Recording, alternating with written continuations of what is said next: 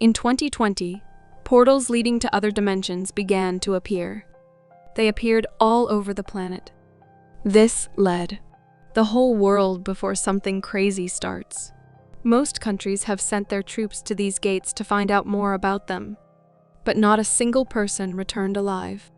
Then hordes of monsters began to emerge from this god-forsaken gate. They were so powerful and invincible that all modern weapons could do nothing against them, and they began to attack all the people who happened to be in their way. But some patrons began to choose people who they endowed with amazing power and abilities.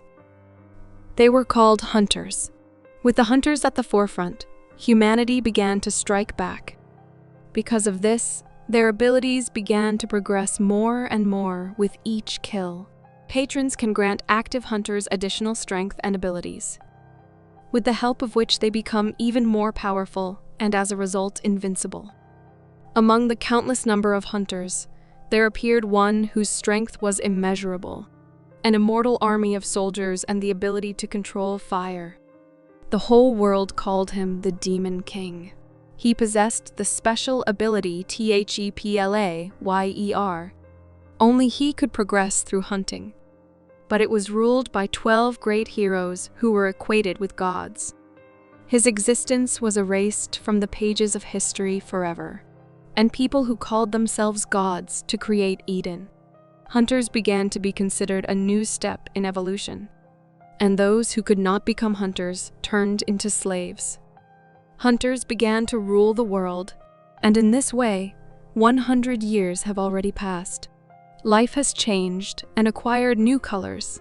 The boy ran very fast, and it was noticeable that he was running away from someone. Sweat was already dripping from him, but he continued to run headlong. A man was sitting on the tree that the boy was running through. He asked the boy if he had finished yet. The boy replied that he had already reached his limit and he had absolutely no energy left to move on. Although he said that he wanted to change the whole world. But with such an attitude, he can hardly become a hunter. In order for patrons to notice him, you need to go beyond your capabilities. The man's name was Songa. The guy asked him, when he was first noticed by a patron, or if he was also going over his limit and moving on. Songa replied that it wasn't like that because he was supported and helped from the beginning. The boy lowered his eyebrows, and it was clear on his face that he thought it was completely unfair.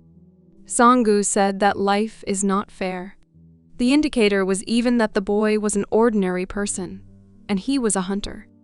He offered the boy to do something else if he could not continue and did not have the strength. Songu held out his hand in front of him. He spoke a few unintelligible words, and a stick appeared in his hand, and threw it to the boy. Was it really the inventory of a real hunter? He was amazed every time he saw such a thing. The man said that there is nothing to be surprised about.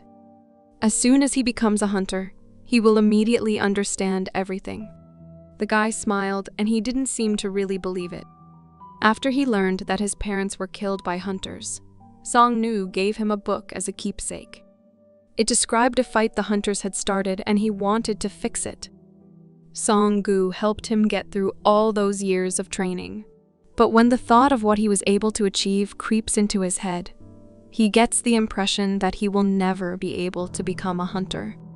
But in reality, whether he will become a hunter or not, only heaven decides.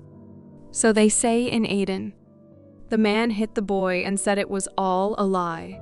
He asked not to think about the bad, and he will definitely become a hunter. Songgu assured him of this, and asked if he still had the book he had given him earlier. He kept asking the boy about it. Of course, he had it, and kept it in a secret place, because it was a memory of his parents. It was the autobiography of a forgotten hero whose history was erased by 12 gods. Songgu kept asking about her, but the boy promised never to lose her. The boy handed this book to the hunter and said that if this hero were alive now, the world would be kinder and would remain the best place in the universe. A woman watched their conversation, who finally found them. She started using her magic against them, but Songgu noticed it. Her blast wave was moving clearly towards them. But Sung-gu pushed the boy away from him. He fell far from the explosion site under a tree. There was a huge explosion, and the woman watched it. Her task was to kill them. The boy was shocked. He could not understand what was happening here. Then this woman came down to him. He was able to get a close look at her and realized that it was a hunter. But why did she appear here? She ordered him to bow before her. After these words, he immediately fell to his knees. But the thing was that his body just did what she ordered. He couldn't do anything. His body was out of control. Other hunters descended from the sky. They bowed their heads before the woman. As it turned out, it was the queen of all Eden, Lady Athena. The boy was surprised that before him stood the ruler of Eden of the highest rank. But what did one of the 12 founding gods of Eden forget? She said that he could not have run far and ordered the hunters to capture him and bring him to her. They understood the task, but they rose high into the sky at the same time. They only managed to get on his tail. The woman wondered who this boy was and what he had forgotten here. She didn't see a drop of magic in him. The boy understood that he now had the autobiography of the demonic king. And it is she who hides the dirty crimes of the 12 heroes, which they have been hiding all along. He hoped that she would not suspect him of this and would simply let him go. She said it was just a worthless slave.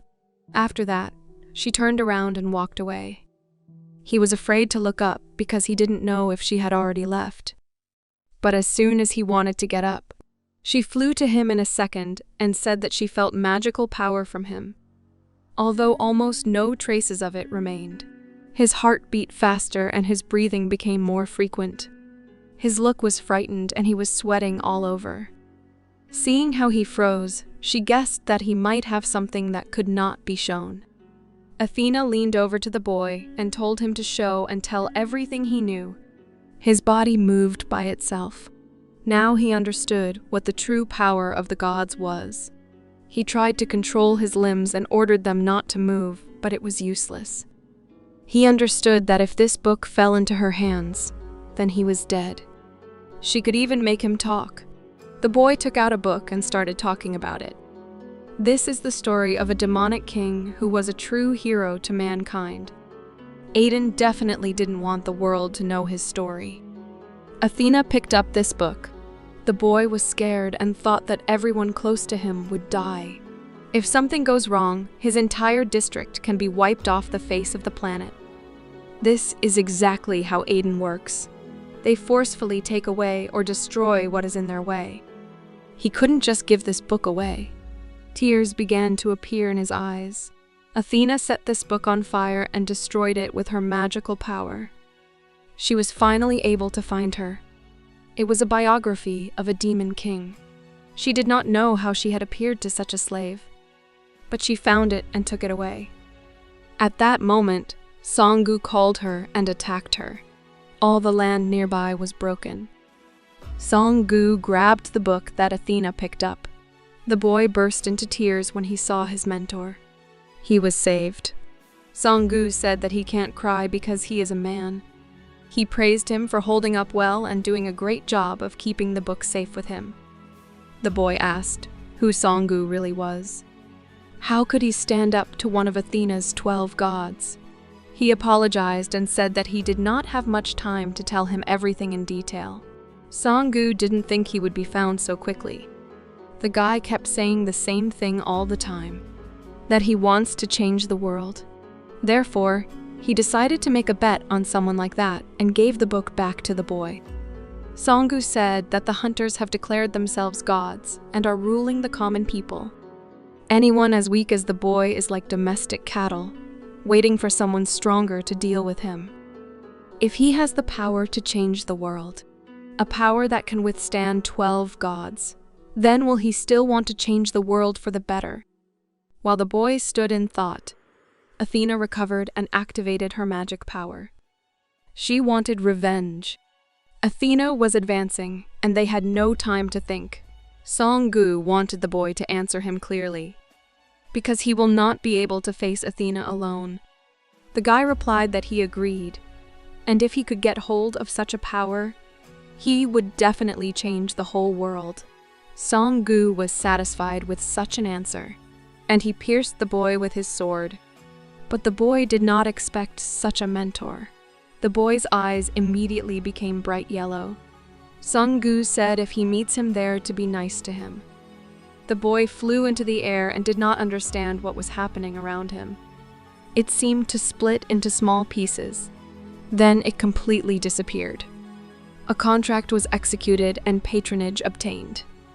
The guy appeared in a completely different dimension. It seemed to be assembled from tiny particles. Lai Jun was getting used to the new place. He was sure that he had been pierced by a sword, but now there was not a single scratch on him. The body felt completely different than before. The power that was now felt in his body, and this voice that told him about receiving patronage. Has he become a hunter now? But he absolutely did not understand where he was now. There was an unclear area around him, as if he was on another planet. The magical power he feels emanates from his body. Was he inside the gate? He heard footsteps not far from him. But he is not ready to make new acquaintances. Therefore, he decided that he needs to quickly hide at least until the moment when he understands where he is and how he got here. When he hid, he saw a goblin. And now he was absolutely sure that he was inside the gates of the dungeon. Goblins are the initial and weakest monsters, but they were much more dangerous than one could imagine. That is why they are also called rookie killers. Because of their excellent sense of smell and hearing, as well as their crazy hunting style. For newcomers who appear here without any information, meeting them is tantamount to death.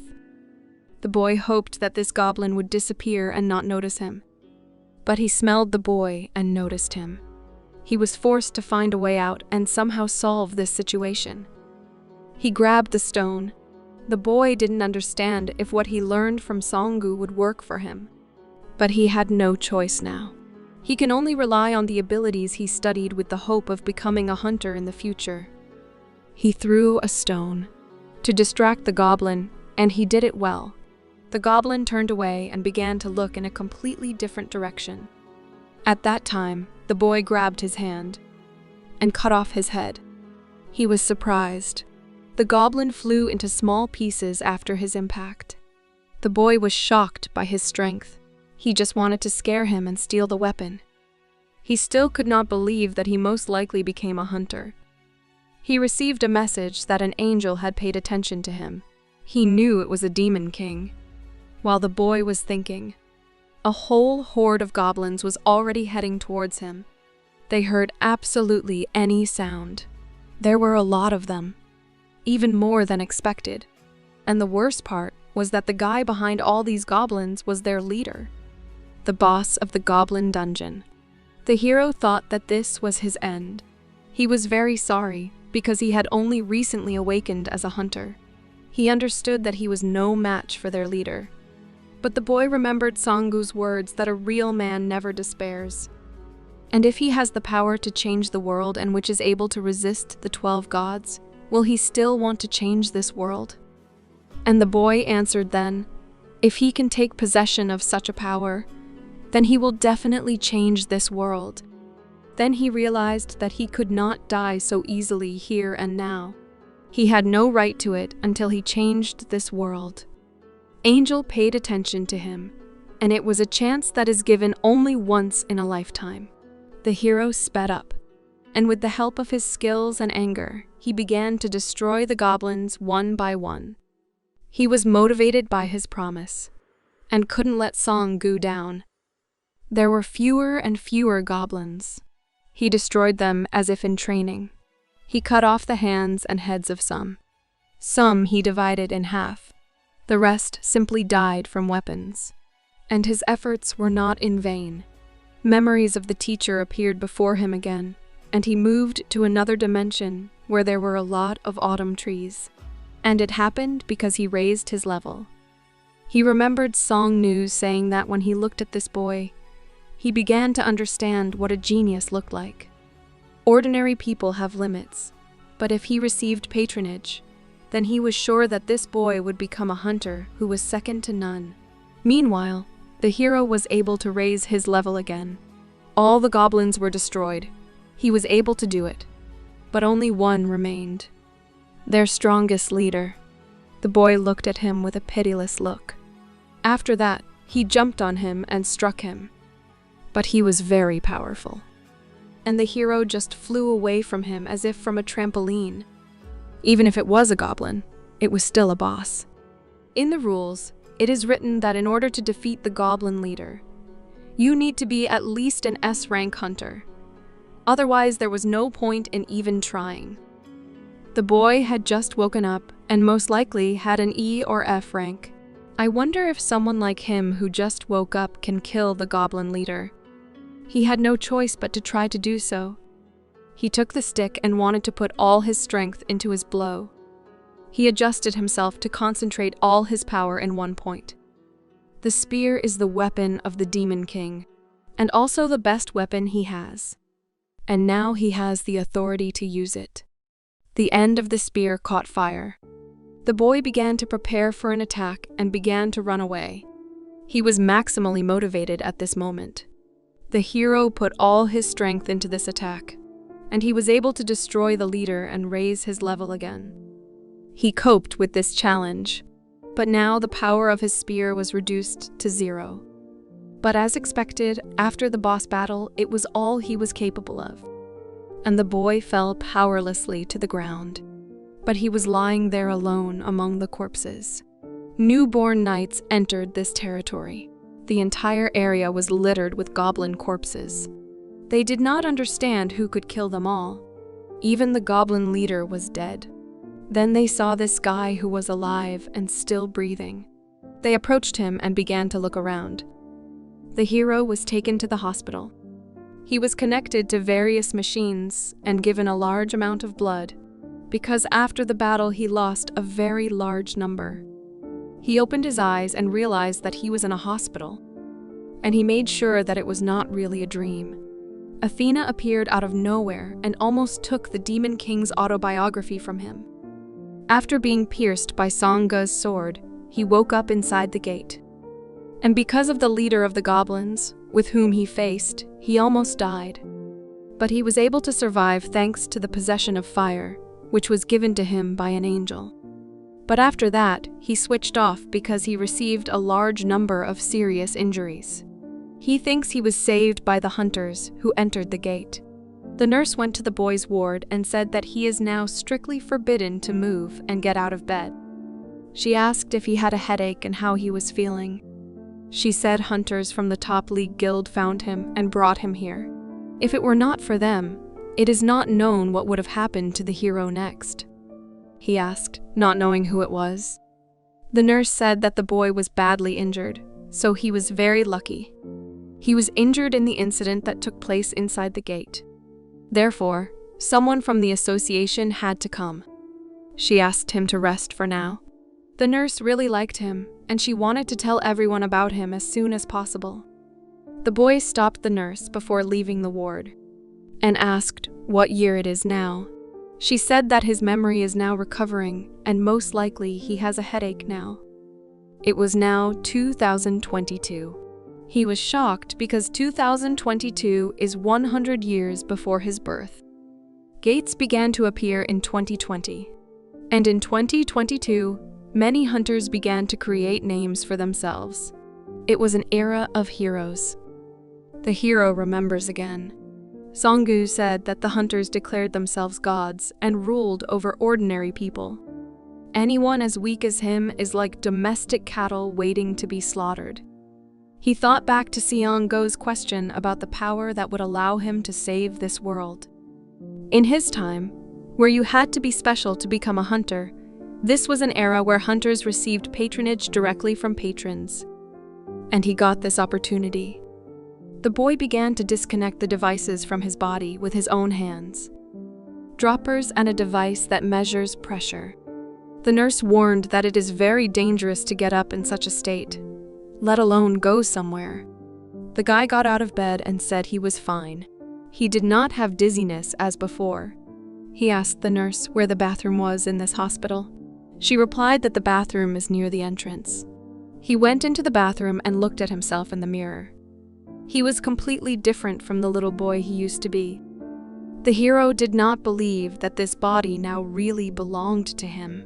He never had such muscles. And now he was taller than 190 centimeters. But the face was very similar. However, his body and appearance seemed to belong to another person.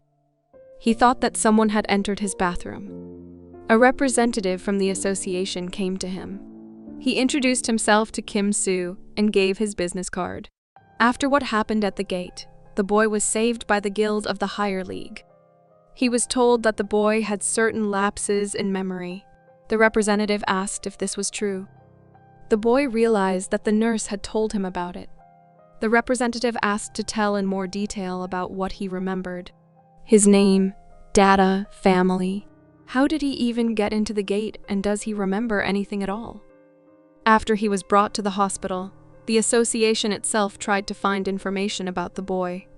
But it is clear, as they told him, that nothing could be found. No name, no family, or anything. He could not be told everything so that his information from the past would now appear. They say the memory loss could be related to what happened at the gate, or waking up as a hunter. The guy said he was 23 years old and his name was... It so happened that the name of the demonic king immediately came to his mind. Lee Jun. For some reason, he got his name mixed up with that of the demon king. For some reason, he thought it was the right decision. He didn't remember anything else. The representative said it was a minor problem. Then the man asked if the boy felt anything when he was inside the gate. He replied that he heard an incomprehensible voice inside the gate. He heard the words, "I will be your patron," and he thought that he was dreaming of it. The man's hands became numb, and he tried to move them. He said that most likely the boy had become a hunter and asked if he knew anything about them. The hero replied that they seemed to be specially selected people. The representative stood up and said that he was very grateful that the boy was able to give him time.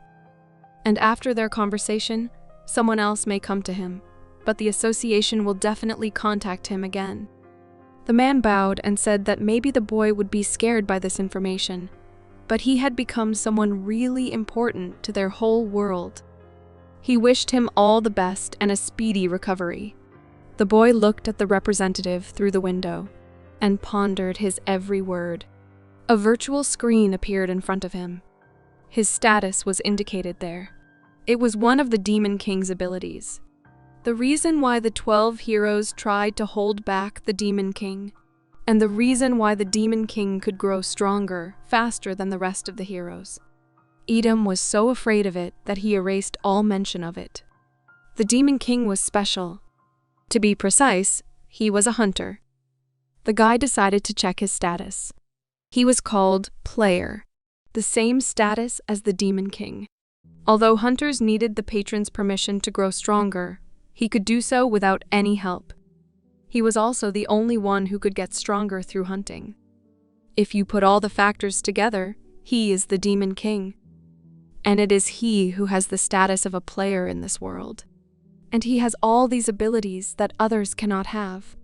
Meanwhile, in the hospital, the boy met a nurse in the ward. She congratulated him on receiving the status of a hunter. But he was not sure that this achievement should be congratulated. The girl was convinced of this because it was equivalent to winning the lottery. Even the lowest F-rank hunters can become so rich that an ordinary person cannot even imagine it. Even without fighting the monsters at the gate, there are many things that become available to them. He can now become a blacksmith who forges magical items with the help of mana infusion. Or he can become a bodyguard of serious people. Huge queues will form from rich people hoping to hire him. The boy knew all this very well, even without the help of a nurse. Thanks to the fact that those who are not chosen are completely powerless. And are these the things he should be happy about? The nurse almost forgot to deliver a gift from Kim Soo, a man from the association. These are the items that were on him during the portal incident. They said that most likely he will not be able to wear them anymore, but decided to return them. Maybe he will need them. The nurse congratulated the boy on his discharge from the hospital and wished him not to get into such trouble again. The city lived and functioned to the maximum. People went about their business. The boy left the hospital and realized that this is the era of heroes, Gangnam. Before, he could not even think about the fact that he would be able to visit here. Everything looked very bright and peaceful. A representative from the association approached Lee Jun and said that he had been waiting for him for a long time. He offered the boy to go to the association with him, because he thought it was a bad idea for a newborn hunter to walk around town. The man convinced Lee Jun that once they registered him as a hunter, he would be given an apartment right after that. From time to time, they have people who have a similar situation. He said that he wanted to make Lee Jun happy right away, because the analyses showed that he is an S-rank hunter. There aren't many people in their country who get an S-rank right after waking up. He offered to continue on his way, and he would explain the rest after they registered Lee Jun. When they arrived at the Hunters Association, the boy immediately approached the manager. She said that people usually get F or E ranks when they wake up. Hunter ranks are in alphabetical order. The higher his rank, the more prospects open to him, and also a special relationship to him will grow. Finally, his registration was completed without any problems. And now the representative wants to show the apartments where Lee Jun will live. When the boy saw his new home, he was as surprised as possible. It was a very cozy and spacious apartment. There was everything you need for a comfortable stay. He even had a tear on his face. The man noticed how much Jun liked the place. The boy thanked. Today was a special day because he was able to become a hunter. And now he felt what it was like to get his own home. The representative added that he forgot to say something. There are some who really want to meet Lee Jun. His eyes lit up. He was confused as to who wanted to meet him here. He immediately began to think who it could be. There shouldn't be anyone here who knows anything about the future. The man replied that it was the head of the High League Guild that had saved him. He seems to be interested in the boy. Lee Jun can decline the request if he is uncomfortable meeting him. It was a fairly active guild that has been attracting quite a bit of attention lately. The guy thought for a while and agreed to a meeting with their head. They met. The man introduced first Lee Jun for the chairman and then the leader of the major league that saved him. But the chairman said that he wanted to introduce himself. It was Song-gu. He noticed that Lee Jun was a very tall guy. The boy couldn't believe that he really saw Seong-gu in front of him. This bald head that he missed so much. He asked what he was staring at. Lee Jun apologized if he offended Song-gu, but it wasn't on purpose. The boy understood that he almost made a mistake. He could not even think that he would meet his mentor so soon. He cared a lot about Lee Jun. Song-gu said that he doesn't hold a grudge against him and asked if they had met before, because he looked very familiar. Lee Jun replied that he lost all his memories after becoming a hunter, so he wasn't sure if they could have seen each other before. The boy thanked them for saving his life. Without their help, most likely he would not be standing here now in front of him. Song-gu was impressed by how polite a guy Lee Jun was. He liked it. A forgotten hero who everyone thought was dead. Song-gu, and so they met again. It was night. Everything was dark. Lee Jun was lying in bed in his new apartment. He still could not realize that now this is really happening in his life. But what happened to his body anyway? It seems to have become a stranger. It didn't belong to him. However, when he checked all his birthmarks on the body, it was a good argument that the body was definitely his. Player status. A demon king, a hunter from another dimension. He is also a forgotten hero. But why did Lee Jun have his abilities? She was his because the sinful angel became his patron. The question then arises as to what happened to the real demon king. He didn't know anything else. Li Jun knew that he would not get any answers to his questions. He returned to the past and received the most powerful ability that everyone dreamed of. He got real power, a force that can really change the whole world. The next day, training began at the Hunters Association. All students were sitting in the classroom. When the teacher entered the classroom, Li Jun was asleep in his seat. He did not care at all about his position among the students. He introduced himself and said that his name was Sang-soo, and he would be one of those who would teach them. The students began to discuss the teacher. It was a B-rank hunter, and why they decided to use one of the key members of the association to train the newbies. It turns out that among them there is a hunter on whom the association has high hopes. Li Jun saw the reaction of the class. Each of them wanted to be this chosen one. This was their chance to attract attention and get into an association or a good guild. Everyone considered himself the only one suitable for this role. Sang-soo said that today there will be a seminar about hunters, after which they will be able to choose their weapons and take a combat test. He asked them not to be nervous. And he asked whether the students know how the awakening of hunters takes place. One of the boys raised his hand and said he needed to be chosen as a supernatural patron. Sang-soo said that was the correct answer. Also, the strength of hunters is determined immediately after awakening, but the hunter is able to progress. He asked what methods they knew for pumping. The girl replied that it was either the closing of the gate or the need to earn the patron's attention with some achievement. It is also possible to obtain certain skills or items from additional support. Sang-soo was satisfied with the students' preparation for the seminar. Then he decided to ask a more difficult question. What is the patron's goal? As he expected, there was silence in the class, and no one willing to answer. All the hunters ask themselves this question, but no one knows the answer. Who are the patrons, and why do they choose people, turning them into hunters? Sang-soo turned his attention to Li Jun, because everyone was trying to draw attention to himself, and he just sat motionless in his place. The teacher turned to the boy and asked him to answer his question. The guy got up. Sang-soo said that a free-form answer is accepted. There's no clear explanation. He just wanted to hear his opinion. Li Jun thought it was something like entertainment. Sang-soo didn't understand what he meant by that, and asked to answer in more detail. The guy replied that you choose a character, hunt monsters, and enjoy even if he gets stronger. It's like it's all a game.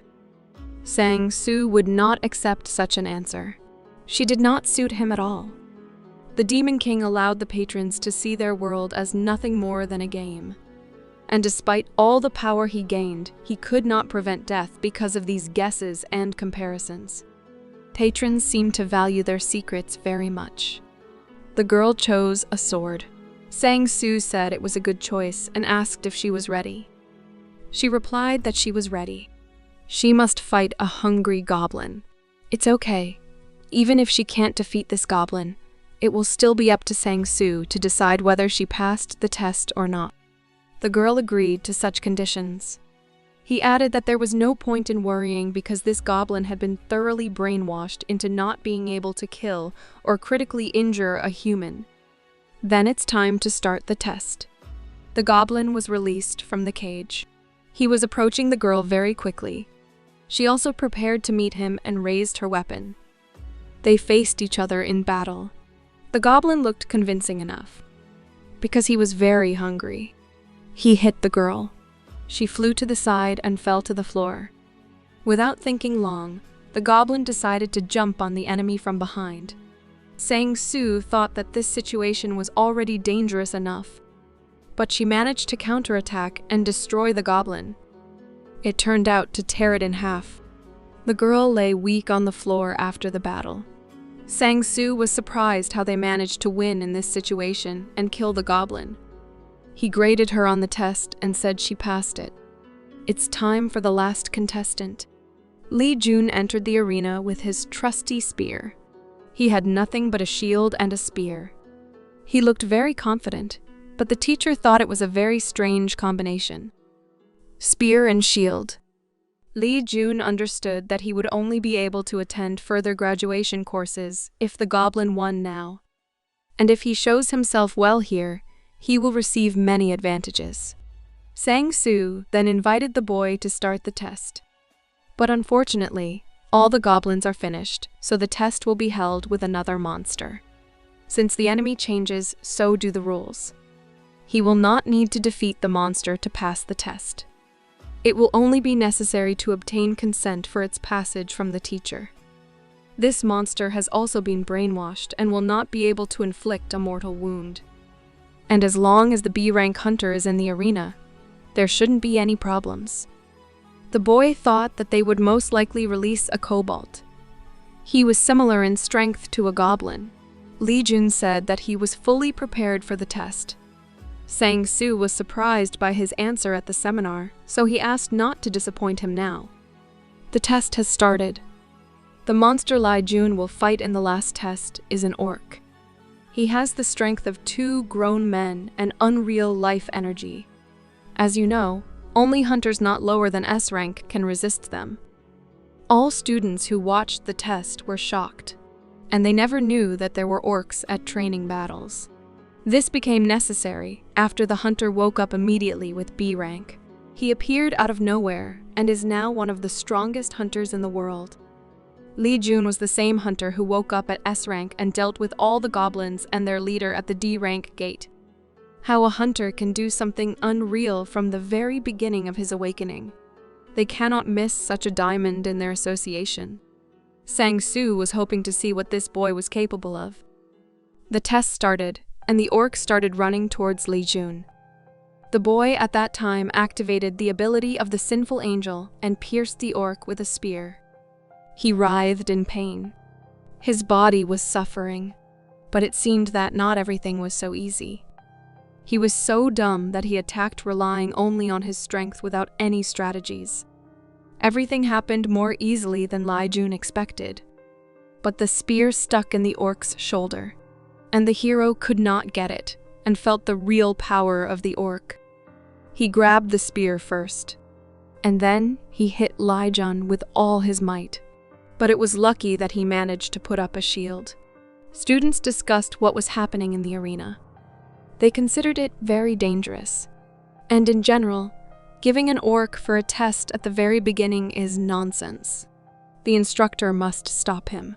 The lunge was perfect. If another person had been in his place, she would surely have died from such an attack. However, his opponent is a monster that the teacher underestimated. He continued to attack the boy. Sang-soo thought if he didn't intervene, things could end badly. He had even prepared his weapon. But when he already wanted to stop this fight, Lee Jun completely seized the initiative. He began, thanks to his agility, to outplay the opponent and inflict more and more blows on him. He had enough shield and spear to dominate this battle. His eyes glowed with aggression. His every stroke was unique and powerful. The guy didn't miss a beat. The students did not understand who it was. He didn't look like a rookie at all. He pressed the spear to upset the balance of the orc. Where did he have such instincts? He managed to defeat the orc in class. Sang-soo noticed that he had used the ability. Hunters who have just awakened cannot have abilities. He didn't even cast any spells, so it was a high-ranking ability. His shield lost its power after the victory. This is the first time this has happened since the beginning of the Hunter era. His level rose again. Fire mastery increased to level 2. Sang-soo knew they couldn't miss him.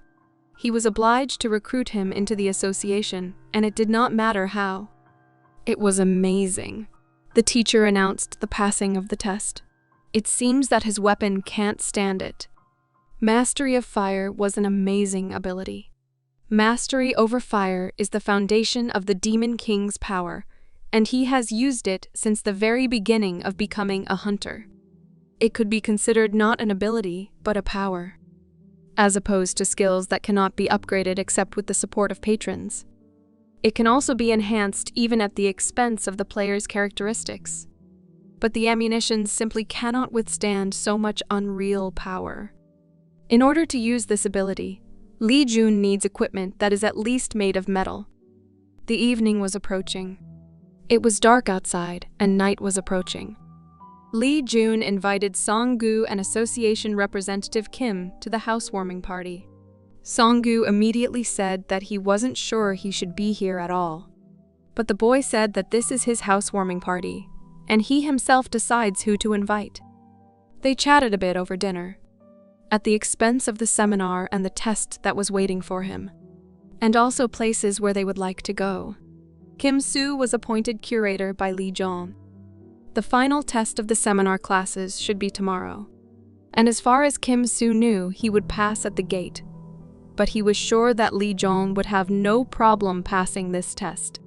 Song-gu decided to bring up the subject of the future, and asked the boy what he decided on his offer.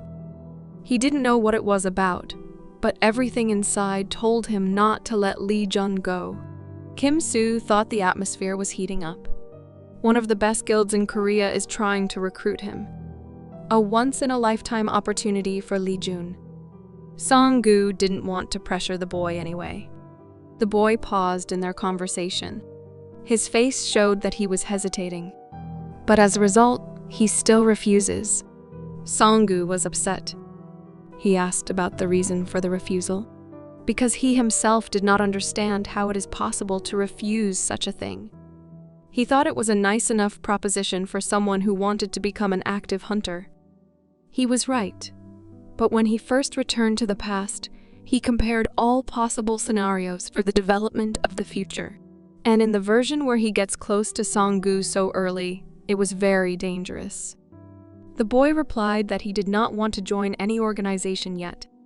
But if they need his help, he will gladly help solve any issue. Until that moment, he will pay for his rescue at the gate. Song-gu was happy and shook Lee Jun's hand. Kim Soo did not understand at all what was happening. Is a rookie going to help one of the strongest A-rank hunters in Korea? And this A-rank hunter took this offer seriously. Kim Soo hoped that one day he would begin to understand the hunters after all. Graduation testing is due today. Before starting, Sang-soo wanted to say a few words about the examination process. The venue will be the gate. However, there is no reason to be nervous, since Sang-soo will always be nearby and will be able to protect them when the opportunity arises. He was high enough in rank to be so sure. All the students froze in place and did not make a single sound. This B-rank hunter possessed magical power that surpassed all the disciples here.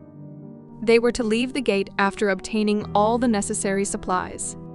Lee Jun noticed that he entered the gate and noticed that the air was somewhat viscous. His classmates also felt it. Sang-soo immediately said a few words about it. This happened because there was a very powerful magical force inside the gate. If everyone is gathered, then it's time to move. When they faced the monsters, he asked to follow his instructions. They walked a short distance from the entrance, and the teacher asked everyone to stop, in order to check the territory. Ahead was a bunch of goblins who had smelled them and were heading towards them. They were very hungry, so they were ready to do anything to get food. Sang-soo ordered hunters number 1 and number 3 to prepare their weapons for battle. They held together and raised their weapons. They began to destroy the enemy. These 2 students did quite well in their task and destroyed the goblins. They demonstrated their skills in practice. The teacher called to prepare number 8 and 16. They very cohesively and technically killed the rest of the goblins. It was their first full fight. He then called upon the hunter Lee Jun. He jumped out very sharply. The students who were nearby did not even notice this. He attacked the rest of the goblins even without his special abilities. They seemed to him just a warm-up. He cut them in half one by one. Even a teacher could envy his skills. The students along with Sang-soo were shocked and didn't even have time to watch every trick of Lee Jun. They weren't sure if he had just woken up. And what was the point of his study here at all? Are all hunters like that? How perfectly he wields weapons is simply amazing. He is as skilled as a B-rank hunter. They could not lose him and simply have to get this genius. Li Jun, meanwhile, had raised his level again thanks to the fact that he had destroyed quite a few goblins. They continued on their way, but they moved from one dimension to another. Soon they should reach the main boss. He is different from the other goblins they have met before. Therefore, they need to be more careful. Sang Su asked them to get ready and drink the potion. Check all weapons and equipment. Everyone began to follow Sang Su's instructions, and Li Jun thought that the Demon King had the power of a player. He was killed by 12 heroes before he could release his full power. This would not have happened if he had not progressed faster than them. Therefore, he needs to become even stronger as soon as possible, so that he could become more convincing, stronger than the 12 heroes of Aiden or anyone else. Sang Su said they needed to move on. The more they moved into the depth of the gate, the stronger the magical power felt. When they reached the source of this power, they were not even visible. Their bodies were completely enveloped in clouds of magic. They moved side by side to help each other. In case of danger, they had to act according to the instructions. Li Jun also couldn't understand where she was coming from. Sang Su started yelling for everyone to back off and move towards the exit. As soon as they started to retreat from that place, there was a huge shot of fire. All the students ran to a safe distance. The teacher was the last to leave. He had to either dodge the bullet or face it. He managed to look around several more times. He chose to resist. Sang Su began to slow down to use his superpower. But this magical attack was incredibly powerful. He could barely restrain her so as not to die himself. It was a destructive force, that even the poisonous clicks could not completely repel this attack. He immediately began to look for his recruits with his eyes. They were led by Li Jun, who was ready to protect them from any enemy. Sang Su noticed that Li Jun was unbeatable during this attack. But he did not agree, because he thought he was able to repel this attack only because Sang Su blocked most of the attack. Sinful Angel invites to destroy the great goblin sorcerer.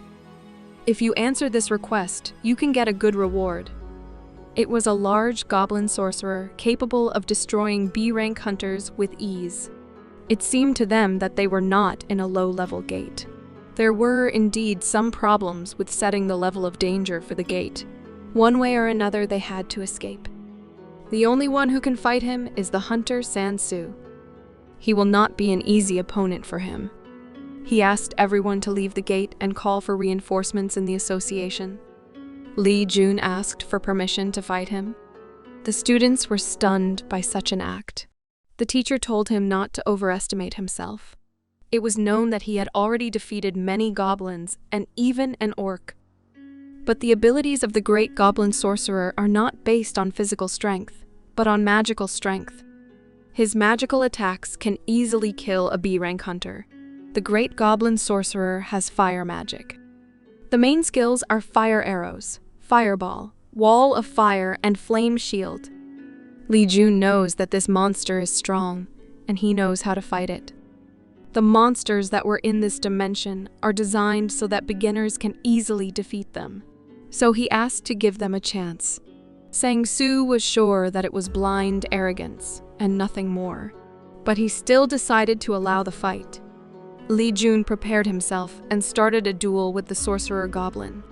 The goblin used all his advantages, fire arrows and fire shield, but Li Jun tried to hold back these attacks. The goblin used massed bullet attacks, but it was a good thing that Li Jun was agile and could dodge all the blows. The students noticed that he was able to completely repel the fireball. Sang Su also noticed this and was shocked, because he did not block it, but absorbed it.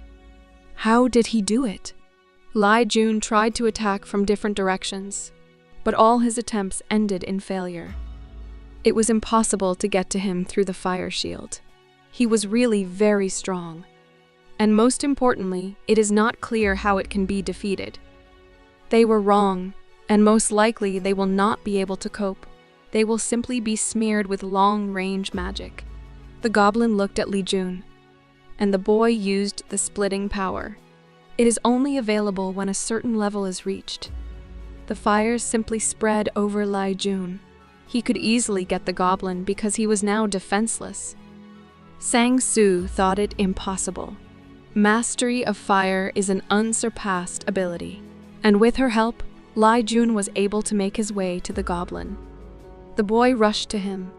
Although the goblin tried to use some protective abilities, it did not make any sense, because the main task was to get rid of the fire shield, and as a result, he destroyed it with a spear blow. The sorcerer seemed to dissolve into thin air. The students could not believe that he managed to do it. It was a super rookie. The mission was accomplished. The sinful angel was delighted. In connection with the successful completion of the mission, the sinful angel will become his patron. He is given the opportunity to fulfill the call of the familiar. He had wanted this ability for a long time, another skill that made the Demon King so invincible.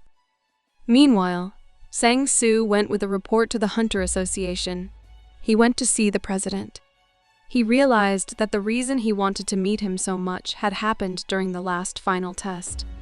And it was all because of an S-rank hunter. And indeed, the president was right. He guessed that his rank was much lower. But Sang Su replied that this time it was the other way around. The president had a lot of confidence in Sang Su. So when he said things like that, it was definitely true. He asked his opinion on how much potential this guy had. Sang Su replied that the situation is such that it is possible that the goal to which the president is so eager can be achieved. The president was quite restrained in his answer, but he wanted to meet Li Jun sooner. The next day, the boy met with representatives of the higher league Song Gu and Kim Su. They expected to see him with the head of a major league guild. Kim Su said that he was very worried when it was revealed that the rank of that gate had increased from rank E to rank S. But apparently, it didn't cause any problems. Song Gu asked if Li Jun had received an invitation to join the association yet. The boy thought about it because it was offered to him as soon as he defeated the sorcerer goblin. Sang Su approached him and made a favorable offer based on his emotions. Students saw with their own eyes how this is recruited into the association, but he replied that he still has no desire to associate himself with joining any group. Sang Su was surprised that the boy rejected his perfect proposal that everyone dreams of. But he said, as if he understood him, if he had joined the association, he would have advanced much faster. But if he does it, he won't be able to hide anything from them. And this man was part of the association. He must not contact him under any circumstances. He must avoid him at all costs. Song Gu asked if Li Jun had any food preferences. This was a much more difficult question for him than being recruited by the association. Maybe ramen. Song Gu asked if he likes meat. Li Jun immediately started drooling. And then Song Gu hugged him and offered to go eat tons of meat. The boy returned home and immediately decided to take a shower. Memories of the fight with the goblin immediately began to appear in his head. He went through every shot and defense in his head. Was everything done with sufficient quality? The boy analyzed his every step. It was important for him to become stronger every day, with every fight. He also thought about his current status. None of the normal hunters are able to summon a familiar. Only 12 heroes. Only a handful of people had this ability. Thanks to her, he was able to accomplish all these feats. Therefore, it is not surprising that he managed to defeat countless bone dragon-like monsters. He gained the same powers that the Demon King once had. Then the summoned familiars should be no worse than his. He had one chance to summon a familiar guaranteed by the sinful angel, and he decided to use it right now. The next day, Li Jun came to the big league. He was waiting for Kim Soo there. When he entered the office, he immediately decided to share the interesting news that the media had published news related to Lee Jun. It said that a super rookie had defeated a dungeon boss that only an A-rank hunter could kill. Kim Soo said he heard about it, and it was not clear to him, just like the rest, how he managed to do it. And why didn't he tell about it last night? He got to the first line, but there is no personal information about him on it. But most likely, the higher ranks in the association already had it. Hunters have recently become more popular than most idols. But it didn't seem like Lee Jun was even interested in it. The boy said that he had much more important things to discuss with Kim Soo. The representative immediately asked what it was. The guy said he wanted to take part in clearing the dungeons. He would go into dungeons and destroy level 1 goblins and other monsters. It was training and leveling up for him. He wanted to activate the familiar, but in order to do so, he believed that it was necessary to destroy monsters. He continued because he remembered his promise. Lee Jun had to quickly become the strongest, to have sufficient influence on others. And so he cleared his first dungeon. Lee Jun turned his attention to his bracelet, and it didn't react at all to all the monsters he killed, even after the death of the boss. And he did not understand how to use it at all. The familiar must be unrealistically powerful or endowed with special skills. But he does not manage to absorb a single soul. All along he thought that monster souls were needed. Was he wrong? When Lee Jun cleared the dungeon, he was met by Kim Soo. The man greeted him. He completed his 4th dungeon raid. If he has any items he wants to auction, he can give them to Kim Soo. He must have dealt with the inventory.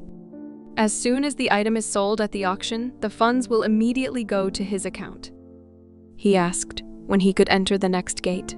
Kim Soo said that, unfortunately, he doesn't have a gate that can be reserved right now. It was very strange. The world is literally torn apart by gates that cannot be closed, but he cannot reserve even one for himself. Kim Soo replied that a guild had recently appeared that was gradually building its name. They single-handedly reserved about 20 low-level gates. Even if they are low-level, one single guild was able to reserve all 20 for themselves. Usually the association rejects such requests, but since all previously reserved gates have been cleared, they had no choice but to grant this request. Lee Jun guessed that the head of this guild might be called Choi Sung. Kim Soo confirmed this information. This is the Guild of the Army of the North. It was founded by Choi Sun, who was nicknamed Super Rookie before Lee Jun appeared. Soon this person will earn the title of hero and establish himself as a subordinate of the 12 gods. And besides, he will become famous as a merciless killer and an absolute tyrant.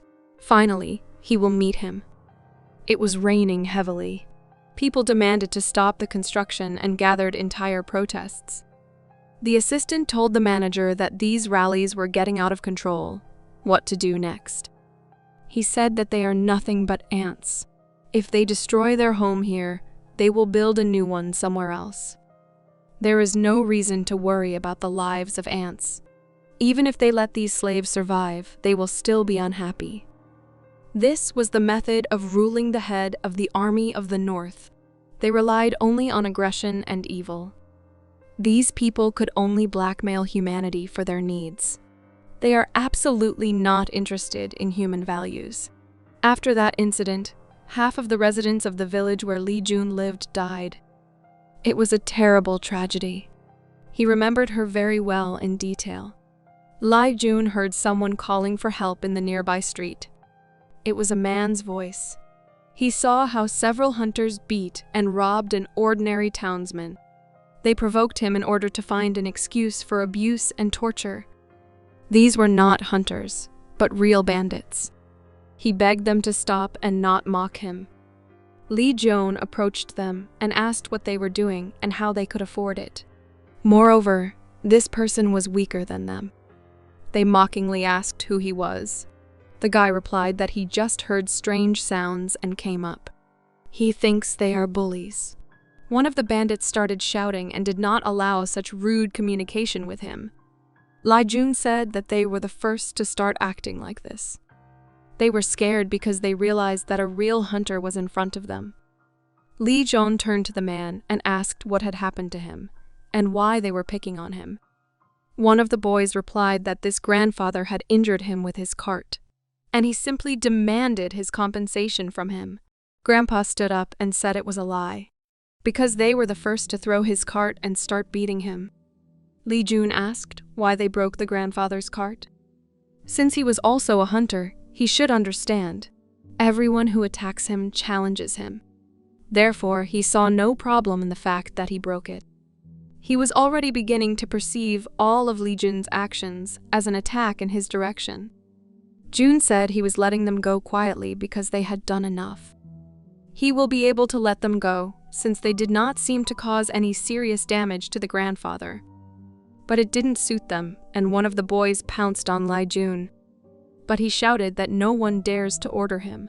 He dodged the blow. Then he grabbed the hand of the bandit, after which he threw him over him. He ended up on the ground. Now he was not so brave and rude. There is one more offender left, because the first one was unconscious. The next one had already drawn his weapon. Li Jun never thought he would see a weapon in such a place. The hooligan seemed quite sure of what would happen next. He asked if Jun had a guild yet. Therefore, they believed that they were on a completely different level than such garbage. Li Jun maimed the other bully without any problem. He skillfully knocked the weapon out of his hands and ended this circus. If he didn't understand guilds, he would have thought that their guild was no more than a mother's under her skirt. After eliminating them, Li Jun called the relevant agency to prosecute them. But they continued to prove that grandfather attacked them first. Kim Soo thanked him for understanding this situation and helping them. One way or another, an attack by a hunter on an ordinary person is a very serious crime. Kim Soo confirmed this, and he said that this is all the concern of the association and thanked him for his help. They saw two men talking. They were worried that the guild would want to take revenge on their grandfather, but the association would definitely look after and protect him, so there was no point in them worrying. Li Jun remembered that one of the bullies was in the guild, but where was she? It just so happened that this was the Northern Army Li Jun had asked about earlier. It was impossible to take all the low-level gate contracts without help from the inside. The Guild of the Northern Army and the Rotten Hunters from the very middle of the association. Li Jun had hoped that they would be much quieter, but that was simply not possible. As expected, 2 days later, Li Jun was called up to the association as a striker. A few days passed, and the grandfather whom Li Jun saved changed his testimony. Those who attacked him became innocent, and Li Jun, who helped the old man, became the attacker. He understood everything, but still felt bad because of this injustice. Kim Soo asked not to be nervous about it. In any case, everything will be fine. The association is not so rotten yet. What he didn't know was that for Li Jun from the future, the association was rotten from its inception. Kim Soo invited the boy inside. He was asked if he did not remember anything from the moment of the incident at the gate. He replied that it was true, as well as the incident that happened a few days ago. He was the first to report everything and detained members of the Northern Army. The guy confirmed everything. He was asked if it was true that he had put old man Lee Moon's life in danger and had given false testimony about the North Korean guild members at the expense of the first attacker. Li Jun said it was a lie. He was asked if he wanted to say that all their testimony was a lie. The guy replied that it was true. An elderly man who was a participant in this situation was called into the room. This man was asked if it was true that Li Jun attacked him, because he testified that members of North Korea attacked the man and him. He looked away because he understood that he would have to lie. He was blackmailed and everything went rotten, as expected. He asked the man not to worry, because he already knew the truth. Grandfather said that Li Jun attacked him. The man thanked his grandfather and said that he could go. He left the interrogation room, but it was clear from his eyes and behavior that he had no other choice now. His face was tired. Most likely, he was threatened with the massacre of his loved ones. The worker asked if Li Jun had anything to add to what was said. The guy threw the phone on the table, on which he filmed absolutely everything that happened that day on that street. The employee was shocked, but he was forced to accept this evidence and provide it to the investigation. That was all he wanted to add to his words. In any case, the association knew why the testimony had changed, but only the grandfather would be prosecuted for false testimony. And he cannot do anything in this situation. He still lacked strength. Song-gu has already seen the news. They met Li Jun again. Kim-soo called Song-gu because he no longer has any connections in the association. Of all the contacts that remained, he was the most influential person he could contact. Li Jun thanked them both for making time for him. All Song-gu could say was that Li Jun was on the loose. While they were talking, the grandfather, who was being protected by Li Jun, came up. He began to fall to his knees and beg for forgiveness. These bastards said they would kill his granddaughter soon if he didn't say what they demanded. He just couldn't let that happen. Instead of helping, he brought even more problems. Kim-soo didn't understand. If the Northern Army was blackmailing him, then why he decided to tell about it only here and now. If he had said it earlier, his granddaughter would have been in danger. But what has already been done cannot be changed, and now he can only ask for forgiveness and pray. Song-gu promised that his granddaughter would be safe, and he would take care of it personally. He asked not to worry about these bastards and to go home. He listened to Song-gu, got up and went home. Li Jun developed a habit of filming everything because he had been in such situations so many times. From this day on, he must not let anything out of his sight. They continued to chat and saw the president of the Northern Guild passing nearby. At first, they exchanged glances. Song-gu and Li Jun were surprised to see him here, because he usually doesn't leave his office. He approached and said that he could not even believe that he could meet the head of one of the largest guilds here. He asked if they were that close to the newcomer about whom there were so many rumors. Kim-soo did not understand how he found out about all this. Is the worm in the association his personal informant? He held out his hand and introduced himself as the head of the army of the north. His name is Choi Seong. Song-gu thought about it, but then shook his hand. It was a long handshake. He tried to pretend that he was glad to meet him. He decided to warn him. And he said that he should not be so arrogant if he does not want to become an enemy for him and this newcomer. Choi Sung took his hand away and was offended at how he was treated. He was even scared, because no one could talk to him like that before.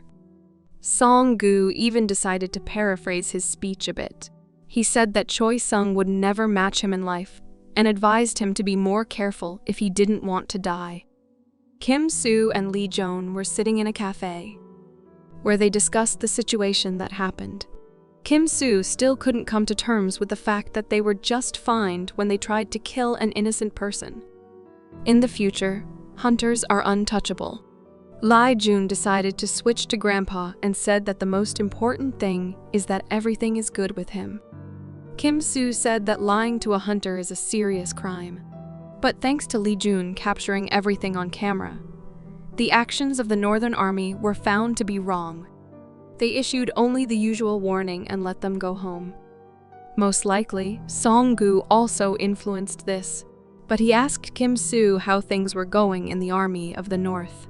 After Li Jun was called to the police because he protected an ordinary man from the abuse of thugs from the Northern Association, they were released from custody almost immediately and just issued a small fine and found him guilty. Then the boy realized that their president is trying to bribe everyone who prevents him from making money and lining his pockets. But the boy was not going to give up and do whatever this person ordered.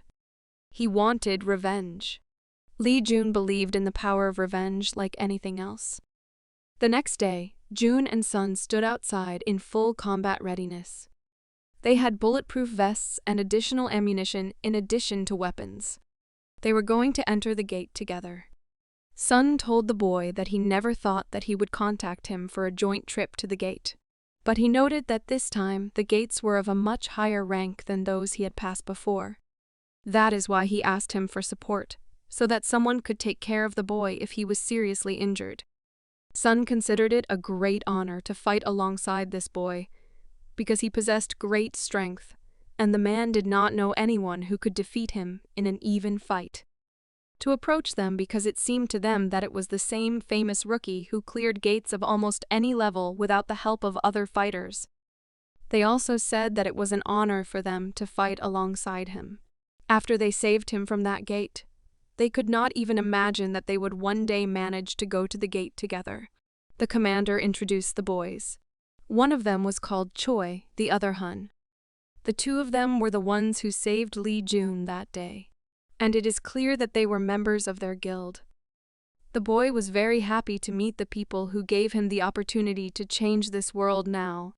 He thanked and introduced himself. He did not remember that their names or faces had somehow met in history. But there was nothing surprising, because the story about the demonic king and the entire guild of the higher league was erased from all pages. The commander began to open the S-rank gate. They faced a very responsible mission. The time has come to fulfill one's duties to the country, and he called to start a campaign in the dungeons. All the fighters were waiting for the portal to open as wide as possible so that they could enter it. There were quite a lot of them, but at the head was the commander and Lee Jin. In the place of deployment of the Gunter Guild, there were exquisite works of art on the example of paintings. Their leaders decided the further fate of the guild and discussed plans that could speed up their approach to the goal.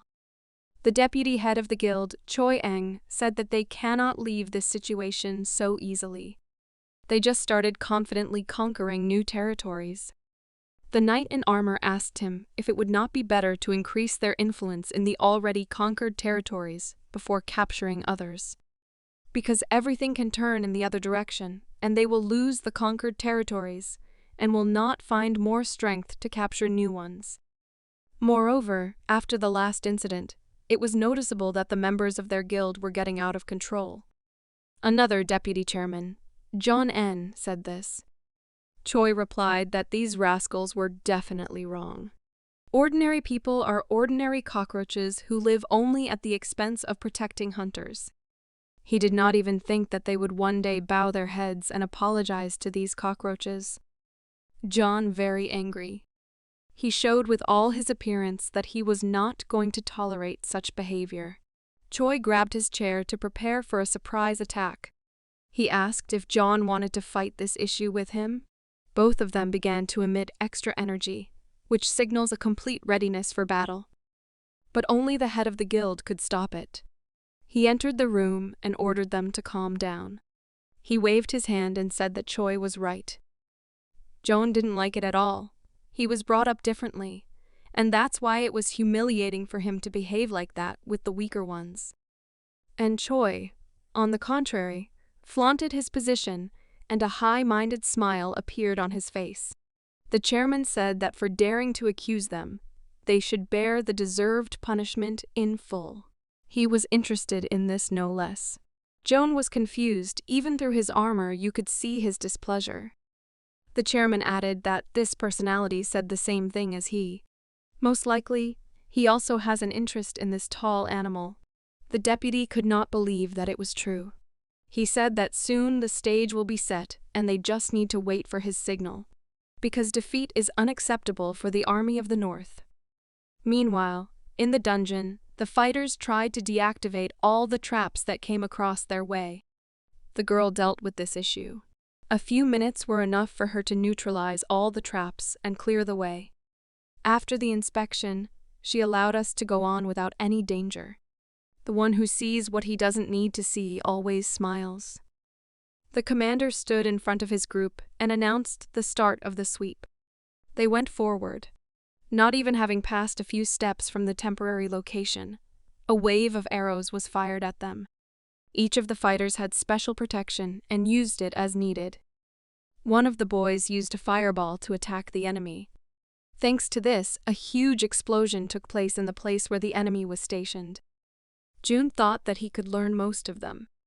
He saw the hunters for the first time in a real battle. Sun was also not going to stand aside and immediately joined the battle. He attacked monsters with his flaming sword, which could destroy several enemies with one blow. The monsters were in a panic.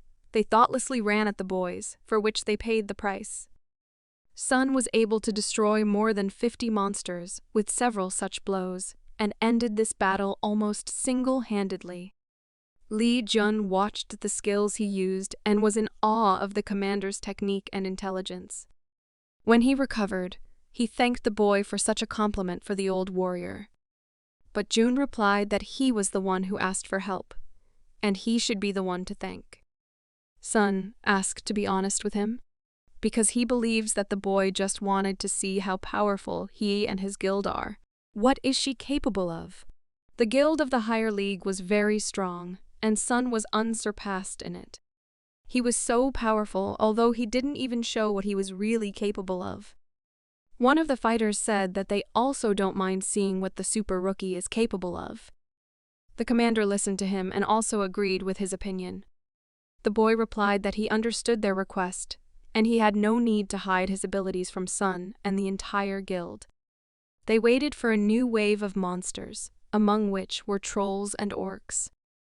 Jun a chance to prove himself, and he accepted the challenge and sharpened his spear before the battle. When the monsters came very close, he activated his abilities. The boys were shocked to see that he could activate his skill without using a spell. He has already learned high-level abilities. He was really a super novice. He was very sharp and could cut several monsters at the same time with one blow. Flaming spear and shield was not an ability. It was power. He cleared the dungeons of goblin wizards. The fallen angel strengthened his skills. Some characteristics have also increased slightly. When they returned from the dungeon, the boys approached Jun to discuss the sweep. They believed that he was called a super rookie for a reason. Even the head was not at such a high level, although they respect him very much. The guy started yelling at Sun and blamed him for losing such a talent and not recruiting him to their guild. Such a warrior would raise their level several times. Sun was at first confused because the boy began to speak sharply in his direction. But then he started to smile. He replied that his offer is still relevant. Their guild was very strong indeed and continued to grow stronger. Sun saw that Jun had to go through a lot of trials in his life up to this point. He was right. He has already managed to understand his inclinations and goals. The one he knew did not possess such powers of prediction. He continued that the scumbags from the Northern Army will not sit here. If he joins their guild, it will be much more difficult for them to harm him, because they will meet a lot of resistance. Sun made a decision and offered the boy to join a higher guild, and he would give him the position of guild chairman. His subordinates were shocked by such a proposal. They did not expect that the commander would take such a step. In fact, even Li Jun himself was confused. He could have expected the position of deputy chairman, but he did not foresee this. He replied that he appreciated his offer very much, but was forced to refuse this time as well. Sun was not offended at all and saw no reason to express his sympathy, because he saw that his eyes were looking at something grander. While they were talking, Li Jun received a message on his phone. He got it and was shocked again. A lot happened in his life. He was forced to become more cold-blooded than anyone in order to survive and achieve his goal. The message said that the Hunters Association needs his help. The Army of the North and about 100 hunters. The boy began to think about this message. He definitely couldn't be sent by the guild head and Choi's deputy. They simply cannot let go of someone who stands in their way. Order on the mobilization of hunters. The Army of the North and another 100 hunters. considering that the largest guild is the Northern Army. It was very suspicious. Did Choi use the association? It was the most realistic. Meanwhile, in the main office of the Guild of the North, John remained alone until late at night. He could not come to terms with the fact that his opinion is no longer accepted here. He did not even notice when they had time to change so much for the worse. Choi Eng, who he knew since childhood, and his older brother. Everything changed from the moment they met that person. Military, but warm-hearted, Choi no longer regarded ordinary people as something important. And the head of the guild considers everyone around him to be worse than himself, regardless of whether they are hunters or ordinary people. They are trying to kill the hunter only for the reason that his actions push the army of the North to the deterioration of authority. The Guild of the Northern Army has rotted from the inside, and her honor cannot be restored, but he cannot leave these two people.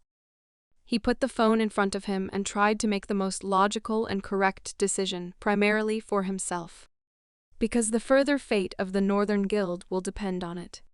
There was justice on one side, and friendship on the other. It happened in an abandoned warehouse, which was half destroyed. Joan and June met. The guy said that he was glad to meet him and introduced himself. But John refused to introduce himself. He no longer felt the presence of other people here. Did he really come to the meeting himself? The guy said that they were there, just the two of them. No traps, so he may not worry about it.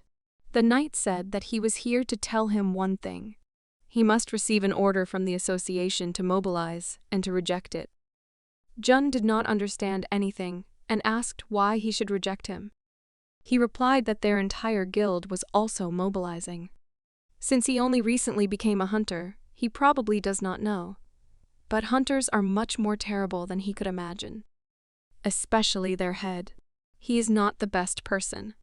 It is very dangerous to meet him even just on the street. If he enters the gate with him, it will become a big problem. June tried to find out what he was planning to do. If it is dangerous to meet him on the street and enter the gate together, then it turns out that the Guild of the Northern Army. This is a guild of chaos, which over time gains more and more progress and spreads to each member of the guild. Demons were also among the patrons. They gave tasks for killing people or tasks for mass murders. The guilds that were formed by a group of such people were called the Chaos Guild. This angered the deputy head, but the boy was sure that he himself tried to tell him about it. But he did not have the courage to pour mud on his guild. But if he didn't mean it, there was no need to warn him about the danger. When he heard the phrase Chaos Guild, he had nothing to say. Because his relationship with the Northern Army Guild turned out like this from the very beginning. Joan probably didn't like the guy's attitude towards him and his brainchild. Therefore, he drew his sword and wanted to explain that he was actually wrong and misunderstood everything. The energy was so strong that the whole structure trembled. He told June not to dare to humiliate their guild, but the boy replied that they themselves should understand, that the Guild of the Army of the North is rotten to the bone. The head and deputy head, whom he trusted all the time, became completely different people. And it all started from the moment when they met the same personality that he followed. The man was still able to control his emotions, and their conversation ended. This guy became a hunter just a month ago. Even without looking at his fast pumping, just think that he was not weaker than him. He believed that they found everything they knew about him. He knew that John would not attack him. Can he really read minds and even know about the same personality? He couldn't understand who this Li Jun really was. He didn't look like a person at all. Chung In Chang. He was also called Siegfried the Dragon Slayer, but his most popular name is the immortal Siegfried. It was he who managed to overcome the most dangerous monster of the demonic king. After that, he received unprecedented power from his patron. He was given immortality, and in the upcoming battle against the demonic king, when he received an order from his close friend, he was unlucky to become a hero because Choi En killed him. The guy understood that he had to lure him to his side. He may have strength and skills, but the most important reason why he needs him is moral principles. In the rotten army of the North, only he kept the balance inside. Lee Jun was very fond of thinking about the future when he was clearing dungeons. He could do two useful things at the same time. The first is to clear dungeons and raise your level. The second is to think of a strategy to achieve your goals. He dealt with another dungeon of the dead. His weapon's strength dropped to 0 after the battle. His weapon simply cannot withstand the power of mastery over fire. It seems that he has one more task to complete before mobilizing the hunters. He needs a weapon. The first thing that came to his mind was to beat up the local blacksmith. When he entered there, everything around looked like a medieval forge. The master was busy with his work, so the boy had to wait a little. He looked very focused, and it was obvious that he enjoyed his work. Jun could never have thought that he would be able to meet him in person. One of the hunters who became a dwarf after waking up. A person who will soon become a wandering blacksmith, a hero of all hammersmiths. His name was Pak Hyun. His work continued for 4 hours, and only after that, he left the hammer. Pak began to look for the guy who was waiting for him. And I decided to start by finding out who he is and why I came to him. He had to wait for 4 hours, and he just now decided to ask who he was. Jun said that he came to order weapons. He also asked if there were blacksmiths in this place, besides him. For Pak, it looked very strange, because he himself came to the nameless blacksmith for weapons, and asks if he works here himself. The boy replied that he asked only because he saw another blacksmith's hammer in the corner. Pak thought at first, then remembered which hammer we were talking about. He emphasized Jun's attentiveness and said that this hammer belonged to one guy, but it was not important. Pak asked why he chose him and how he learned about him in the first place. Before that, he had never made ammunition. It was all for fun, nothing more. The boy replied that he was directed by his patron. He told Jun to go to him. The boy's facial expression immediately changed. He could not believe that his patron was working directly with him. But he had no other choice but to believe him, as he himself felt the direct influence of his patron on his life. Pak was so famous that his patron directly interfered in the blacksmith's life. This was written in the autobiography of the demonic king. The one who created all the weapons for the demon king was Pak Hyun. But due to the influence of 12 heroes, they were scattered all over the world. Pak supplied weapons to only 12 heroes. The demonic king wrote that if only Pak had stayed by his side until the very end, they would have changed history. Considering how strange these patrons are, he would have no reason not to trust Lee Jun. But he could not create anything for him. Jun thought that he was in a bad mood today and asked what the reason was. He was simply not very friendly with fire, so he had never accepted orders from customers until this moment. Then the boy realized that the reason was not that he did not want to do it. Then Lee Jun came closer to the boy and extended his hand to him. Pak did not understand what this meant and asked why he stretched his hand forward. Jun replied that he would create the flame for him, which he would need to create the weapon. After a second, a red flame appeared on his hand, which looked perfect. The boy asked if Pak was familiar with the ability to control fire. That is, he wanted to say that he can control this small flame in his palm. It was funny. If he had such a close relationship with fire, then even a blacksmith like him. The guy didn't have time to finish, as he saw something that he did not expect to see. A blue flame appeared in his hand. Pak began to ask how he managed it. He had the power to control the fire as he wished, and it was not ordinary possession, but complete subjugation. What he saw completely changed his opinion and attitude towards the boy. A week later, Jun came to pick up his new weapon, which would no longer break after clearing a dungeon and would be resistant to fire. When Lee Jun took him in his hands, he understood why this boy had made weapons for the strongest people in the world in the past. but he said that he would not be able to make the shield that he asked for. As they discussed before, he will not be able to do it alone. But if we talk about what he asked for, then inside this spear was the ability to control fire. He did everything in his power. The spear looked really very powerful and capable of a lot. He hated to say it, but with his current strength, that was all he was capable of right now. The spear increased control over fire. The characteristics of the spear increased when interacting with fire. He said that it was the best thing he could do.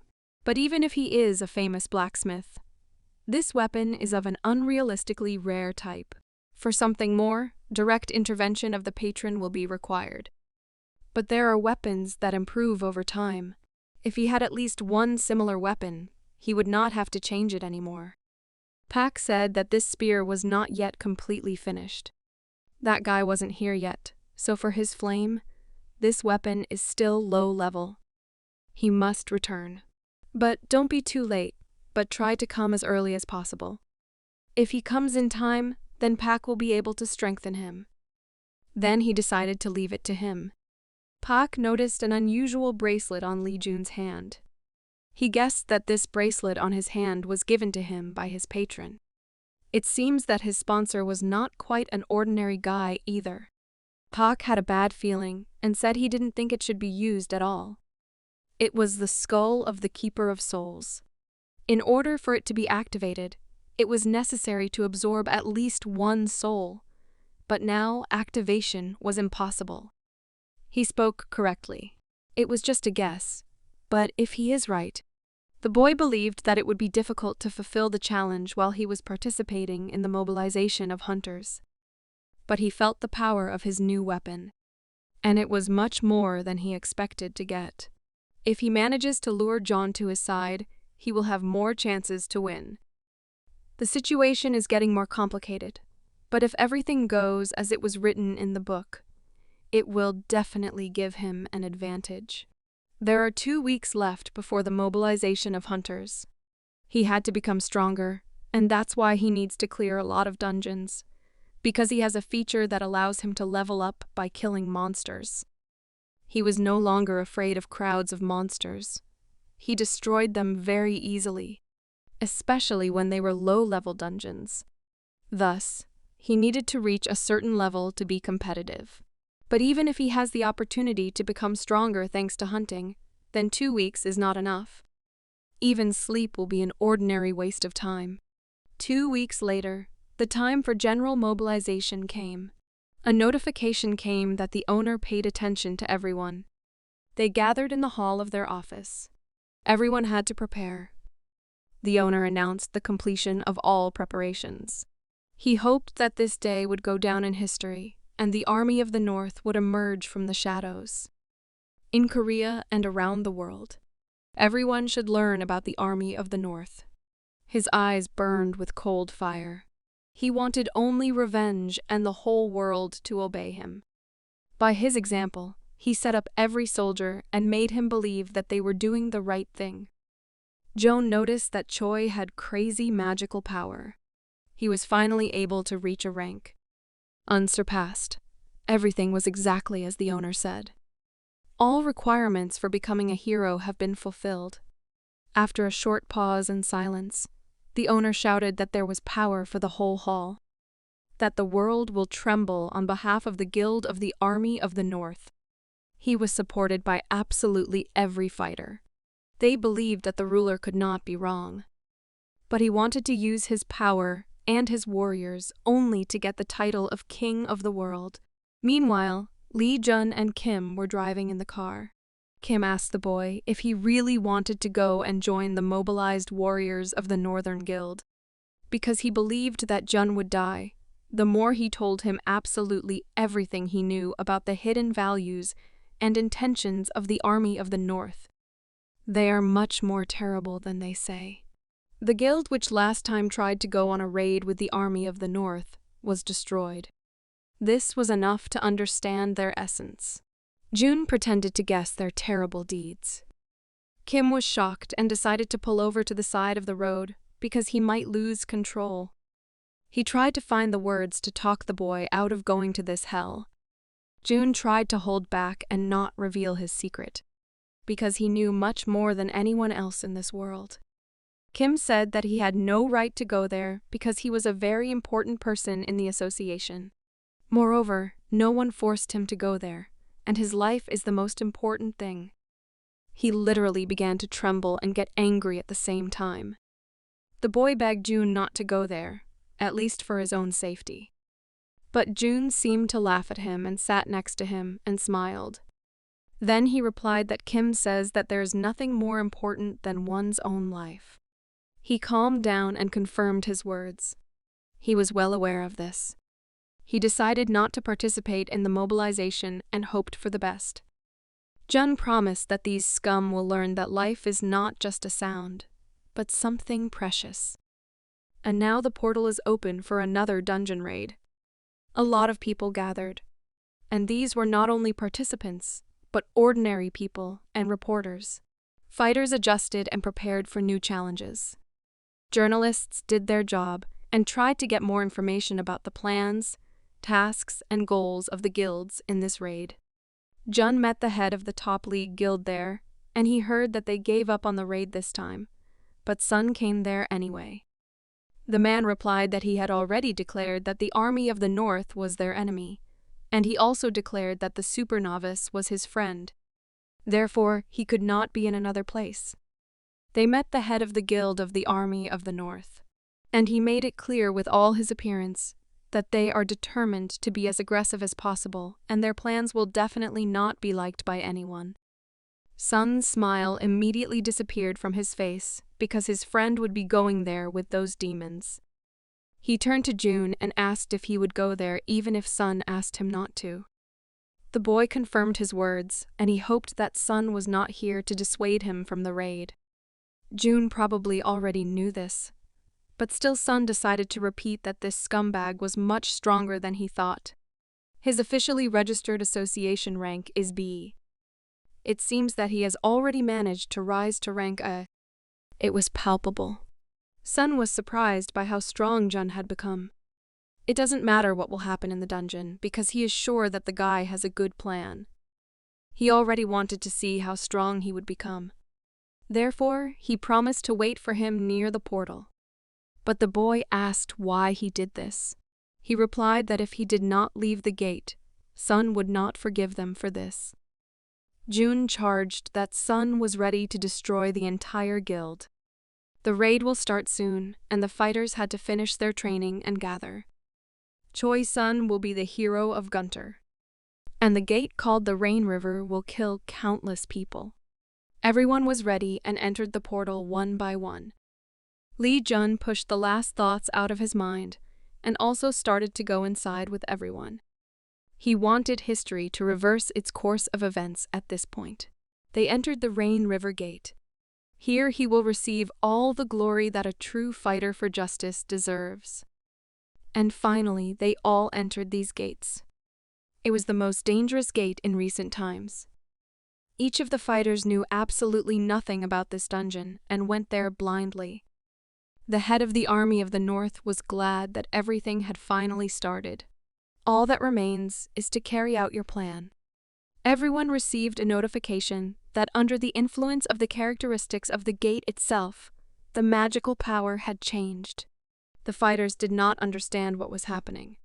They saw such a message for the first time and no one warned them about it. Then they noticed that the gate's rank had gone from B to B.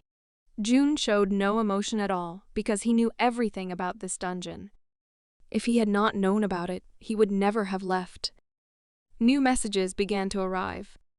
Gate feature activated. The exit from the gate is blocked. When some of the fighters wanted to leave the gate, it was immediately closed. It was no longer possible to leave them until it was cleared. Everyone started to panic because they were stuck here. The messages continued. A large number of awakened people gathered in one place. Patrons paid attention to this place. The density of magical power will grow. The bodies of the participants began to burn. No one understood what was happening and what actions needed to be taken to survive. Message: The awakened entered a special gate. Patrons' attention to this place has increased. The density of magical power will grow. The captain turned his attention to his tablet, which was informing them. And he was shocked. Something strange was happening with the gate rank. It went from a B level to an A level. No one expected or was ready for this at all. The captain dropped the tablet from his hands. They had no hope for life. Jun grabbed him by the collar and tried to find out more information about what was happening, because only the captain had at least some information. But after the stupor, he began to look for a way out and shout that they were thrown into the gate of rank A. Gates of this rank are considered impossible to clear without a heroic hunter. Some hunters fell into despair. Their reaction is quite expected because this place can become their grave. The head and deputies stood and watched it. They definitely knew about it, and that's why they don't even react. It seems that this situation was exactly what they needed. The first wave of monsters was already very close, and they needed to gather to at least try to fight for their survival. They simply had no other choice. The head of the Northern Guild finally spoke and asked everyone to calm down. He understood their anxiety, but according to him, he was no less shocked than they were. He also wanted to understand what led to this, but the gate is not so well researched. Unexpected things happen to them all the time, but now is definitely not the time to despair and start crying. Then the most important thing was to survive, and he, the head of the Northern Army, Choi-sun, promised that he would clean this gate with everyone who was in this dungeon. New message. The master of the stream tried to take possession of the stream. The mood of the fighters changed to a more positive one, and they agreed that it was time to show their strength, and not to cry and fear new challenges. The master of the current. All incitement and command skills are tripled near the river. There is also a small chance to gain violent command over others. Due to the influence of the fallen angel, they had a resistance to forceful command. This was the power of the current ruler. All these hunters are simply incited. Choi asked the host if it might be worth starting already, but he answered no. According to what this person told them, the wave of these gates will continue for a very long time. The strength of their guild must be preserved as much as possible. Choi Eng was in a misunderstanding. The chairman ordered to follow the plan as they had agreed. The army of the north will keep its forces and in turn survive with the help of these forces. Was he going to kill all the soldiers? But he replied that he will not kill everyone, because they need those who will spread rumors. Their guild will keep their strength until he orders them to retreat. But Choi believed that hunters are not so stupid. They will follow his rule, but as soon as they understand that the Northern Army does not interfere much, everything will become clear to them. The chairman repeated what he had said as much as possible. They will send insects from their guild to help them, so that they do not have any suspicions. Choi realized that he was going to sacrifice even the guild members. Lee Jun looked at them all the time and did not look away. He knew their intentions. He only had to quickly build a plan on how to confront such rascals who are ready to kill their people for the sake of power. This confused the head. His eyes seemed to see through all his plans. They needed to kill him faster so that it would not cause unnecessary worries. The chairman called John to him to give him a very important task. He approached, but did not even guess what he would have to do. Because of his good-hearted nature, the boss had to hide part of the plan from him, but there is no point in doubting his dedication and skills. He asked to continue to follow this idiot when he got the chance. He ordered to kill him, because he raises suspicions in the head. Joan understood that this had gone too far. When it all started, he had no idea that injustice could reach such a scale. Choi-sun said that it would be better for them and for the Northern Guild itself. Joan thought about how he should act in such a case. If he does not fulfill this order, he will be recognized as a traitor. But if he does, he will betray his values and principles. There was already a wave of monsters, but very close. 2 warnings were received. Fighters have already seen these creatures. All they had to do was give all their strength to survive. These were unusual monsters. They were much stronger than trolls and orcs. But these pawns were still easy enough to defeat for their fighters. If they group together, it will be more difficult to defeat them. So it was necessary to attack sooner, until they gathered in a pile. June noticed that they were attacking without any formation. Even if they are low-level monsters, it is very stupid. Because they were in river and no one had faced such trials before. They attacked very confidently, but did not take into account many factors. These monsters were not as simple as they seemed. They used their ability and attacked the fighters. Whoever came under this attack could not continue the fight in the first ranks, and was pushed to the end of the group. June ordered the wounded to be carried back, and ordered the rest to line up. They began to listen to Li Jun's commands and do everything as he said. But it was still too early for him to intervene. To begin with, he needs to fully understand the situation. At this time, when all the fighters of other guilds were fighting off the enemy's attack, the army of the North under the leadership of Choi Sun stood aside and did not participate at all. But then the head gave the command to attack the monsters and destroy them. Part of his army went to the line of contact with the enemy. Li Jun thought it was impossible. He involved members of his guild. It was not included in any framework of morality. They continued to fight together with the monsters from the river. The captain supported them, because they were just mermen. They were no stronger than orcs. It really supported the boys, and they fought very desperately. These monsters constantly harmed the participants of the raid. That is why doctors always tried to position themselves behind them, who immediately cured the soldiers with the help of their strength. But June noticed something. These guys who fought against the mermen, they were the lowest members of the Northern Army, whom he sent to die so that there would be no reason to accuse him of anything. They used them without any remorse to raise the morale of other hunters. They were sacrificed like cattle. The guy decided that there was enough time for thinking. Now it is necessary to get to work. Everything was much better than he had planned. June ran to help all raid participants defeat these monsters. First, it was necessary to deal with them, and then to think about the head of the Army of the North. Joan wanted to approach him because he had a task on his mind. He hesitated a lot before doing it. Again, he was faced with a choice. He remembered how the boy had said that the Guild of the North was rotten to the bone. The head and deputy head, whom he trusted so much, became different. And it all started from the moment when they met the same person they were following. Joan understood that the boy was not mistaken. The Army of the North is rotten. If everything continues like this, many hunters and members of their guild will die. The chairman believed in Joan's devotion, but he forgot even the meaning of this word and long ago acted only in his own interests. But he tried to convince himself that the head had a plan, if he was the one he knew before. When June joined the members' attack, they did not have time to follow his movements. He was unsurpassed. Joan overheard these conversations and decided to also see what was happening on the battlefield. The area where June fought the monsters was literally on fire.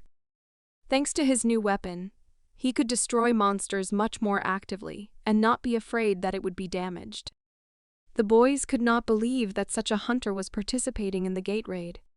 They were sure that they knew the names of all the cool hunters. Joan was also shocked because he had not seen the boy in battle at all. He pumped very well. Just 10 days ago, they were at the same level in all characteristics. But now he completely overpowered him. It was impossible, but you can't argue with facts. This wave was cleared. They were given time for a short break. Some patrons decided to give a small reward to the awakened ones. Notifications came very often. Its characteristics have improved. Marmon Slayer achievement received. The boy did not have time to reread all the messages he received. The keeper of the long spear became interested in him. The spherical representative was interested in him. The owner of everything wet became interested in him. Many sponsors watched him, but will he be able to use several patrons? The fallen angel expressed his displeasure. The patron who was interested in him. The boy could not understand why this happened. Many participants started running up to Lee Jun and thanking him for his help, because he broke almost half of the entire wave. They began to ask him which guild he was from and who he was in general. But he replied that this is not the end, and there are many more waves. They all better hurry up and get ready. The current rank of the gates should not be lower than it. If they really want to survive, they should be taken very seriously. They clearly listened to Lee Jun's commands and advice, and they promised that they would start training. When the boy finished talking with the participants, he felt that someone was behind him. It was the head of the guild of the Army of the North. He stood in one place and could not move. He was very angry because everything did not go according to plan. Jun was sure that he was going to take over the hunters who entered the battle at the most important moment. He completely destroyed his plans. As soon as everything is over, these hunters will be on his side. While there was a break between waves, he decided to check his status. He was already level 24. This gate will become its foundation for growth. Here he will reach level 30, and those hunters whom he now helps will follow him. The next wave began. Jun could not only attack powerfully, but also defend himself.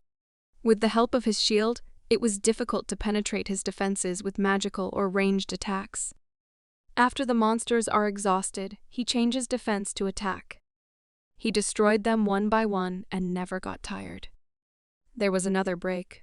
Already the fourth wave was successfully cleared. He saw that the boys were sitting without a mood after repelling the attack. The guy decided to come closer to find out the reason. It turned out that 4 guys died in this wave, and they already doubted that any of them would manage to get out of here alive. Jun wanted to leave this gate without any loss, but he wanted to understand how it happened. He was angry with himself for not being able to provide his team with protection. The boy did not understand why the Army of the North had not yet fully participated in the battle. He said it very loudly so that everyone around could hear. He asked why they consider them cannon fodder, and they are going to stand there and continue, preserving the strength of their army. The guys from the raid also agreed, because he was really right. Not a single member of the Northern Army was killed. They were not even injured. Jun urged at least to fight with dignity, or they continue to plan to sit back, watching how other hunters sacrifice themselves for them. Choi turned to his brother and said that he had warned him of a similar outcome of their actions. He himself also understood that his plan would soon be a complete failure. After clearing the waves, using the weak guild members and hunters, he planned to attack them. But now it was all over. They understood that they were trying to be sacrificed, and now all the members of the guild are also excited. The plan that the personality prepared for him benefited only this scumbag Lee Jun. He tried to understand how he should proceed. His brother turned to him at that moment. He told him that he decided to continue as is, and they will watch a little more. Considering that he had already spent a lot of energy, the difference between him and the head was very big. He will be able to defeat this boy. Moreover, he continues to use up his stamina due to the fact that he fights with monsters. It was better for him if he continued to fight, and then he would see to his death. The 5th wave was completely cleared. With each wave, the monsters only get stronger. And now it's time for the pre-final boss. He was much more powerful than the pawn monsters. It was a water golem, but its dimensions were completely different, not as they should be in theory. Now he has appeared much bigger than what was said about him. His strength was high enough to single-handedly defeat an entire guild. Jun ordered everyone to step aside while he attacked. You need to wait for his attack. Due to its volume, it was difficult for him to attack with aim. Therefore, their chance was to move very nimbly and strike. But the fact is that the area of his attacks was very large, and hiding from them is a problem. The boys encountered such a powerful and destructive force in the dungeon for the first time. Since it was not possible to get close to him, the archers began to work. But there was no sense in this, because all the arrows flew through him. At the same time, they did not harm him. It was all made of water, so it was illogical to attack with conventional weapons. When they realized that the archers could not fight him, the infantry went into action. They had no choice. Therefore, it was necessary to at least somehow try to resist him. One of the hunters was the first to run to attack him. He was able to dodge his powerful blow, and when the boy approached, he wanted to cut off his limb. But nothing good came of it, and the monster hit him with his hand. No attacks worked, and no one understood how to overcome this monster. But they had a secret weapon, and that was Li Jun. He sped up and approached the creature. Thanks to his high dexterity, the monster did not notice the boy running towards him. At the last moment, he jumped towards the golem. Only at the last moment before the impact, the monster was able to see the boy. But it was already too late. He delivered his powerful blow before the water golem could react. After the impact, everyone was waiting for the result, and the boy landed successfully. The participants were shocked who he was. How does he manage to do it? The gate was filled with magical energy. He asked not to try to use only his powers. It is necessary to use the forces of the gate. You also need to fill the weapon with mana. The archer thought that only high-ranking hunters could fill weapons with mana. But she decided to try. The girl took out an arrow and put it in the bow. Pulled it. And she noticed that it really worked, although she was not a high-ranking hunter. They all began to use gate magic and attack the golem. These attacks really did him a lot of damage. Thus, they had hope that they could defeat him with Li Jun's tips and the use of gate magic. Such attacks hurt him much more, but they will not be able to completely destroy him. He decided to use his spear and imbue it with flame. To finish off this scumbag, he must destroy the core that holds all his magical power. But it was still too early. You need to wait a little. The hunters continued to harm him thanks to the magic of the gate. The golem was preparing to use its attack again. Everyone needed to dodge. But Jun understood that the only chance to defeat him is now, when the core is fully exposed during his attack. The guy dodged his blow and decided to attack the core. He punched through it and destroyed the core with basic magical power. He successfully destroyed the pre-final boss. His patrons paid attention to him. Several patrons are shocked and interested in only one person. The boy returned his weapon, which was not even damaged after this fight. The comeback ability he got while leveling up was very handy. The hunters were amazed by the skill and intelligence of this boy. One of them mentioned that there were rumors about a hunter with a spear and a shield. He told this to his fellow commanders, and they decided that this guy was just a monster rookie. They began to argue about his rank. Now they were sure that with such a fighter they would definitely be saved. All the members trusted Li Jun. He leveled up again. He also received an award for killing a golem. Then he got the achievement of being one of those who was able to defeat the water golem. Even the fallen angel smiled at him. Finally, he will be able to receive the support of several patrons at the same time. But after a few minutes, the fallen angel expressed his displeasure, and the other patrons lost their interest. The guy was outraged, but at least he got a new ability. A demonic king also could not have several patrons. He was unsurpassed. He was not supported by many patrons, but he still managed to become strong. Now, in the boy's eyes, he has become even more unsurpassed. Choi Sun did not understand what he was doing to improve his skills so much in such a short period of time. He thought that the boy had only recently reached rank B. But what he saw proves that he is close to rank A. He was very angry. In addition to the fact that this boy completely destroyed his plan, he was also becoming stronger in his eyes every minute. Joan suggested the head make his move, because if this continues, their lives will also be in danger. He understood that what happened was not part of his plans, and they cannot simply observe. Choi Sun silently turned to the deputy chairman and continued to be silent. If his plan was completely destroyed, then you need to come up with a solution and a new plan to move on. And after that, he asked Choi Sun to surrender. The chairman did not expect to hear such a thing. He asked him to back down, show his weakness, and give up killing June. Did he really think that the chairman could lose? He created the army of the North and raised it. He is not one of those hunters who run away from everything. He disagreed with his defeat. He could no longer control his emotions and took out his sword. He began to shout to the entire dungeon and call his army. He ordered to take full-scale participation in the cleaning of this gate, so that no monster could get through them. His army still obeyed him, so they lined up and waited for further orders from the ruler. The king will never let his pride be trampled. The head of the Northern Guild decided to turn to his deputy and tell him something. But when he returned, he was not around. Only his helmet lay on the ground. It definitely belonged to John.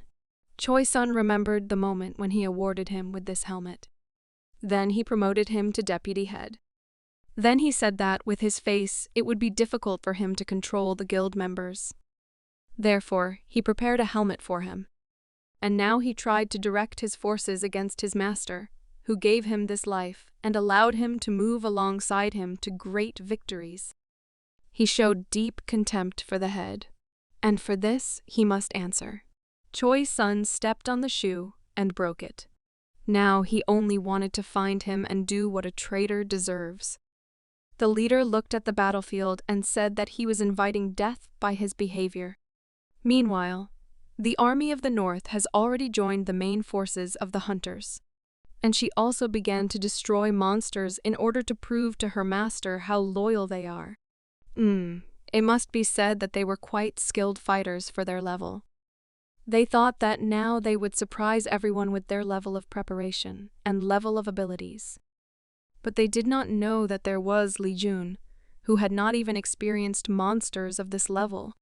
And when they saw it, they understood that they would not be able to surprise the hunters with anything. Guys from other guilds no longer needed the help of the Guild of the North because they had a super newcomer. And now they can clear the wave without any problems.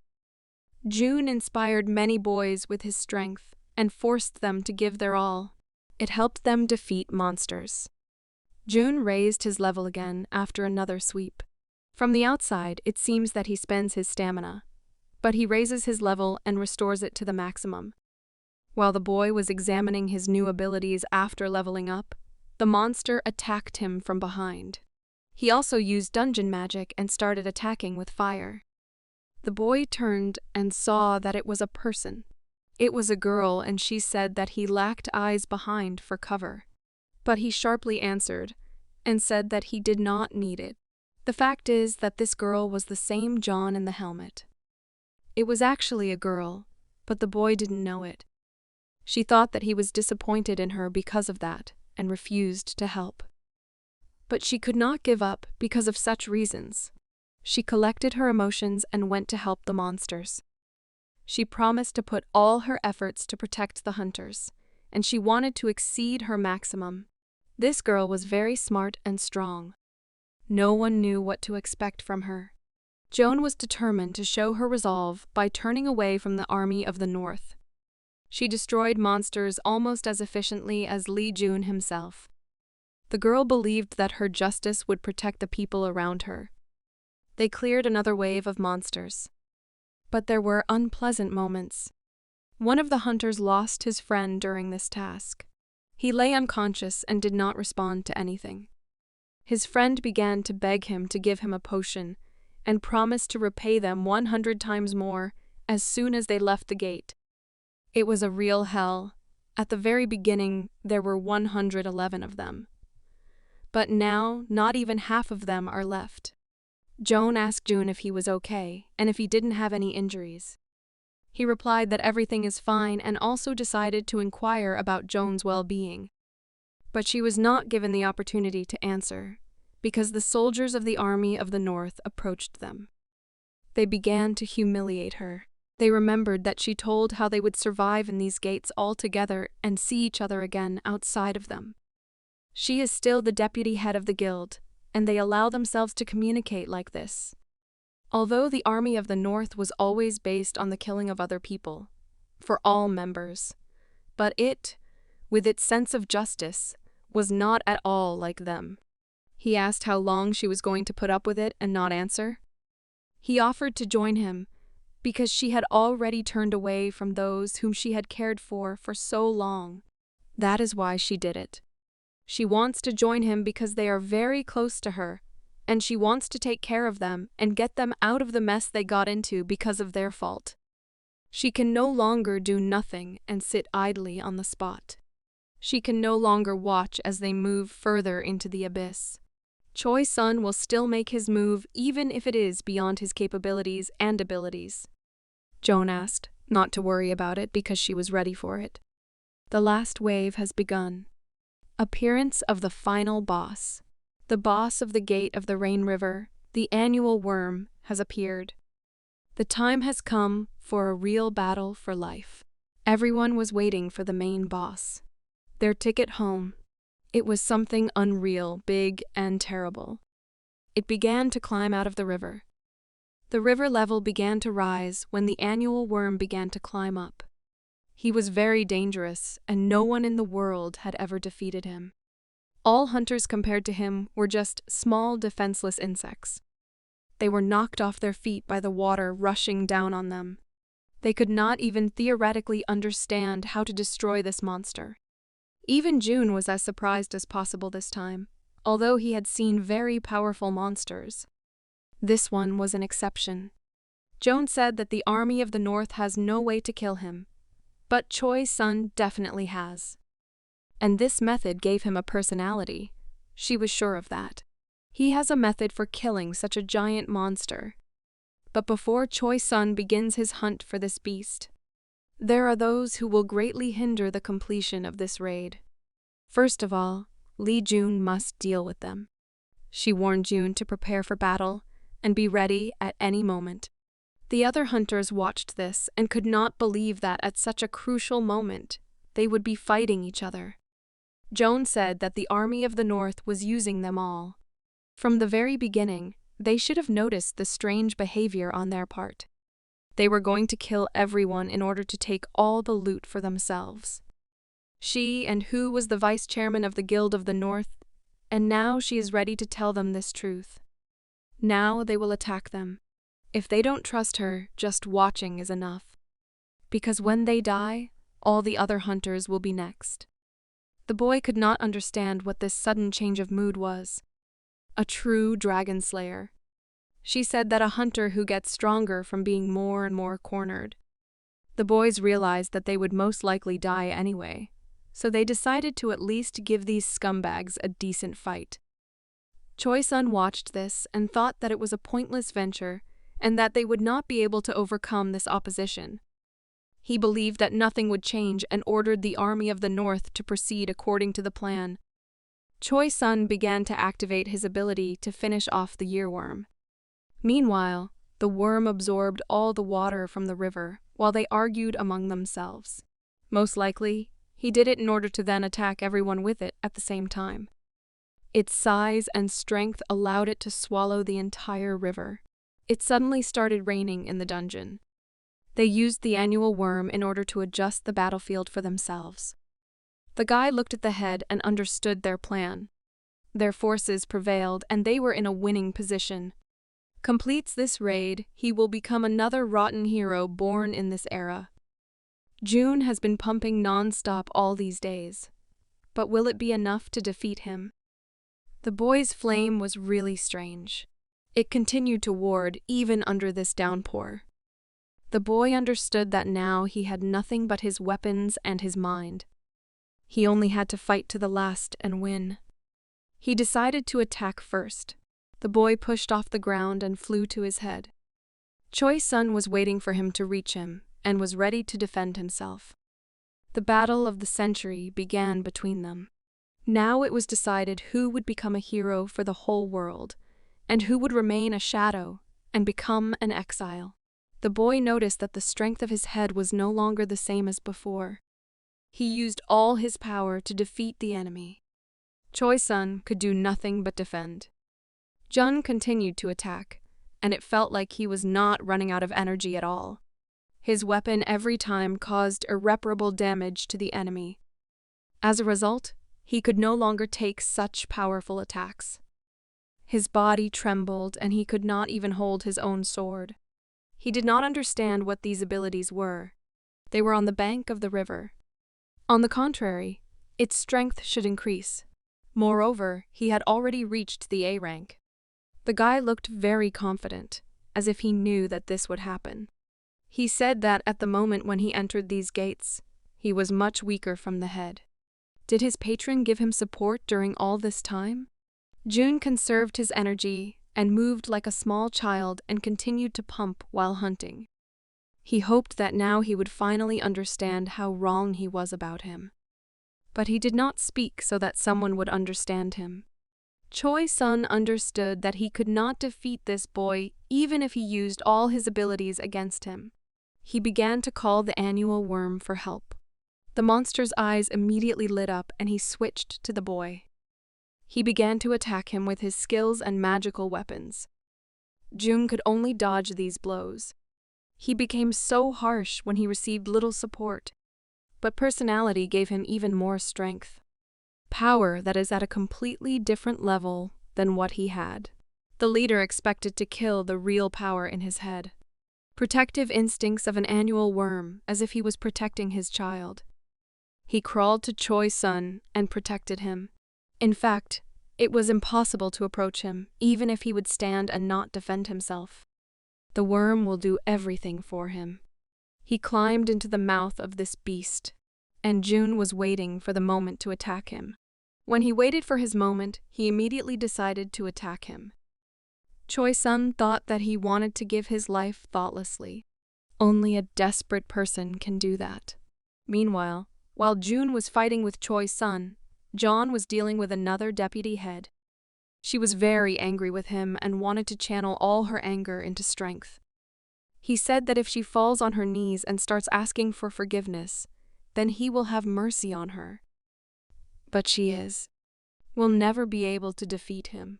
The army of the North will be the only one who will be able to get out of this gate.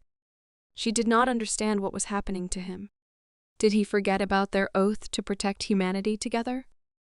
They got angry again in the battle. Their magical power overshadowed even their silhouettes. The girl tried to win at any cost. She was moving very fast, and at first glance was superior to Choi. He attacked her without even looking, but it is not clear why. The sounds of their weapons echoed all the way to the gates. Meanwhile, the river worm was guarding its child. But they were both in his mouth. It was a smart enough decision to deal with the head first, and then get out of the worm, because that way he will not be able to attack him in any way. And he could easily beat Choi's son. Frankly, the chairman did not believe that he was capable of such a bold step. But the boy did not understand what he was talking about. Because he was just waiting for the worm to swallow him. Because when they protect their children, they swallow them and protect them inside their bodies. And regardless of what kind of worm it is always dry inside. The boy stuck the spear and it was visible how the skin of the worm splits from the inside. Then he set it on fire to demonstrate his superiority in this place. But in the dry stomach of the worm, the power of the patron saint of the year will be reduced to 0, and his ability to control the flame will become much stronger. The spear absorbed the flames. His attack power is temporarily increased. The hunters noticed that the worm began to burn and emit fire from its mouth. The same thing happened inside the worm. Choi's son could not believe it. After all, he was a true king, and he was chosen to become one. His aggression again began to prevail over his common sense. and he began to attack into the open Jun. He considered him a nobody, and that he should not be here at all. Jun did not listen to this and did to him what he did to the rest of the monsters. Is it over for him and he has fulfilled one of his missions for this life? And then his bracelet worked. The skull of the Keeper of Souls absorbed the hero's soul. Finally, it was activated.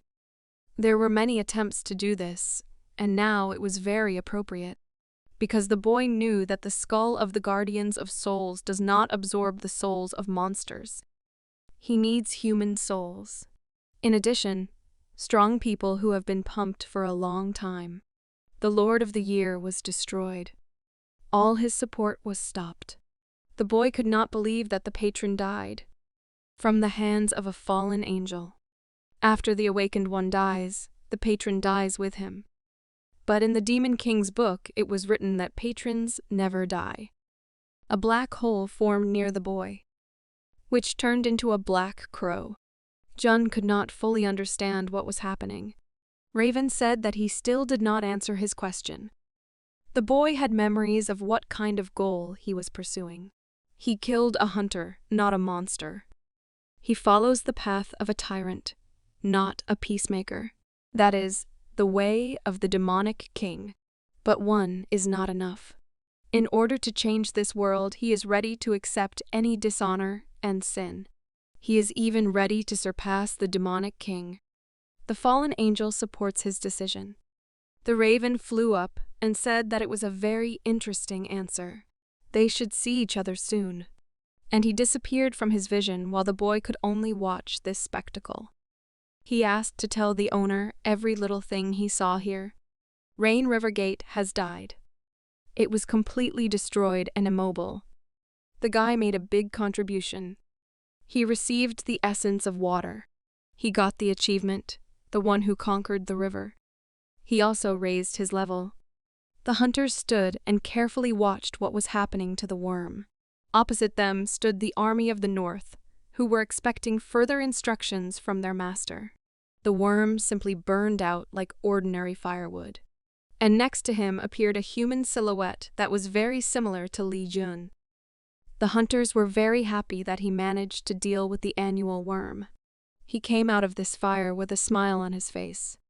Joan started screaming to warn the boy about the danger. Choi wanted to take revenge for his brother and unexpectedly attacked him. Without further thought, he immediately took the fight, using his shield, and he was not surprised at all, as he was used to his opponent always being dissatisfied with something. But the reason for his anger was really understandable, because he wanted to destroy the guy for what he had done to his brother. Because from that moment on, Li Jun had ruined everything they had built up over the years. Li Jun was also a bit angry, as he didn't feel like fighting at all right now. But there was no other choice, especially when a man with a sword is thrown at him in a fit of rage. Jun calmly observed the situation and waited for the right moment. After all, you need to finish all of this as quickly as possible. He took a step and stopped to stand confidently on his feet. After that, he blocked his blow with his magic shield, because even though the guy is threatening him, he still doesn't want to fight him and hurt him. Therefore, Jun simply pushed him away with tremendous force a few dozen meters away, which he clearly didn't expect. The guy was clearly shocked by this turn of events, because he couldn't imagine that Jun had become this strong. But still emotions took their toll, so he started yelling at him and still also tried to run further into the attack. To fight and avenge everything was... Jun realized this, so he decided to get ahead of the game by launching a beam of flame at him and jumping with him. He then stood in front of the guy and put his sword to his head, making it clear that he had no desire to fight him and was asking him to come to his senses. After such an outcome of events, the interlocutor already had a slight desire to calm down. After all, it was better to keep silent now than to go to the other world to his brother. Jun decided to explain to him, after all, the reason why they got such a great power of hunters is the opportunity given to protect humanity from crisis. And with great power comes great responsibility. So people like them who bully those who are much weaker than themselves have no right to call themselves hunters. So he ignited his sword even more and put it to the guy's head, letting him know that he wasn't in charge and that he should listen to what Li Jun was telling him. He took his weapon and said he'd seen too much wasted blood today already. So he looked at the guy with contempt and said he had had enough this time. So he forgives him and won't do anything about it. Li Jun turned around and suggested that he just repent and move on with his life. But apparently he wasn't ready to listen to him at all, so he started getting angrier again and prepared to attack from the back. For this purpose, he prepared his sword, which he had already begun to draw, then immediately ran towards the guy, screaming that he was finally going to die and wanted to stab him in the back. But something really surprised and shocked him, so he opened his eyes wide, as he clearly wasn't expecting this. Seconds later came the first puddle of blood. Turns out John came to the rescue right away, who had her own vision on the matter and wanted to deal with the traitor herself. The guy looked into her eyes and couldn't understand how she could do that to him, after all they had been through together. These words were the last, after which he instantly fell to the ground, head down, already without strength. Though a few seconds earlier he had the opportunity to continue living a normal life. Therefore, the Soul Keeper's skull absorbed another hero's soul into itself. June looked at the girl and asked if she was okay, and if she had hurt herself. She said she was fine, but very much regretted not being able to stop them earlier, because if she had, this kind of tragedy would definitely not have happened. June looked at her and said that she shouldn't feel guilty about it at all, because she was already really different from them. She lowered her sword and suggested that this would be the end for her, but June didn't understand what she was talking about right now. June shoved it into the ground with all her might, not realizing what she should do next. The fact is that she is no longer allowed to touch that sword, and will live exactly until she atones for all the sins of the Northern Army. After that, she moved away from the sword, but the guy still didn't understand how she could give up. After all, she was someone whose destiny was to become a great hero. Li Jun thought about it and realized that she definitely couldn't do that right now. So he decided that he wouldn't let her do that. But for now, he only has to watch her. Another equally large army of reporters appeared in front of the guy and his army of hunters in front of them and started taking pictures of everyone. The guards shouted to them that they represented the Hunters Association, so they asked them all to refrain from excessive filming. The reporters didn't understand where Choi was now, and the others couldn't spot the mastermind in the team's lineup either, which surprised them greatly. They were shocked because they didn't understand what had happened in the meantime. And where had most of the Northern Army gone? It turns out that the hunter in the middle was the one who led the raid. Reporters got very excited from such a thing, because his name and face is unknown to anyone, so it will definitely become a sensation. They ran closer and started asking who he was and what had happened in the gate and asking for his name, filming the whole thing. The guy took another step toward them, after which he put his hand on Li Jun's shoulder and said that it was the awakened S-rank rookie that had been rumored. People were shocked by this answer and couldn't believe their ears, so they began to take even more pictures and ask even more questions. Because the answer was Hen Gu himself. It seems that he and the newcomer together know each other well. He smiled and coughed a little before continuing his speech. He then started yelling that these hunters had just returned from a hellish gate sweep. Don't the reporters think they should be given some time to rest? It's a big deal now for these returning heroes and those who couldn't make it, so he asked them to give the hunters a little honor and step back. The reporters were very surprised. They listened to this order, so they each started hiding their cameras and phones. The gate that 111 people entered became really special. And the number of people who have been able to go back is only 39. So it's not hard to guess that it's really a lot of stress for all of them. Further already in the city itself, amazing things began to happen, where in the middle of the white day there appeared a black hole, from which a raven appeared and flew toward the window. He sat down on the table and drew the attention of Heimdall, who had already been waiting for him for a very long time. He smiled and admonished him, for Hugin had somehow shown up very late. The head of the association thought about it, and said that apparently Li Jun also knew about being able to control the river worm, as well as actually becoming a hero, which was very interesting. Raven just watched him and didn't say anything much, only adding that Jun was also becoming much stronger due to hunting monsters.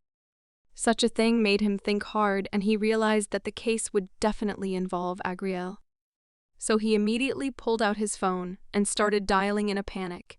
He really needed to meet with the survivors of the raid at the Rhine River Gate, and he would prepare and organize everything for the meeting. In addition, Heimdall also said that they no longer needed the army of the North, so the interlocutor agreed with him and said that he would immediately prepare all the press materials. There was a girl riding one of the buses. She was preparing for today's very important meeting. It was John, who was dressed in civilian clothes and looked pretty enough. She wasn't even immediately recognizable. She remembered this place where the master held regular meetings for hunters, motivating them with a speech he prepared in advance. But now the place is completely empty. There is not a single soul there. It's all just memories now. The girl tilted her head in homage to the old days and just continued to be silent for several minutes straight. She realized that she had now completely toyed with being a hunter, so she didn't want to see herself in that role anymore. At this rather intimate moment, she was disturbed by the people behind her, who turned to her and gave her a little scare. Joan turned her head and was glad to see that the hunters were also here. They saw that she was very upset, so they looked at her sympathetically and informed her that she really hadn't done anything wrong. So she would be their deputy head or new leader for the rest of her life. She lowered her gaze down and just kept listening, for the hunters also realized that all the blame was on Choi and Master, who had done all of this. No one else's fault here. So they fell on their knees as a sign of respect and asked her to keep her hands up as they really needed her right now. One of the hunters said that he wanted to live a decent life so that he could look his son in the eyes with a clear conscience in the future. So they had already consulted and were ready to take the sin of the army of the North on themselves. But her fate should not end like this. She was very surprised, but realized that it was still her duty. For she was the last remaining captain on this sinking ship, so the boys were not at all obliged to take this sin upon themselves. Hunter looked at her and said that there was actually something else she didn't know before. This interested her very much, so she kindly waited for the continuation of this story. The hunters realized that their hands were already soiled and covered in blood. Joan looked at them and changed very dramatically. Darkness and lightning began to appear near her. Meanwhile, outside, things were relatively fine. Nothing that was going on inside the house was visible. The guy was carrying a soda can. And he was impressed because he was really wondering if his statement to reporters about the guy was something he shouldn't have done at all. Li Jun looked at him and told him not to talk nonsense, because he should thank him, because thanks to the bald man, he was able to become even more famous. Thanks to such an act, Jun had become very famous, so he only continued to smile in response. There was nothing surprising about it, considering that in the time allotted to mop up the gate, he had risen to the highest rank. His face occupied all the advertising headlines, as well as various shows and newspapers. People loved him, for he was able to overcome all adversity and exceed all possible expectations. Baldy thought about it and looked at the boy, saying that he was now called Dark Horse because of his history. But he didn't understand why they did that, because that was usually only for those who were considered weak, so he didn't think it was a good nickname for him. He smiled, for given that he didn't have any past behind him, he couldn't say that it really didn't suit him. perhaps even really the opposite. Baldy smiled and said that he was very worried about it, because he thought Lee Jun would see it as an invasion of his privacy, so it was very good that the guy didn't worry about it.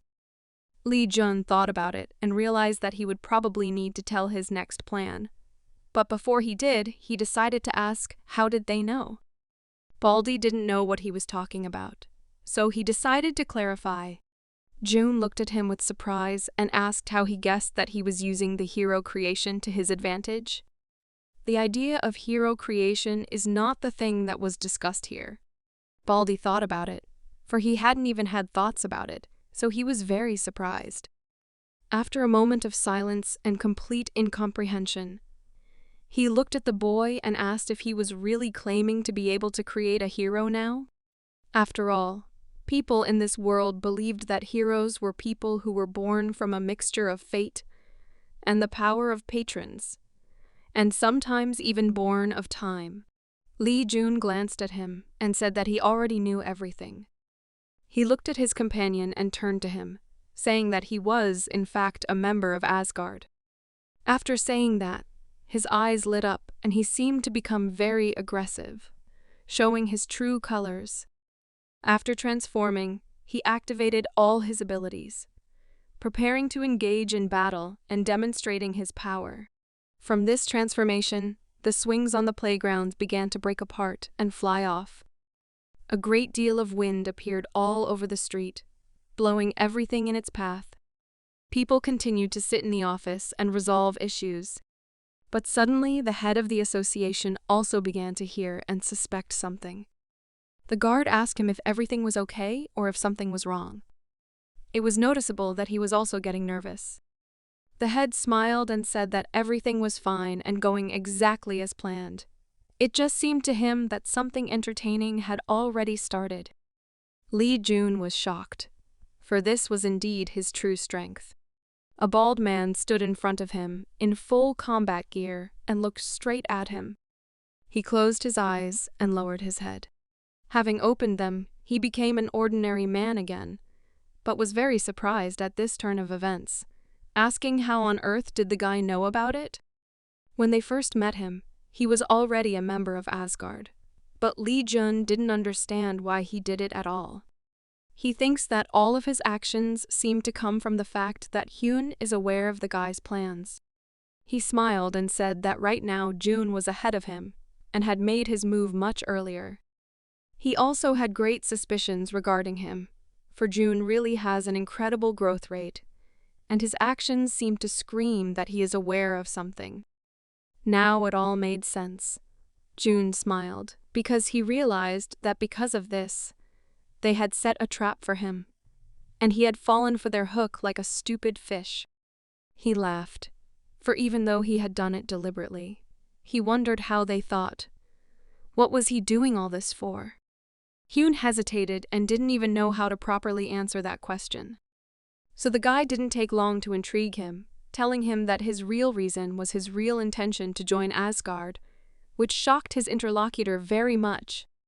Lee Jun realized that Asgard was really a secret group of incredibly powerful hunters, so the real war would start right now. We needed to settle the conversation at the base of an abandoned factory so that there would be no extra eyes and ears. So John came there and asked why the guy wanted to meet her, and at this very spot. He looked at her and said he wanted to get right down to business, then invited her to join his team. She was very surprised by this, for she had thought that her usefulness had ended back at the gates of the Rhine River, for she now had not a shred of her former authority in the army of the North. So she was now completely useless. She also lowered her head and said that she didn't consider herself a person who could actually do anything useful. Lee Jun looked at her and wanted to pull her out of such a state, saying that she was thinking completely wrong, and in fact, John is a very valuable gift. She clenched her hand into a fist, for she realized that he spoke as if he knew everything. After that, she started screaming, because the guy was totally right. The army of the North was real trash, and she was part of it all. It was already getting dark outside, as their conversation had really dragged on. Lee Jun asked her what had happened, but she just lowered her head and didn't know what to say. She had an uncontrollable outburst of rage. She reported that she was in the dark about many of the atrocities behind her back.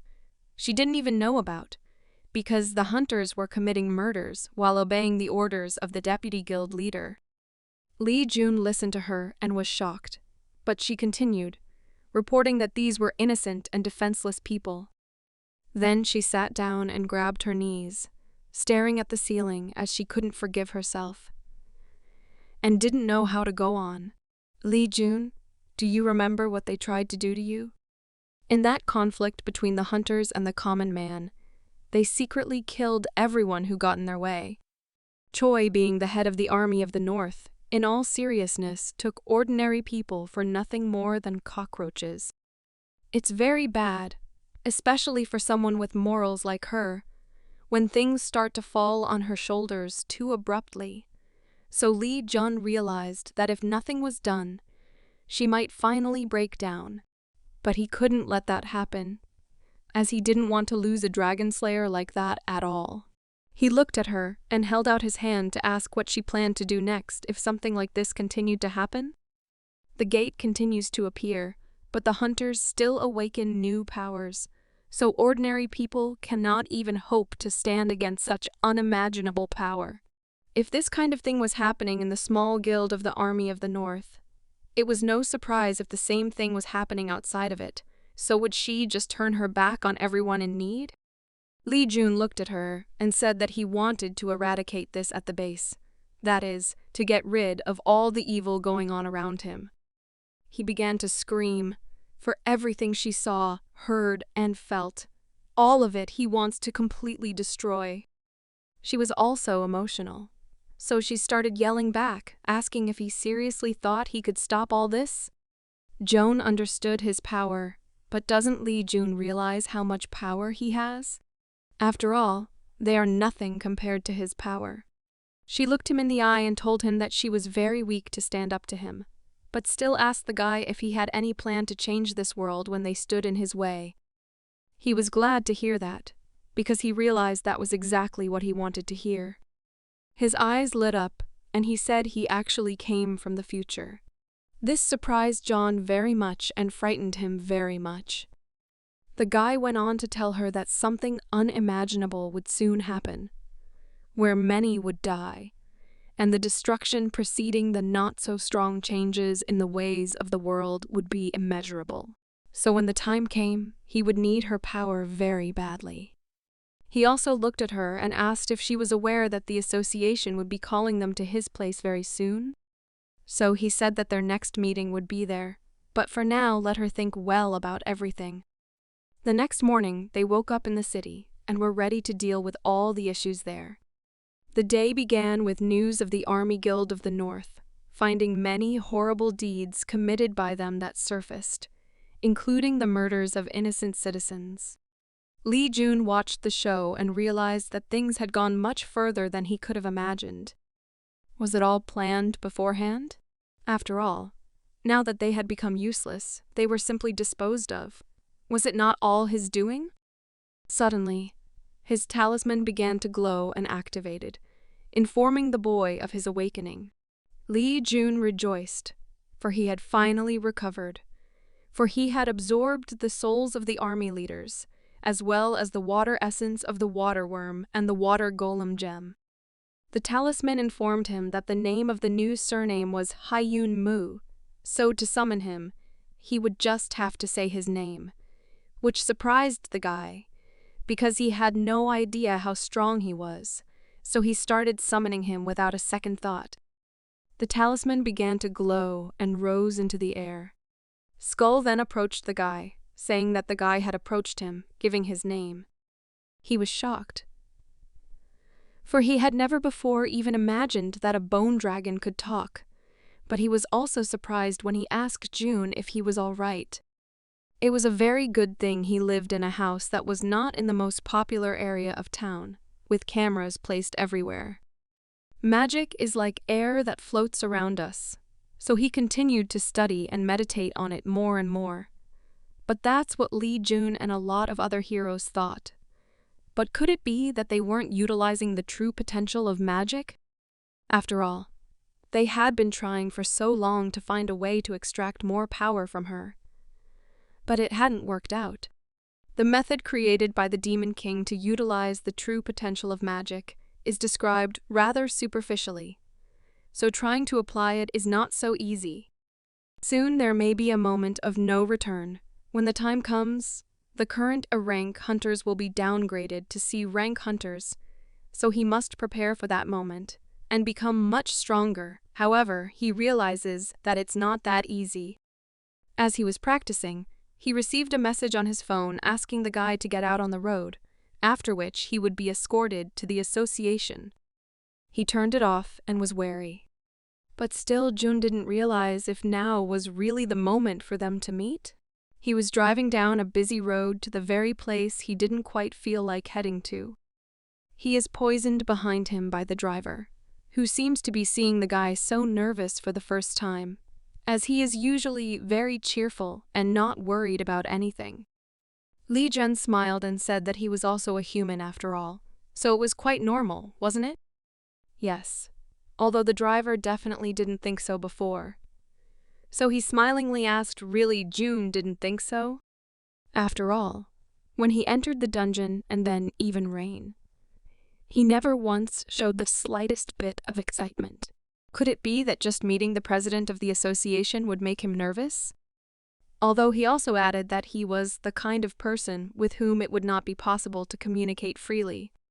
After that, he laughed, saying that there was no reason to worry at all, because the guy wasn't being summoned because of an oversight, but only to reward him for his merits and talk to him a little. Jun also got upset, saying that more than 50 hunters died as a result of those campaigns, and there are also the slain heads of the North's army there. So he doesn't think at all that the head of the association called him just to congratulate him for surviving and to find out how Jun is doing. So he tuned in and said unequivocally that it would be an investigation.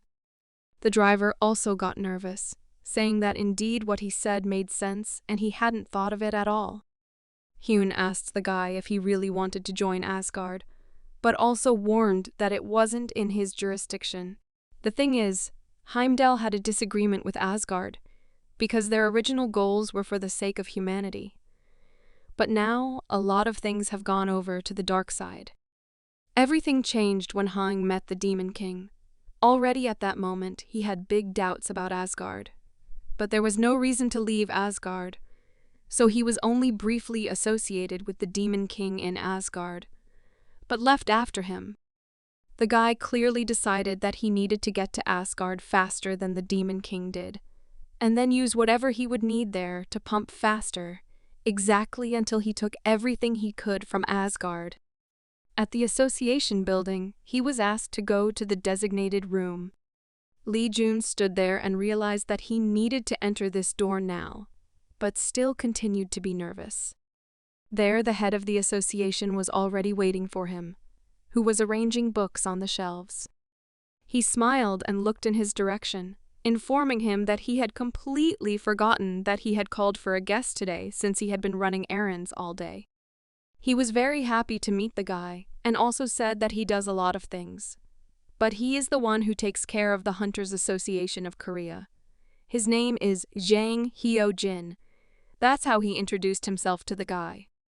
This really surprised Li Jun, for his interlocutor had followed the deeds of the Army of the North with great admiration, and he had also been mentioned many times in the biography of the Demon King. They shook hands and said hello, although Jun knew that in front of him stood a really powerful person who simply couldn't be unrecognized. Judging from his level, he knew that he wasn't even sure if he would be able to overpower him. The guy also said his name and looked into the eyes of his interlocutor, though still a little nervous too. Zhang Hayo smiled and said that now it was time for them to have a serious talk. So he asked the guy how about dropping all the masks and getting straight to the point, so his eyes lit up, and he asked Li Jun who he really was. It was clearly clear that the leader was very determined. So he looked at the boy once more, informing him that they already knew enough about each other, so it wasn't worth wasting time on such games at all. The guy was shocked at this, so Zhang Haiyou told him that he supported the army of the North very much, but Li Jun had his own view on this situation, because he remembered that you shouldn't believe a single word, as it could all be a lie. He looked at him and with a smile informed him that he understood. After that, the leader of the association transformed back into an ordinary person who works daily in the office. Smiling, he said that it was really boring. But now he was definitely sure that they were completely different people, wasn't he? He watched June and realized that he was quite an intriguing young man, who awakened as a hunter, fought many monsters in the gate, and was able to defeat the leader of the goblins, after which they tried to recruit him to the big leagues. And he, being a beginner with very weak skills, in just 2 months, he was able to single-handedly defeat a riverworm in the A-rank gate, something that only a select few could do. Zhang Haiyou said that the guy's pumping speed was really impressive, but he still had a few questions for him, one of which he was uneasy about. He held up his note and began to get really angry, barely holding back. So Zhang Haiyou looked at the guy and asked why he killed him. After all, he had personally raised Shui Longxiang. But Li Jun looked at him and said that he had seen it all, so it was not a valid question. Because he had killed someone who tried to kill him? Is there a problem? He started yelling and said there was a problem, and a very big one at that, because June had destroyed the particle he had nurtured. He was very surprised by this, after all. Was he really that angry even if he was just a pawn? As Zhang Haiyun had suggested earlier, why didn't they just get straight to the point instead of wasting time on idle talk? Li Jun was determined, so he said that he also wanted to join Asgard. From this, Zhang was very surprised and fell completely silent, looking at his interlocutor in a stupor and with incomprehension. After a second, he analyzed the situation and smiled, praising the guy for his ability to surprise people. But he wondered if he understood exactly what Asgard really was. Li Jun waved his hands, saying that this is a group of first-generation hunters formed to save humanity. This is Asgard, isn't it? He looked at Zhang Haiyou and said that he was exactly the king of this Asgard, so he only decided to repeat himself once more, saying that he wanted to join Asgard. Zhang He looked at the guy and was not badly surprised, since one usually got there by invitation, not recruiting ordinary people from the streets. He started to laugh, for he was very pleased to have such a smart guy standing in front of him. But how had he guessed all of this? The presence of the raven, the riverworm being under control, and then he also provoked him by talking about being pumped by hunting in the gate. Li Jun looked at him and realized that by betting everything he had on this information, he was really risking his life. But it worked. Everything happens exactly as described in the book, where Zhang Haiyou just won't be able to turn him down because of his own curiosity.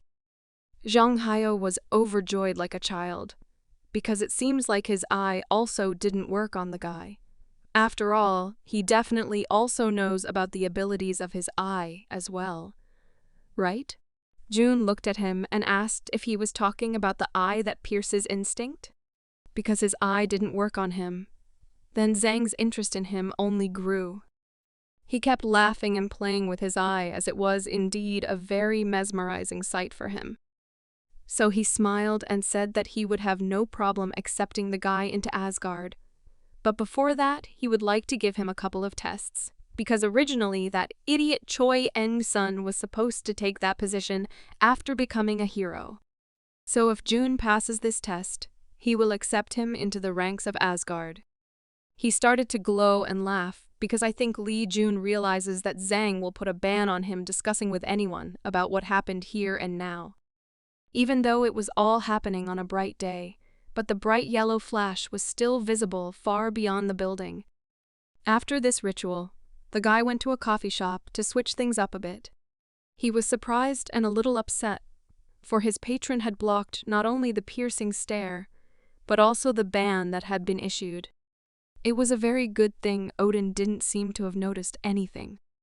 Lee Jun was very surprised, because if he was able to deflect the ban, then could the fallen angel be able to dispel any mental attacks as well? After all, if that was the case, wouldn't it be too imbalanced? At that moment, a girl came up to him and said hello. Jun immediately apologized to her because he was thinking and lost in his thoughts, and then he moved over and invited her to sit down. He looked at her and asked if she had come here to meet the head of the association. Had something happened? But she denied it, for he had only told her that everything that had happened in the army of the North was a disgrace. Joan lowered her gaze, saying that she couldn't even ask him what he had done all this for. He looked at her and said that the head of the association probably only wanted to delete all the memories and sever the connection with her since the girl knows his entire history. But the question that plagued him was, why did Jung Hyo leave things the way they were? Was it only because she was innocent? She was also shocked, but knowing him, he's the one who would invent a new sin and put it on the shoulders of the innocent. So it makes absolutely no sense. That's right. That's the reason she's still alive. Lee Jun continued, for the mere fact that she is worthless in his eyes, he believes that if she were alive or dead, nothing would change from that to the point where the army of the North still exists. Then he could destroy her as a warning for another guild more favorable to him. Those words made the girl panic and cry. She realized that she really wasn't worth anything. So Lee Jun once again tried to calm her down and offered to take hold of his hand. He looked at her and promised her that he would definitely change the world. And even though she thought he was vain or narcissistic for now, she needed to trust him, because the girl already had nothing to lose. She glared at him, but he kept urging her on, because taking his hand wouldn't make things worse, would it? She hesitated and looked at her, as she really had no other adequate options to move on with her life. So John agreed and shook her hand, hoping that this time everything would be okay by now. They walked together to the spot, the abandoned building where their first business meeting had been, then looked off into the distance. The girl didn't understand what the guy was going to do next, so she wanted to get at least some information from him. Lee Jun smiled and said that she had most likely gotten a patron inside the Rain River Gate, so he would like to know which patron had his eye on her. She pulled out her talisman, but warned the guy that she wasn't quite sure she knew how to use it properly. But her patron Prince Charming had given her a dragon's bloodstone. So far, everything was happening just as Jun thought it would, because the Demon King's autobiography said that this stone had only appeared 3 times in the entire story, and it was really very important as it was needed to obtain Siegfried's immortality. Joan looked at the guy and with a smile on her face informed him that she was ready to give the stone to him. Lee Jun was very shocked by what he heard, because he couldn't believe it. Was the girl ready to give him such an important gift for nothing? He took a few steps away from her so she wouldn't do anything stupid by asking if she really understood how priceless this stone was. The girl laughed hard, for judging by his reaction, he himself knows his worth much better. Jun thought about it. He wanted to get it, but he couldn't imagine that it would be so simple. And even though he already had it in his hands, Jun reminded the girl that she had gotten it from her patron. But would it be okay if she just gave it to him? The thing is, this thing could help her immeasurably. She smiled and said it was a gift from her personally for him recognizing and believing in her, so she couldn't wait for them to start working together. He thanked her for such a thing and said he had thought it over well, at least about how hard and long it would be to get the dragon bloodstone, but how could that be possible? This shocked him a lot, but doesn't the girl realize his worth? Is she the truest simpleton? At this moment, the fallen angels started laughing very hard while looking at their appearance. Lee Jun came to the gun store, said hello to the salesman and said that they had not seen him for a long time. He was very surprised by this. So he asked Lee Jun how come Lee Jun was here. The lad was serious, for he was preparing for a great battle, so he needed the help of a master in his craft. He looked at the shelf and noticed that the selection of possible weapons for battle was indeed impressive. He also liked the spears a lot, each sharpened for a particular style of fighter. Jun was shocked by such a wide selection, but it was not surprising since he had tasted this particular master for a reason. Toth looked at him and informed him that they were still not finished. The fire was really very good, so he thanked the guy for his help, but still complained that the speed of delivery of materials left a lot to be desired. While the skills of the blacksmith are key, the materials are also equally important. But everything happened too quickly, so it's clear that the materials needed won't come out of nowhere in such a short period of time. Lee Jun took out his stone that the girl gave him and showed it to the blacksmith. He was very much surprised and hesitated, for he had obviously not expected to see such a thing now. The blacksmith put his hands on the table, because he realized that this is a very rare and expensive copy, analogues of which are almost non-existent. That's why he started to get a little nervous and yell, asking what it was, because he had never seen a mineral like this before. Lee Jun smiled and said that it was not a gift at all. The blacksmith also continued to shout, saying that he knew the price of this stone. After all, what kind of idiot would just accept something so valuable and mystical as a gift? Jun smiled and said that at least one such was present here, so he took his hammer in his hands and said he would borrow it for a while. The blacksmith watched him and wondered what he was up to. But Lee Jun was serious, so he decided to make his own weapon material from this mineral to fight with in battle. So he suggested that the blacksmith watch the process closely. He charged the hammer with his magic power and heated it properly to glow the metal base. The blacksmith was furious, so he ordered the guy to stop immediately and not to do anything like that, because it wasn't his hammer. The guy's hand also began to blaze, completely covered in fire. Lee Jun got into his fighting stance and started pounding hard on the stone with his hammer to modify it properly and make it into a great weapon. After such a blow, the stone broke into 2 equal parts, and in its middle was a bright white flash, behind which nothing else could be seen. The blacksmith was shocked and began to grab his head, for he couldn't believe at all that Jun had just broken this expensive mineral. When he recovered from such a shock, he began to look at the stones and asked Lee Jun if he was sure it should be used in such a way. If the dragon stone contains enough blood in it, it can regenerate. In other words, it can and should be duplicated. So Jun smiled and asked him to place half of the dragon stone in his spear. But he also asked him not to play around and also not to experiment with the pebble, as it is really very important.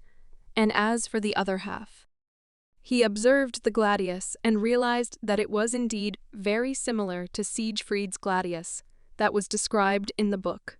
So he asked him to put the other half of the stone into this gladius that was on display. The blacksmith also smiled and said that he would make it for him for free, and thanked him for this opportunity to work with such valuable materials. And in addition, Lee Jun unknowingly revealed another secret to him. It was already starting to fog in their forest, and the weather was beginning to deteriorate noticeably. Monsters began to come out on the hunt, ready to destroy everything in their path, as the dragonstone absorbed the orc's blood, but it was only 1% full of the 100 needed. So the guy and the girl went out to hunt them already, destroying every one of those who got in their way. Joan rejoiced, for this one-handed sword is really very good. She had never used such a weapon before, but it was as if it merged with her hand. Lee Jun smiled as he knew that there was no better weapon maker in the world than Park Jae-kyun. He was the best in the business. He also asked the girl about the progress of filling the dragonstone. She reported only 2%, so Jun said the more they hunted, the higher the stone filling process would become. The girl couldn't even think that it could be used in such a way, where 1 stone turns into 2 and 2 into 4. so she was only once again convinced that giving him the stone was indeed one of her best decisions.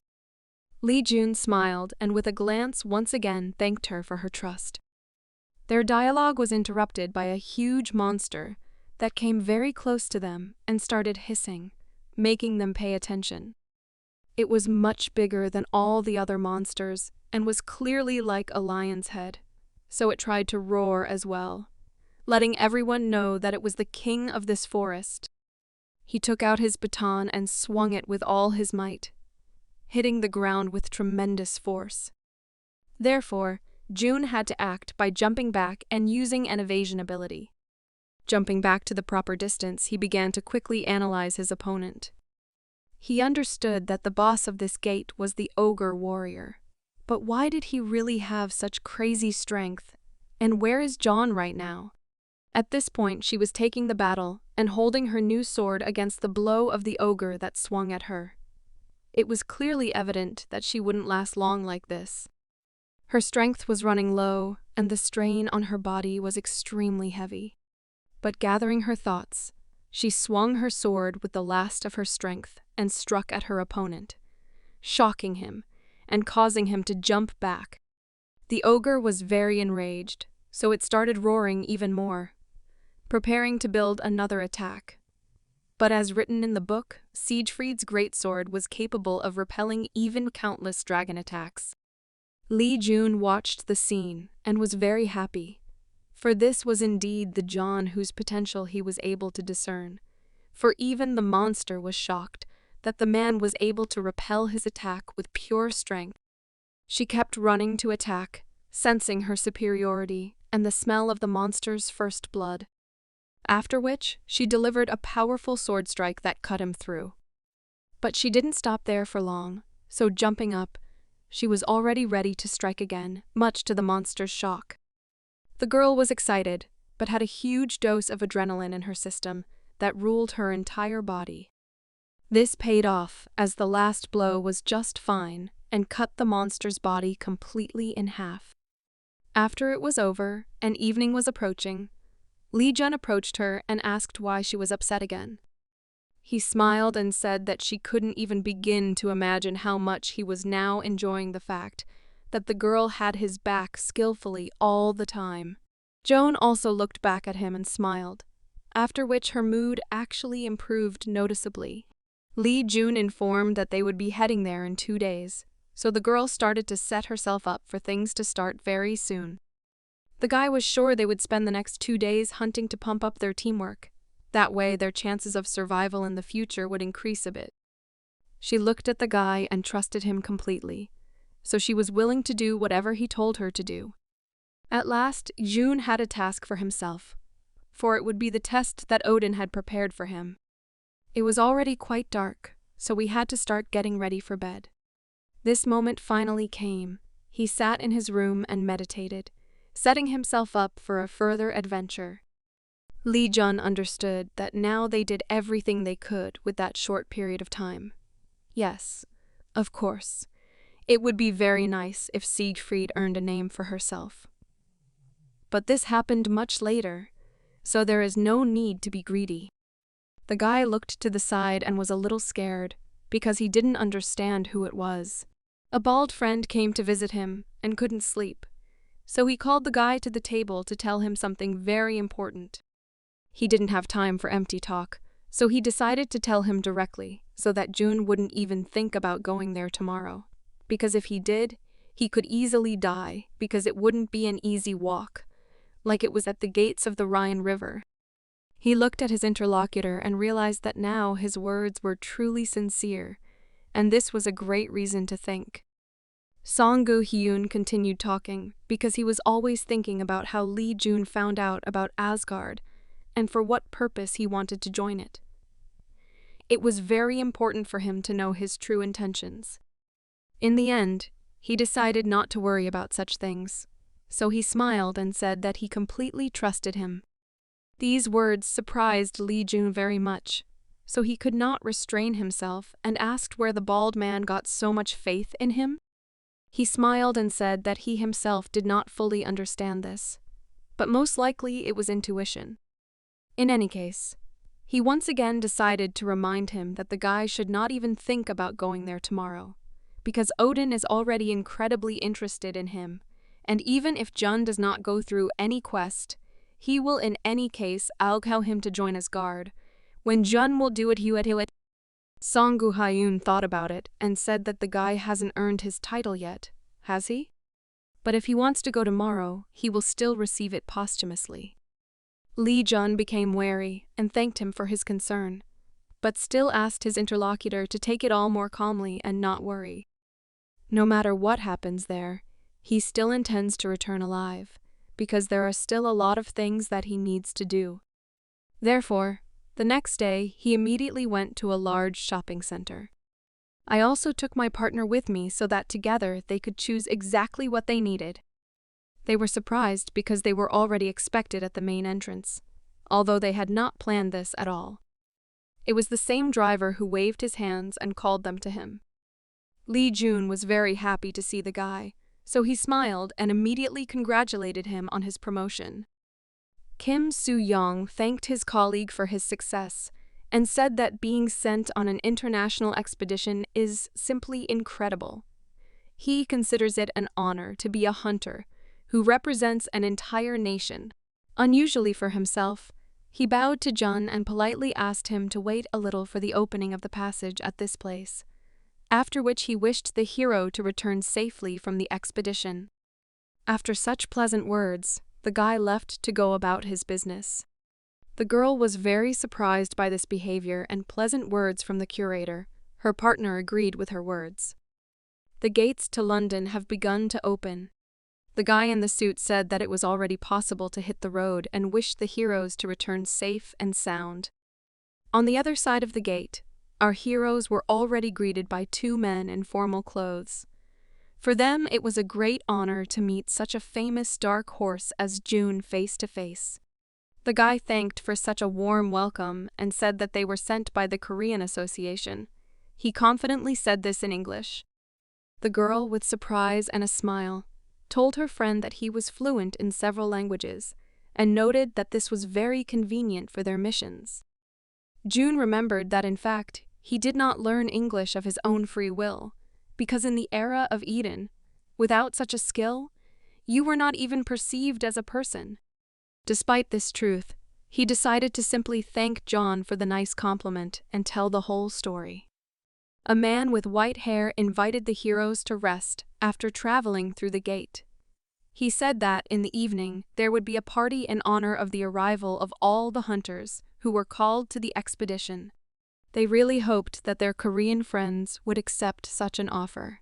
In the evening, the long-awaited party began for all hunters from around the world. Joan was upset that she could not speak English and generally did not understand what people were talking about.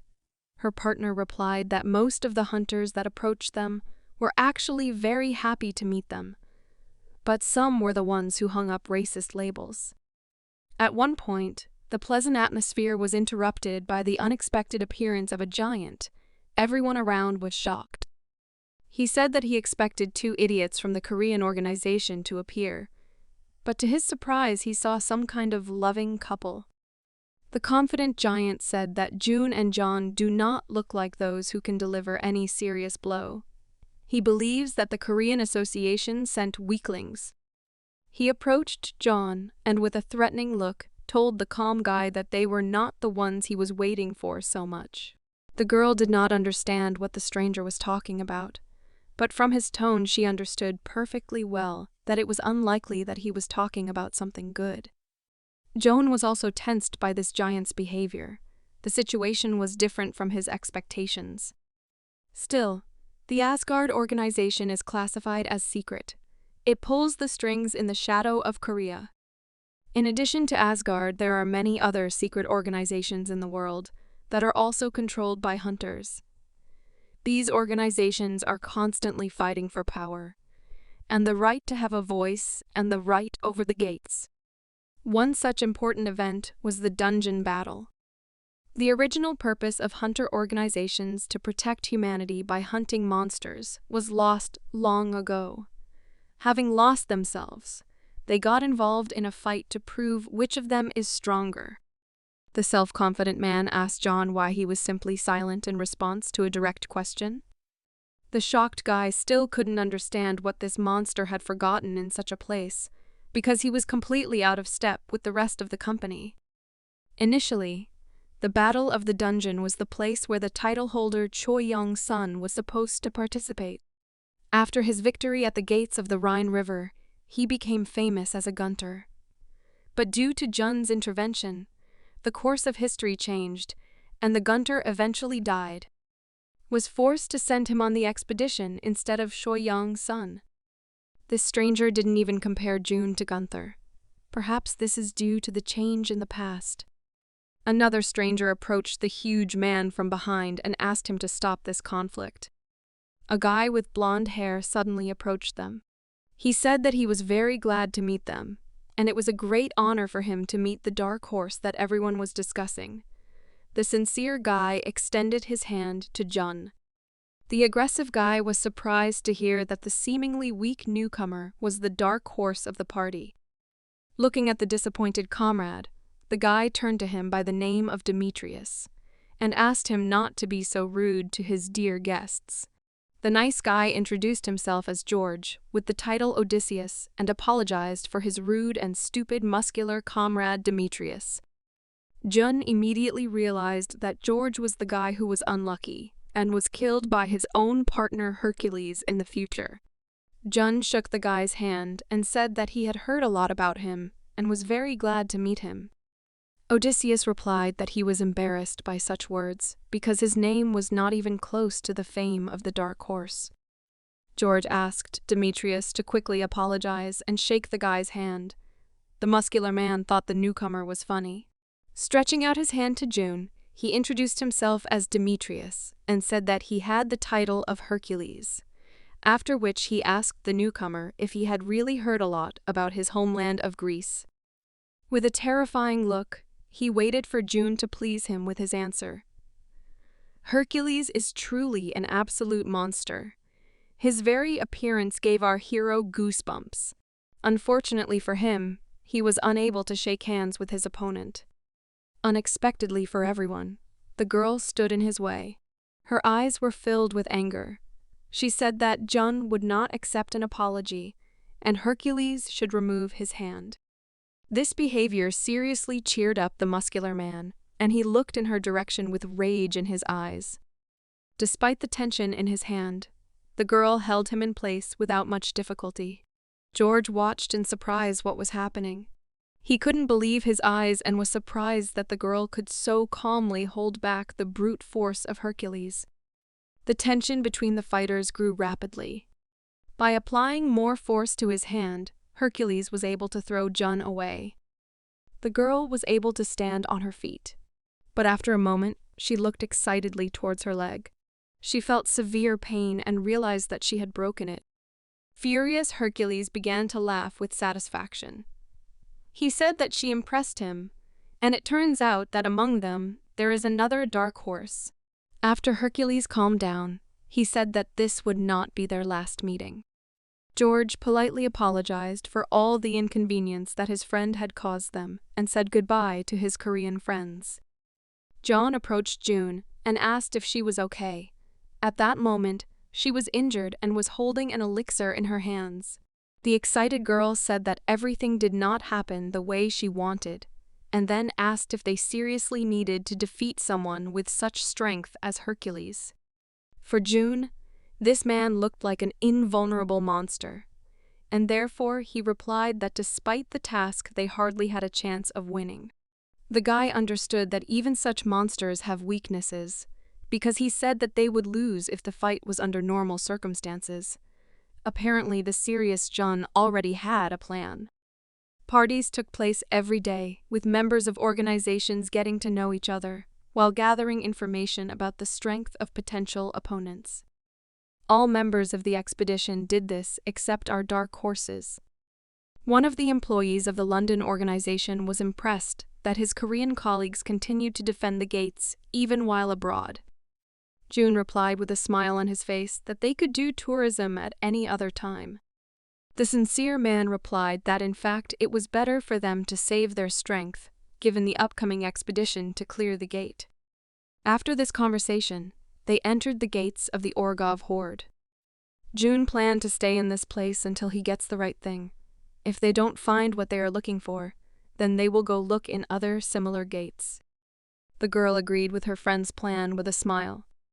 They decided to act in the same way as in the gates in Korea. It would be training with an emphasis on defense for the girl. The guy believed that with his skills he was unlikely to be able to withstand even one blow from Hercules. And that is why Joan's role is so important in their plan.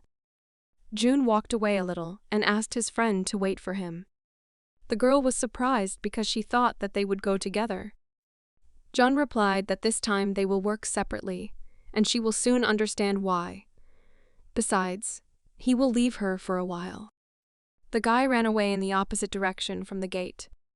The girl sighed with relief. Just a few days ago, she was weighed down by a feeling of guilt because of the guild, but now she felt calmer. Even her patron sent her messages of disappointment or rage, but now his messages make it clear that he is actually pleased sometimes.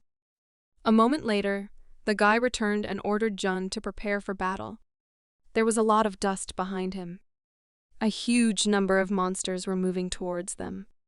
The girl was very surprised to see a dozen blood and even a dungeon boss with 2 heads. John went into battle and asked his girlfriend not to run away from the enemies. The girl asked why she shouldn't run away if all the opponents were against her. She understood why, before the fight, he asked her to equip the title of the great enemy of the ogres. The guy replied that she could handle it. June asked if that was why he said to fill the entire inventory with healing potions. A tough fight awaits them indeed. The excited girl tried to collect her thoughts. She bravely shouted that she could do it and ran into battle. Meanwhile, the guy was using his power. He called Hyun Moo for help. John asked to help Miss John by using a healing potion on her as soon as she was in danger.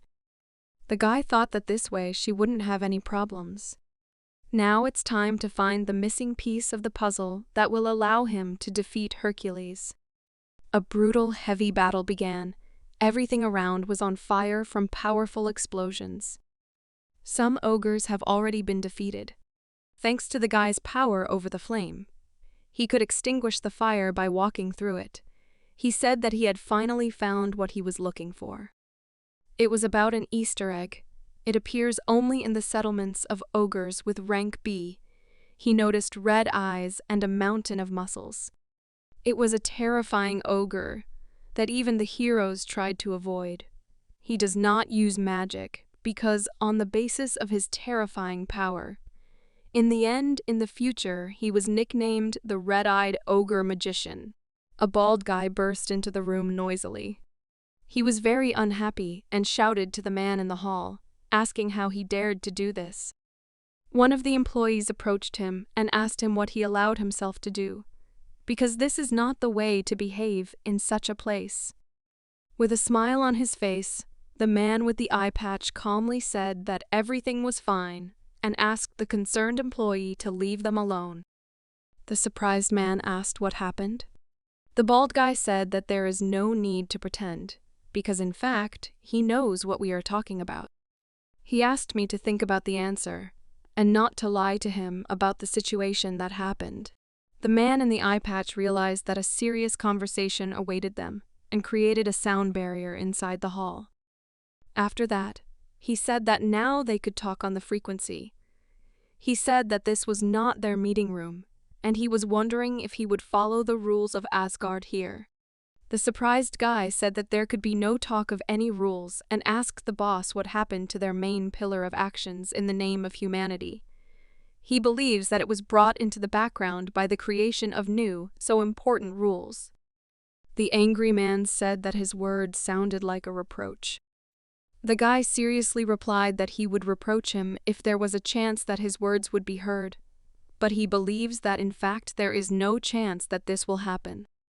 Filled with rage, the man stood up and called the guy opposite him an insolent bastard. But the guy replied that we were talking about Hercules. Bose calmed down a little and asked what he meant.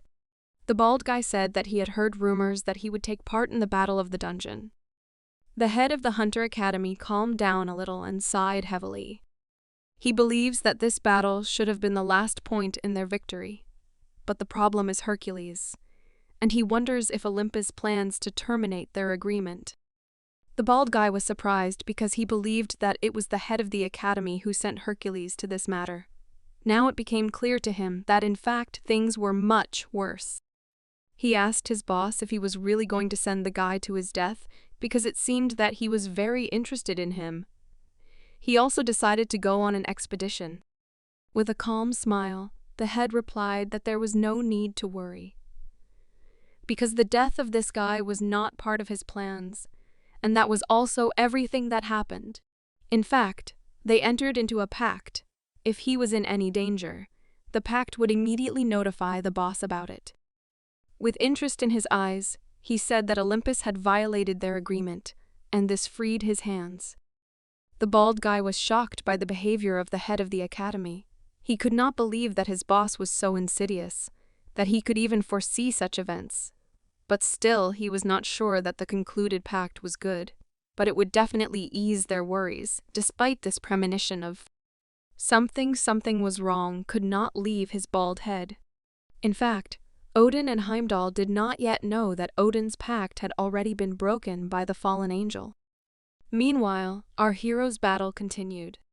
He thought that luring the red-eyed ogre with fire was a really good idea. He finally found the mysterious reason why such an anomaly was in such a place. And this is the most important piece of the puzzle that will help him in the battle with Hercules. While thinking about his plans, June did not notice when the enemy approached him from behind.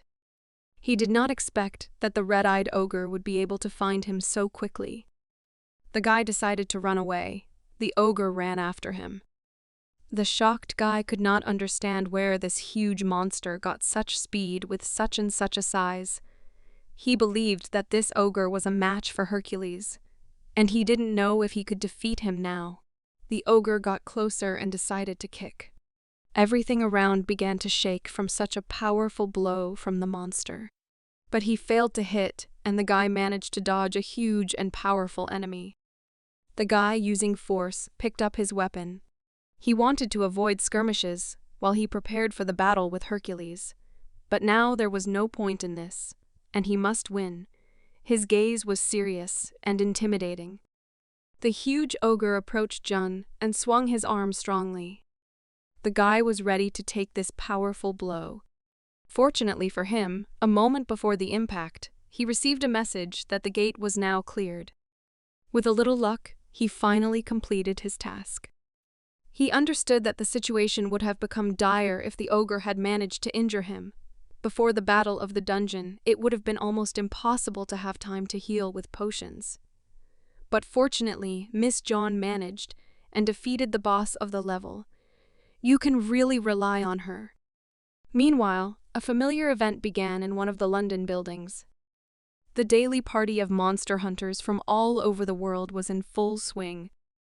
George and Demetrius stood nearby.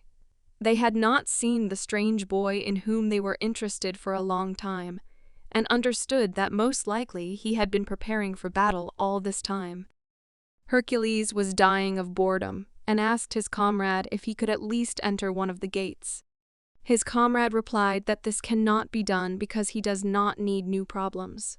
That, as usual, he will create. For George, he is a complete problem, because Hercules ignored the order from Olympus and took part in the Battle of the Dungeon. The surprised, muscular man asked what was his fault. He didn't understand why deliberately lose a fight when he could win. He, as a fighter, despised such unreasonable things. George asked him, as a real fighter, why then he sent Theseus to the hospital. Odysseus was very tense because his comrade was driving him crazy. The Battle of the Dungeon was one step away from the beginning, and he hid Theseus well. But given that Hercules is the head of their group, someone from Olympus should arrive and punish him as the one who ignored a direct order. George will also suffer since he helped his partner. With a cheeky smile, The man replied that they shouldn't worry about it because he would protect them from anyone. But in any case, he was disappointed that the dark horse was unlikely to be able to withstand at least one of his blows. But he still liked the girl who was nearby with him, so he doesn't want to miss this chance. With a smile on his face, George excitedly wondered how many opponents his comrade recognized, because he looked down on the dark horse of this event. For some reason unknown to him, he was overwhelmed with emotions in anticipation of something truly large-scale. Small activities began to occur in the guy's house. His girlfriend asked him if he was going to go hunting again. If so, then she would like to join him. Lee Jun said that everything is really fine, and even more so, the girl is not in the best condition right now. She felt a little embarrassed by this, so she asked who was causing her to be in such a state again. Lee Jun thought about it and smiled, and said that thanks to this, she had gained a very useful skill that would allow her to further improve her physical resistance and replenish her endurance. Maybe it's worth repeating. Joan began to twirl her hair on her finger and was also noticeably nervous, because she didn't know how to answer him correctly. But June beat her to it and said that he was just joking. So let the girl rest for now, and he'll go out himself today. Joan smiled sweetly and said that if something happens, the guy should contact her immediately. Lee Jun understood that this was the street of alchemy. He understood that it should be located right here. It is worth noting that this is a place with enormous magical power. When he approached the right place, his eyes really lit up, because this was really what he was looking for. Went inside and did not close the door behind him, apologizing in advance for invading his personal space. A cute girl with red hair was already waiting for him and greeted him in a telephone booth. He also smiled and realized that he had come exactly where he had planned. The girl smiled sweetly at him because he was a Korean, so it was really a rarity for them to meet a Korean here, so she could not hide her interest and ask what brought him here. Could it really be special potions or objects for some vile deeds? Lee Jun looked at her and asked if the girl's name was Park Yo-jin. She was very surprised by this, because not only did the guy come at the moment when she just opened up, but he also knows her name. What kind of inconvenience is this? The guy smiled and said that her blacksmith skills are not so ossified yet, are they? This was the youngest sister of the greatest blacksmith, the second blacksmith of the last, and also the best alchemist, named Hephaestus. It seems the girl has already begun to understand everything, so she asked if Park Jae-hyun sent him.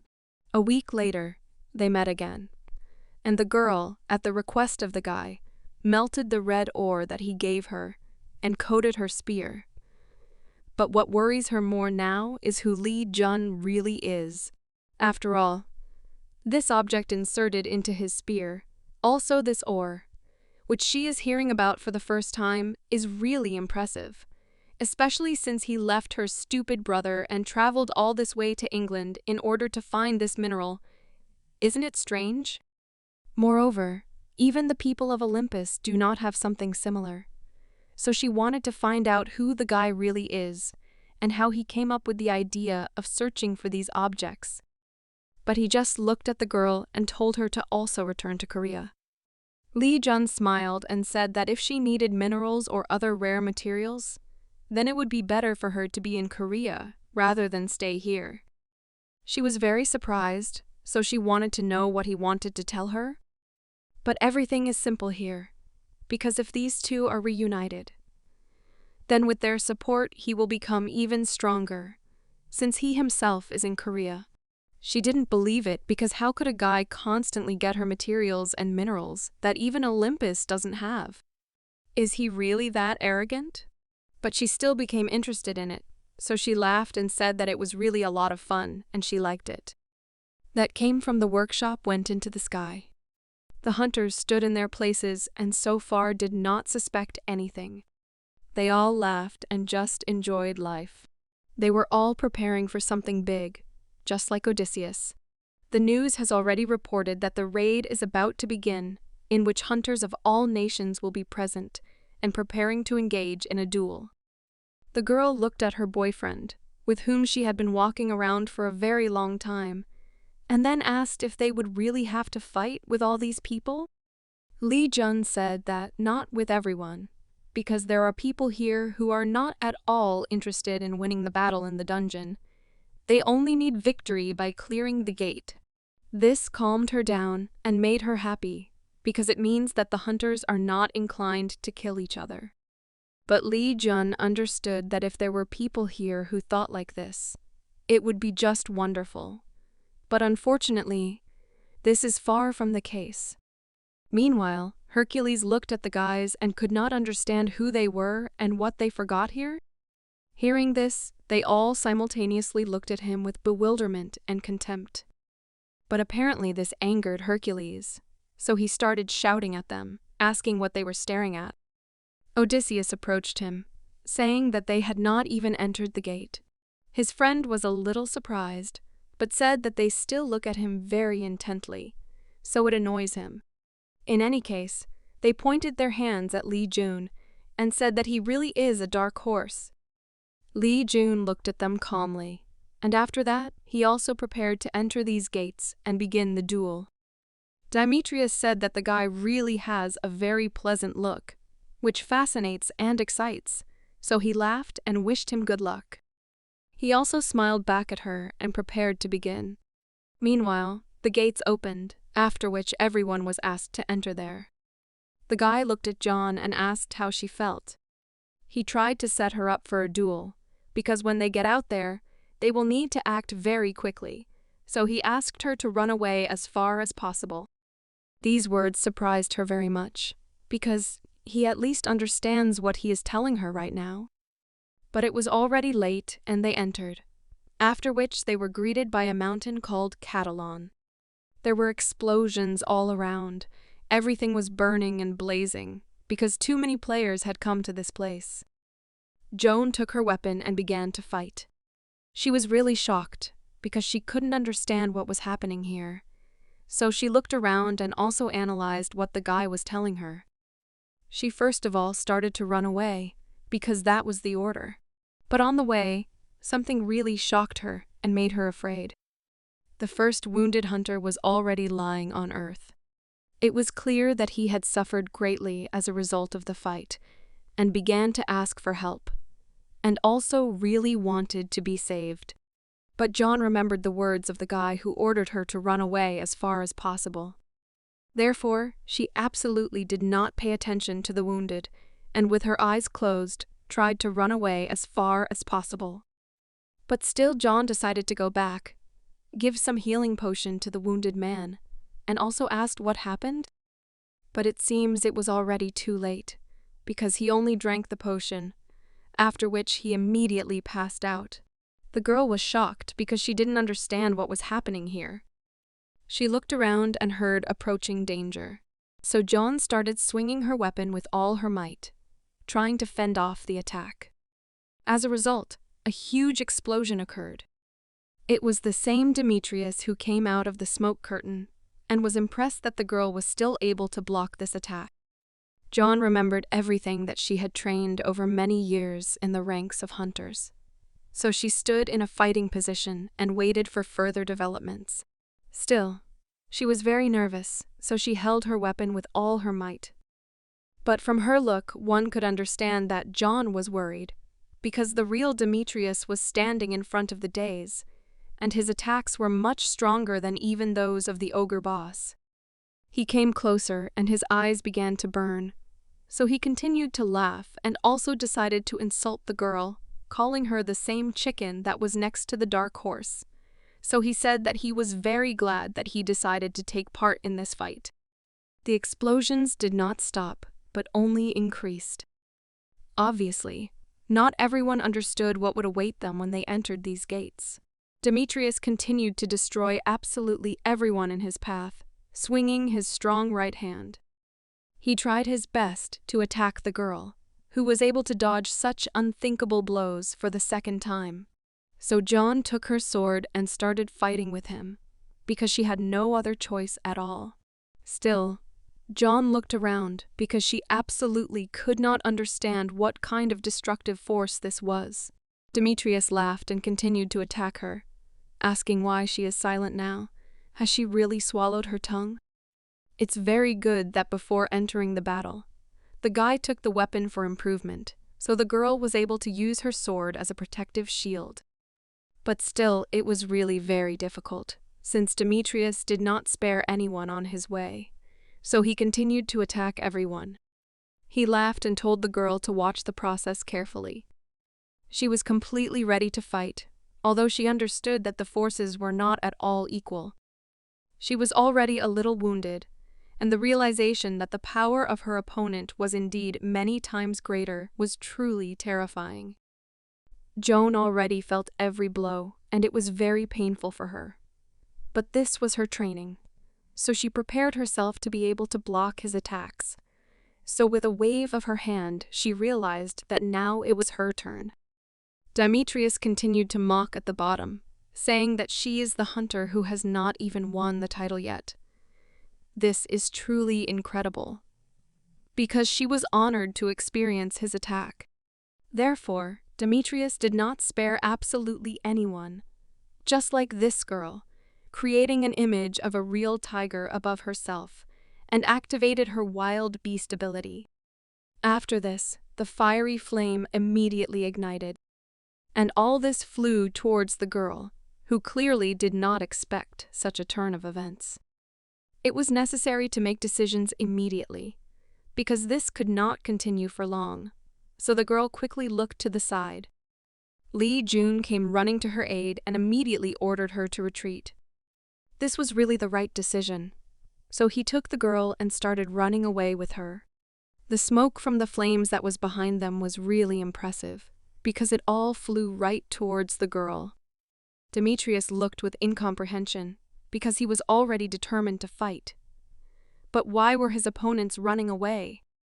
Joan decided to share her impressions that she had formed in this short period of time, so she said that as soon as they entered the gate, a really very large explosion occurred, as a result of which many hunters fell under it and died.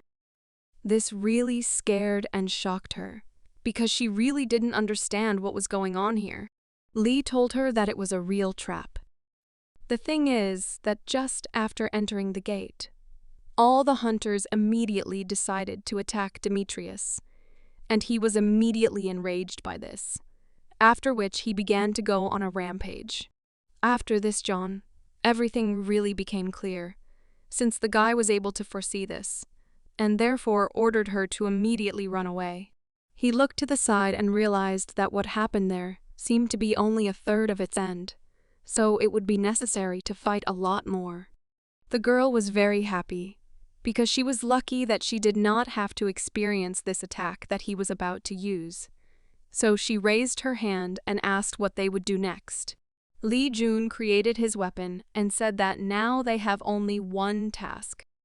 His eyes lit up, and he also prepared to fight, because the only thing they need is to survive. There are a lot of rank monsters in this world, for example, the same Catalan lions. After all, Demetrius is far from their only enemy. It was already starting to get dark, so his mascot with skulls began to peek out into the area. After he arrived, he informed the guy that he did not find any hunters in the area. But this was not enough, so Lee Jun ordered him to continue monitoring the perimeter around them, and if he began to smell danger, to return immediately. Lee Jun told his friend that it was time for them to move out. She looked at him and asked for at least another minute of time. She decided to bury all her hunters, but since Hyun Moo controls the area around, Lee Jun did not stop her, although it seemed really very strange to him that the girl was burying the bodies of her enemies. She looked at the guy in surprise and said that he had previously mentioned that there are 2 ways to win this battle, right? Do you want to defeat the boss, or focus and take part in this fight? There will undoubtedly be a boss, and he will also be very strong, so it will take 2 people to defeat him. Joan agreed with this, but also asked if the guy really thought that Demetrius would not be stronger than the boss. so she started to panic and ask what they would do. Lee Jun has a plan, doesn't he? The guy simply smiled and said that they would be able to deal with 2 birds with 1 stone at the same time. This surprised the girl very much and made her nervous. The talisman arrived to its owner and seemed to also begin to worry a little. He reported that 3 hunters with skull tattoos were very close to them. Lee Jun thought about it and realized that right now he would need to act. He understood that it was these 3 hunters who enraged Demetrius as soon as they entered the gate, so the girl needed to get ready immediately. She said that they would now encounter hunters. Wouldn't it be better to just avoid them? Lee looked in their direction and agreed that usually it works. But now everything is different, and he has a real plan. Another terrible fire started in the forest. The 3 hunters were already tied up and looking into the eyes of their captors. Demetrius told Odysseus that he was following the fiery trail of that dark horse. But what kind of idiots are these? Odysseus replied that they were somehow connected with Borgin. But what was it? Borgin is a shadowy organization that has its roots in northern Africa, so they know how to inspire terror. And it was they who ambushed Demetrius at the entrance to the gate. This surprised him very much, and therefore he looked at them with his gaze. The hunters began to panic and scream very loudly in fear, begging for mercy, as they had made a mistake. Demetrius started laughing and said that he had nothing against guys who do everything to win, and he also considers himself one of those. After that, his eyes lit up and he began to laugh. Because all this is good until a certain point, as long as they follow the rules. Ambushing people entering the gate was strictly prohibited in the rules of war in the dungeon, so he hit him hard with his fist and said that next time they would adhere to the rules, but only in another life. And just a second later, there was a huge explosion, which should have been expected. Demetrius and his friend watched the situation unfold and enjoyed the process.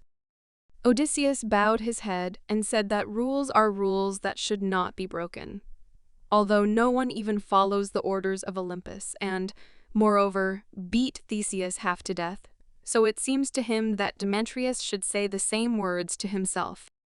Demetrius laughed and said that he didn't see a problem in this, but that dark horse really turned out to be a very funny guy. Odysseus was very surprised, so he didn't even know how to evaluate this statement. The thing is that in front of them stood a large army of hunters, who were watching them closely. There were a lot of them, so it was necessary to deal with everyone, since none of them were good-natured and wanted blood. Demetrius also got angry, and was ready to fight further. But he didn't understand who these people were. Were they really the guy's accomplices? Apparently, no one here is so inflamed. He caught the courage and continued to laugh ominously, because he was really starting to like it all. A second later, they were no longer alive. Odysseus looked at the situation and realized that Hercules had a really terrible hobby. Maybe at least for the sake of decency he will use weapons? After all, he is far from a fighting class, and Odysseus actually did not like Demetrius, not only because he was incredibly strong. Demetrius looked at him and said that in order to fully enjoy the hunt, the guy must first feel how the bones crunch. But such a weakling like him cannot understand this. In fact, Demetrius is not just crazy, but a real warrior in whose veins flows an endless thirst for battle and victories. So enter into battle. He instantly becomes a maniac killer. So he meets every fight with a smile and a special mood. We can say that Odysseus was experiencing a collision between Demetrius and the dark horse, who right now with his girlfriend were moving in a certain direction. The girl was really surprised because she didn't understand what this incredible magical power was. It looks like they are now in the boss's chambers. Lee Jun waved his hand and greeted everyone opposite. He said that there are hunters there, but they are also not enemies to them, because he does not feel the bloodlust in the air. The guys stood opposite them and slowly watched the situation unfold, analyzing what would happen next.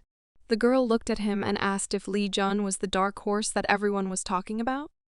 Iman also said that they had been waiting for him for a very long time. Lee was very surprised, because what are they talking about? And what does their phrase mean in which they say that they have been waiting for him for a long time? The Egyptian with the mohawk was very surprised, so he asked if Lee Jun had not sent Asgard. He said that this is correct information and everything is correct.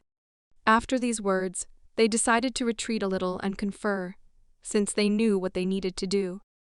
After this, the Egyptian came closer to him and decided to introduce himself, saying that his name was Eniev, who came from the lands of the Nile. They were all waiting for Lee Jun to help, but as he had already noticed, the guy was not aware of the matter at all, because it had long been decided that this battle for the dungeons would end in the victory of Asgard.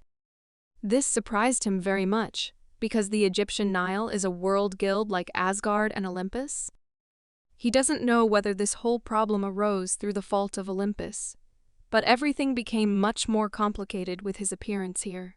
So he told us that they were waiting for him here in order to guarantee his victory. So the reason why Zhongyang Su won this war was precisely this.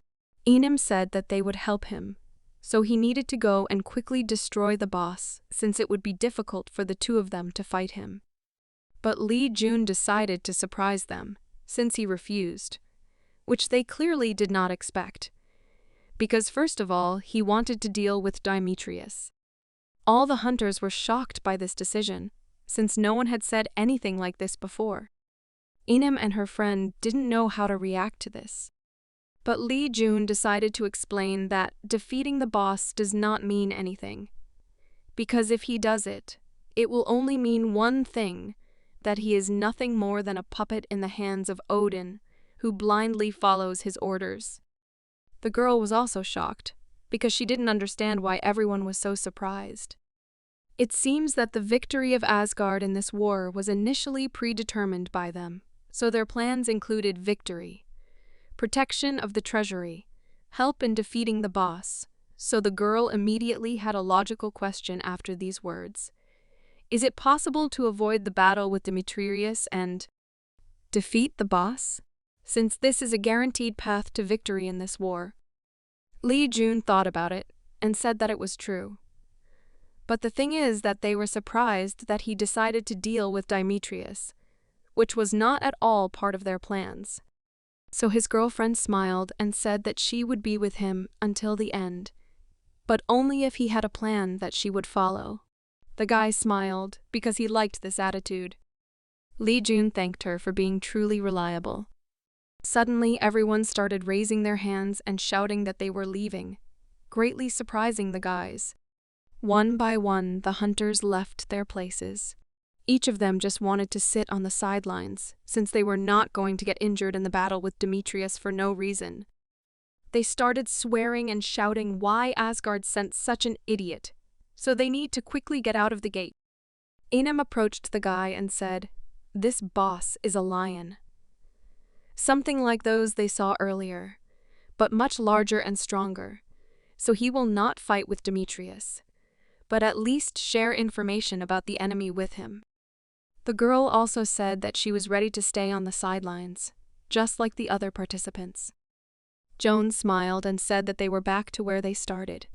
But the guy said that now it doesn't matter at all, so they need to move on. The girl asked the Egyptian what he thought about this whole situation. Enim thought about it and said that it would be really very difficult, but looking back at what he had already experienced, this guy is really very strong.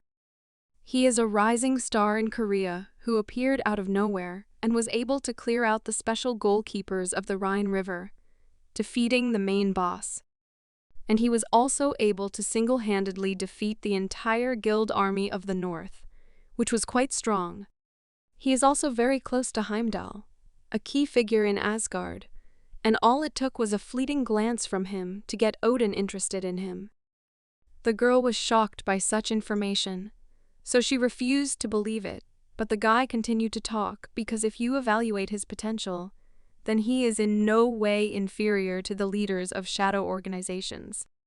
Therefore, everyone stood aside in order to more accurately assess his abilities, because everyone was interested in what kind of battle they would see in the show between a dark horse standing face to face with an invincible hero named Demetrius. It is because of this that he and all the other hunters sit on the sidelines, while the guy and girl are already going to their colleague and trying to start battles with him. This time they will have to confront the real Catalan himself, and the level of their skills has decreased a little under his pressure. Li Jun panicked a little, but was still able to pull himself together, after which the resistance was successful and his skills were again at the right level. After which he immediately jumped and prepared for battle. He started shouting to the girl, saying that he would take the left flank, so John needed to focus on the right. But it was very important not to forget to save his strength. She understood everything and was ready to carry out this order. Hyun Mu also said that he will have their backs. While Li Jun was distracting Catalan on the left flank, the girl was already near his head and was preparing to strike. The animal clearly did not expect such a turn of events, because the girl was able to hit him without any problems. But the worst thing happened after that, because Catalan could not leave this unanswered. So he swung his paw and hit John with all his might. She was shocked by the blow she received and flew several meters away. And while Leo was attacking the girl, Li Jun rushed into battle and directed all his strength at him. Now he was the main target for the animal. But his talisman also came to the guy's aid, who also decided to help him. Hyun Mu used his powers to attack the boss's eye, which shocked him greatly. In fact, this action shocked not only Leo, but also all the other members of the team. The guy understood that now the boss was not their main goal.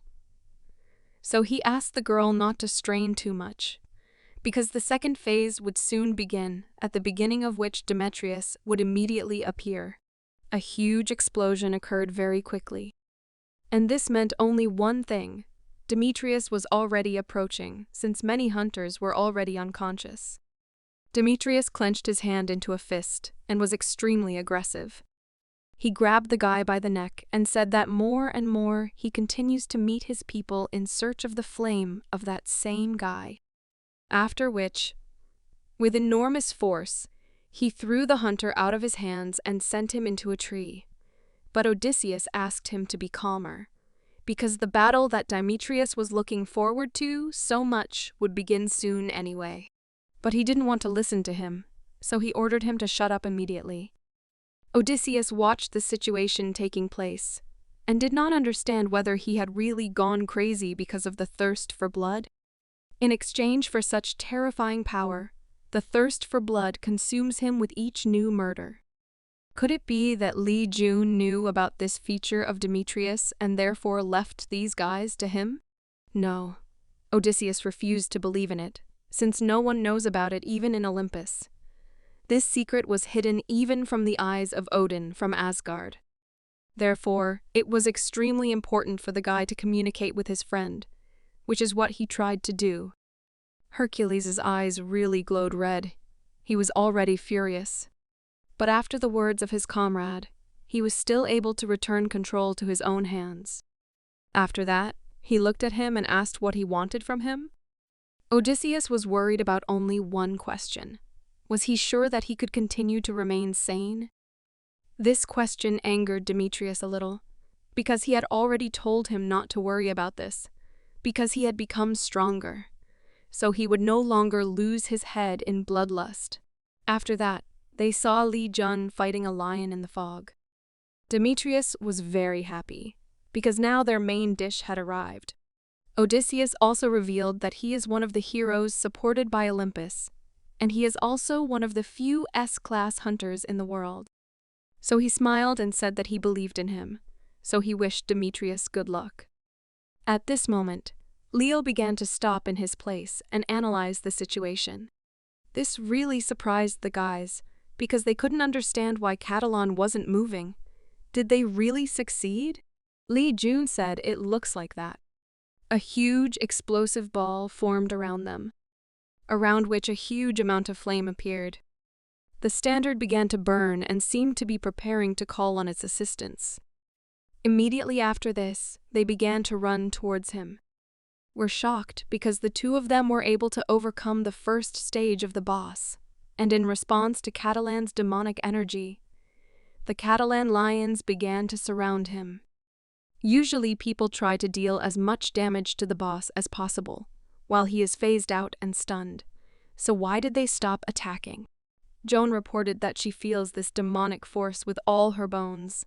Is this really normal? Are they doing everything right? Lee Jun looked at what was happening and told the girl not to worry. He realized that the same protagonist had come to them just in time. Demetrius was already approaching and was very glad to see such a meeting. Upon landing, he traditionally created a huge blast wave. As soon as he stood on the ground, he began to look around and said that everything looked pretty fun, since now they had begun the transition to the next phase. But he also began to scold his comrade for being inactive. But Odysseus could not keep up with him, so he asked him to wait. After this, a sharp leap was made in their direction. The Catalan lion attacked with great anger towards Demetrius, who stood with his back to him. But he did not react to him at all, since it was too easy for him, so he stopped him with a simple blow of his hand. After this, the animal left this world forever. Lai Jun was very surprised by this turn of events, because he could not even imagine that they were so strong. The boss didn't like it either, so he watched the situation and became more and more angry. Demetrius looked at the guy and realized that now it was his turn. But he did not at all expect that he would start running away again, which shocked him very much. He continued to shout towards them, asking why they were doing this, while a huge Catalan boss stood behind him. John and the guy ran as fast as they could because they had to get away before the battle started. Demetrius realized that they had just lured him into a trap, so he became very angry. After which, he got ready and also began to run. Leo ran immediately after him, sparing no effort and really wanted to avenge his subordinates. The girl told the guy that Demetrius was right on their tail, but she still didn't understand why Catalan wasn't attacking him. Lee Jun said that the whole point is that only they cause damage to him. But soon, he will begin to damage the demonic energy to all the enemies around him. So he just needs to buy some time. The hunters were shocked, because they had never seen anything like this before. Is this really what they are thinking about right now? The lion continued to run after our heroes, who were already approaching a huge army of surprised hunters. The Catalan boss was extremely angry and strong. He needed to throw out all his negative energy. Therefore, he destroyed absolutely everything in his path. His first victims were the hunters to whom our heroes ran. Leo looked at each of them and analyzed. They all irritated him very much, so he began to growl and was ready to tear apart everyone who stood in his way. He was not alone, but immediately called several more of his subordinates for help. The hunters were very scared because they understood that these were monsters, and their boss completely succumbed to demonic energy and lost his mind.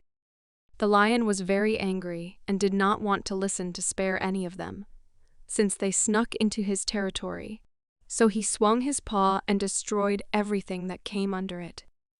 Demetrius was already ready to fight him because he was not used to running away, and there was no other way out.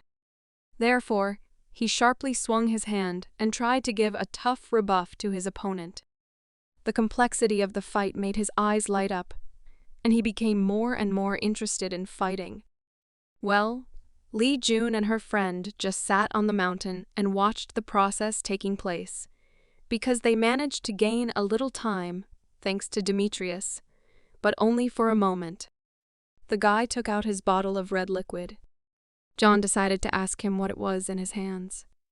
He decided not to reveal all the secrets yet, so he said that this was really a secret weapon. After that, he poured the entire contents of the bottle onto his spear, after which it would become much stronger for a short moment. The spear began to glow and received the necessary power from this bottle. Li Jun was very surprised, because the dragon's bloodstone also absorbed the red ore. Is that Li Jun did not know what effect would follow from absorbing the red ore if he was absorbed by the dragon's bloodstone? So he took his magic weapon and got ready. Joan was surprised because it really looked very dangerous. There were no other options, so the guy was absolutely sure that this was their only chance. Catalan, meanwhile, was fighting and was ready to destroy everything in his path. This time, it would be Demetrius. He directed all his power at him because he dared to resist him. Well, Demetrius enjoyed the process of the fight more and more and got high. When they got closer, one could easily see two different forces between them, each of which had enormous potential. Demetrius hit Catalan very well, which shocked him.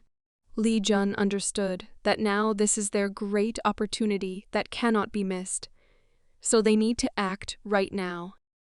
Demetrius smiled and was very happy, so he asked how they appreciated his special skill called Bestial Roar. He tensed as he saw unusual activity in his field of vision. He turned around and was very frightened, as a weapon was flying at him with great speed, which he could not fight off or dodge.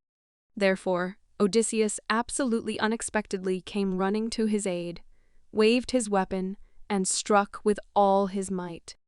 From such a blow, the spear flew back. Odysseus looked at Demetrius and said that he had warned him before that he needed to acquire weapons, didn't he? After this incident, Demetrius realized everything, and he was even embarrassed that Odysseus was teaching him how to live correctly. But still, he will now try to prevent such mistakes.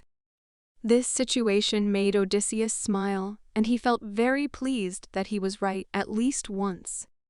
But this was not the main problem. What was more important was that the dark horse's spear looked somehow different. Quite menacing, apparently. It had a similar effect on it, like Demetrius's beastly roar. Demetrius looked at the guy and said that someone like that would never be able to even come close to touching him, since for him, she was nothing more than an annoying mosquito. So he smiled and said that this time he would ask him to deal with this mascara while he dealt with the real enemy. After this, Hercules jumped back and ran to fight the lion, leaving Odysseus alone with Li Jun and his girlfriend. He was visibly scared since without Demetrius, he is really nothing. It seemed to him that someone was looking down on him. Joan was already standing there, holding a weapon in her hands and watching the situation taking place, preparing to enter into battle as soon as necessary. But she was very surprised by his words, so she asked what he was talking about. After which, she immediately rushed into battle with him to resolve all issues during the fight. Joan's eyes were burning. She was ready to destroy Odysseus. Very quickly, a quarrel began between them. Odysseus was also not an easy opponent, so he swung his weapon and also began to strike at the girl, which she skillfully dodged. After this, Odysseus decided to make the strongest possible blow, which he trained for a very long time. But the girl took out her weapon and swung it, using it as a real shield. Not everyone could defeat such a fighting girl. Therefore, the entire blow of Odysseus fell on her sword. Odysseus was very surprised, because the girl concentrated a huge amount of ki energy at such a small distance. So he concluded that she still did not have enough experience. After that, he smiled and went on the attack with his sword, realizing that he was much stronger and now John would be finished. Hyun Mu appeared in front of him and began to attack him with all his might. Odysseus was shocked, but still his strength was not as strong as it could have been, so he was just a little uncomfortable and had to use his hand to deflect the blow. John was also very angry and her eyes were burning, so she started screaming. A second later, there was a huge explosion in the sky behind which absolutely nothing was visible, only purple flashes. They passed very quickly and were replaced by a smoke curtain, behind which nothing was visible now. Odysseus stood in bewilderment, because he didn't understand whether the girl had really run away now. He could not understand why she did this, because she could easily use this opportunity to pierce him. But why did she hit the ground? Odysseus wondered, because this is completely illogical. And also why the skull also shot this sticky red thing at him? Is this really what he is thinking about? Anger began to control his mind, so Odysseus clenched his hand into a fist in rage. It did not last long, because almost instantly he was surrounded by a lot of monsters. So he realized that the talisman from the skull had poured monster pheromones onto him. This surprised the guy very much, because he could not even think that they used the potion only to turn the hunt into this path and catch him. Meanwhile, Hercules fought on equal terms with the huge Catalan. Li Jun was very surprised, because he could not understand how this was possible, and this made him very upset. The guy calmly rushed into battle against the huge Catalan, which no one could have predicted. Jun began to worry, because how does he manage to resist a huge Catalan overflowing with demonic energy? Is this really possible? This frightened him very much, because he could not even imagine how strong his opponent was. So he and the girl watched what was happening. Li Jun looked at her and smiled, saying that she successfully dealt with Odysseus. She smiled and said that it was all thanks to Hyun Mu, who helped her a lot. But there was no time to rejoice at all, since she needed to finish before Odysseus returned, which she also understood. The fight was in full swing. It was really scary to watch.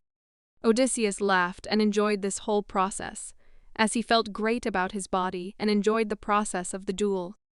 His eyes were burning and full of rage. Li Jun understood that the process had begun, but he was very surprised that apparently Odysseus was still able to control himself. But he needed to be sure that he would soon lose control. Li Jun understood that everything had gone too far, so he asked the girl to perhaps stop Catalan, and he was ready to take on Demetrius. Jun realized that there was no point in killing him, because it would only be enough to strike him while he was in this state, so he needed to start quickly. He looked at Demetrius, who was skillfully fighting his opponent. He skillfully repelled all attacks and truly demonstrated all his capabilities, which undoubtedly surprised. It was funny to him that the Catalan could not really oppose him with anything. Therefore, an explosion occurred from a strong impact. Demetrius did not stop and rushed further into the attack, demonstrating his strength. After which he jumped towards the explosion and made it much, much larger. But he could not remain unnoticed for long, so his gaze abruptly switched to another object, which definitely shocked him. He stopped and began to stand still, waiting for what would happen next. Demetrius saw the guy and realized that now he would have to fight this dark horse. Li Jun stood opposite him and looked very confident. He started laughing with a sinister smile, asking why doesn't Demetrius play with him now? He grabbed his neck and said that he had just begun to fight with another opponent. But there was nowhere to go. This challenge seemed much more interesting to him, so Demetrius's eyes lit up, and he was ready to fight. Li Jun prepared himself and activated his shield, creating a protective field. And he was also really very happy, because right now, everything was really going exactly as he had planned. Demetrius started laughing at the guy, because it really was a stupid idea. Did he really think that he could protect himself from him if he filled his shield with mana? Therefore, he immediately rushed into battle, saying that he would let him feel how stupid an idea it was. The people around were shocked by the guy's act, because did he really know nothing about Demetrius's power? Jun has collected a huge amount of mana in his shield, but it will be difficult to block Demetrius's special move, where he hits like a rhinoceros. Demetrius flew with all his might towards the guy, trying to deliver his signature blow as quickly as possible. And now his hand hit the guy's shield with enormous force. He broke through it completely and was very surprised. He was shocked and incomprehensible because how could this happen? since Li Jun is not here at all. At that moment, a red flash flashed through his eyes, which made him nervous. Li Jun was waiting for Demetrius to fall into his trap, so he immediately attacked him from behind, trying to cause him maximum damage.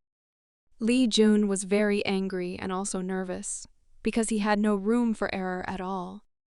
Demetrius felt the moment when the guy's spear entered him and was very shocked, after which he looked in his direction with complete misunderstanding.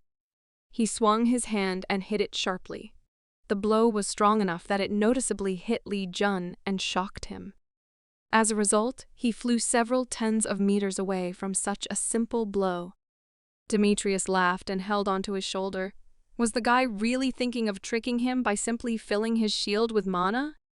It seems that this really was a big mistake, because until recently, I thought that since Jun was hitting from the back, then the spear would stick into his only place that was not covered with muscles, the anus. Please like and subscribe if you do too. Demetrius continued to laugh there and kept saying that Li Jun really seemed like a dark horse. And the guy watched the situation and was very shocked, because the damage he caused was truly unimaginable. He started laughing because everything seemed to be going according to his plan, so he asked Demetrius how he was feeling. It was also funny for him to communicate with the guy, because what did he think he was doing just by scratching him? Moreover, he did not even pay attention to this wound, which should heal on its own. But after these words, something shocked him, and his head began to spin. He looked towards his wound and was very scared, because could it really be poison? Li Jun rejoiced and looked in his direction, and also replied that it was not poison, as he thought, because this ore has two names. The first is emancipation, and the second is real madness, so it's easy to guess what's happening to Demetrius now. This is a red ore that gives ordinary ogres strength that surpasses bosses. It was its enormous capabilities that forced man to study this ore. After all, even the simplest animals with its help can turn into monsters, and monsters acquire the strength that is commensurate with bosses, which is why it acquired its first name, Ore of Emancipation. It didn't take long for scientists to start doing their experiments on hunters. The red ore exponentially enhanced the hunters' potential, turning them into superhumans. But since people were literally sliding towards death from madness, its use was soon completely prohibited. Because of this, Redder received another name, Madness Ore. A huge earthquake formed on the battlefield, which literally split the earth between the feet. And the dust that appeared because of this made the view much more difficult. Li Jun was shocked, as this is truly an unimaginable force. It feels like the entire mountain is walking along with Catalan. A guy approached him and started screaming and asking what the dark horse just did. It was George with whom John fought. He clearly wanted revenge, as he stood with a sword in his hands and prepared for battle. So Li Jun glanced at him and said that as soon as he came closer, he would die immediately. Odysseus began to scream and held his weapon even tighter in his hands, because even if that was the case, then such was his fate. He jumped up and ran forward with great speed. Odysseus headed at great speed towards Demetrius. Therefore, Li Jun also jumped and ran towards them. He understood that it looked like it would happen again, just like in the future. The thing is that in the future, Odysseus fled to Demetrius, who had lost his mind, and Odysseus, in the hope of stopping him, died at his own hands. The flames continued to flare up, as did the current situation. Odysseus jumped towards Demetrius and defended himself with his sword from his fiery attacks. Li Jun also attacked Odysseus, trying to calm him down and reason with him. But George was determined, so he ordered the guy to go away, because while Demetrius had lost his mind and had just entered this state, he could still help him and bring him to his senses. Li Jun tried to convince him, because even if he does it, he still won't be able to help, since now it's impossible. They started fighting because Jun couldn't let him die like that. He looked at Odysseus and told him that he had a plan. These words surprised him and made him stop. He couldn't believe it. They stopped fighting and started dialogue. Odysseus said that he could not trust the guy, but still he was ready to listen to him. So he decided to clarify what exactly their plan was. Li Jun said that he would only need 5 minutes, so they need to hold Demetrius for that time. 5 minutes? Does he seriously think that he can hold it for 5 minutes when he has completely made up his mind? Demetrius had already moved and rushed into battle. Seeing this, Li Jun immediately called Zongying Chang for help. Odysseus also jumped away because Demetrius first attacked him, his best friend. The animal rushed to confront the guy, so they began to get closer. At the moment of impact, a huge blast wave of very large sizes was formed. Li Jun watched what was happening and understood that Zongying Chang was doing a good job of luring them out. Besides, Catalan was now on their side, so they would definitely be able to contain Demetrius. Odysseus was shocked because he had absolutely no idea what the guy was up to. He grabbed his sword, and he was ready to do what he was told because it didn't look like he had any other choice. Li Jun said that the time limit for red ore is only 5 minutes, so they need to hold out for this period of time, after which Demetrius will come to his senses. And in this case, the winner of this war will be Li Jun. The hunters watched what happened and did not understand what this monstrous demonic energy was. One of them noted that it clearly does not come from the second phase of Catalan. What he saw scared him very much, but there was nowhere to go. It was Hercules who was moving straight towards them with great speed and fury. Odysseus came to their aid and entered into battle with his friend. He jumped back and swung his sword. This caused an explosion as Odysseus used all his strength to stop it. But this, of course, is not enough, since no one can stop Demetrius in a rage alone. Therefore, he used his fiery power and threw back his comrade with great force, trying to destroy him. At that moment, John ran up to Hercules, who also joined the fight. She swung her sword and also put all her strength into the blow. But it seems Demetrius was completely ready for this. He again swung his hand in the direction from which the blow came to him, but almost nothing was visible behind the smoke. People watched what was happening and could not believe it. Was Odysseus really fighting Demetrius there? This is incredible because he is an absolute monster. Other hunters refused to even be here, let alone go into battle, since they did not want to die here at all.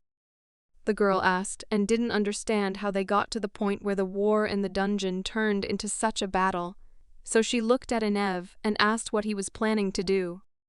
He said that it was all red ore, which greatly shocked the girl.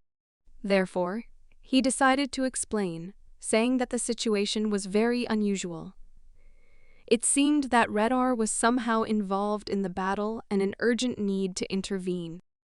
At this moment, Hercules completely destroyed Catalan, which was really very scary and strange at the same time.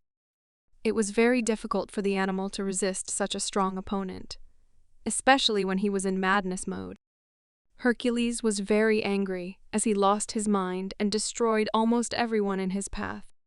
That is why he ran to John and hit her very hard in the stomach, but she managed to get her weapon and put up protection. But this didn't really help, since the force of his blow was really very strong. So the girl flew away at great speed, tens of meters. It was clear that it was really very difficult for her to resist such a strong opponent. But there was no choice. At this moment, Odysseus also jumped into battle, because he really wanted his comrade to finally come to his senses, so he waved his sword and ordered him to do it.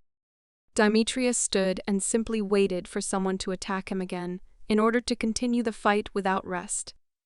He again raised his hand, preparing to meet the blow of Odysseus, who was already very close to him.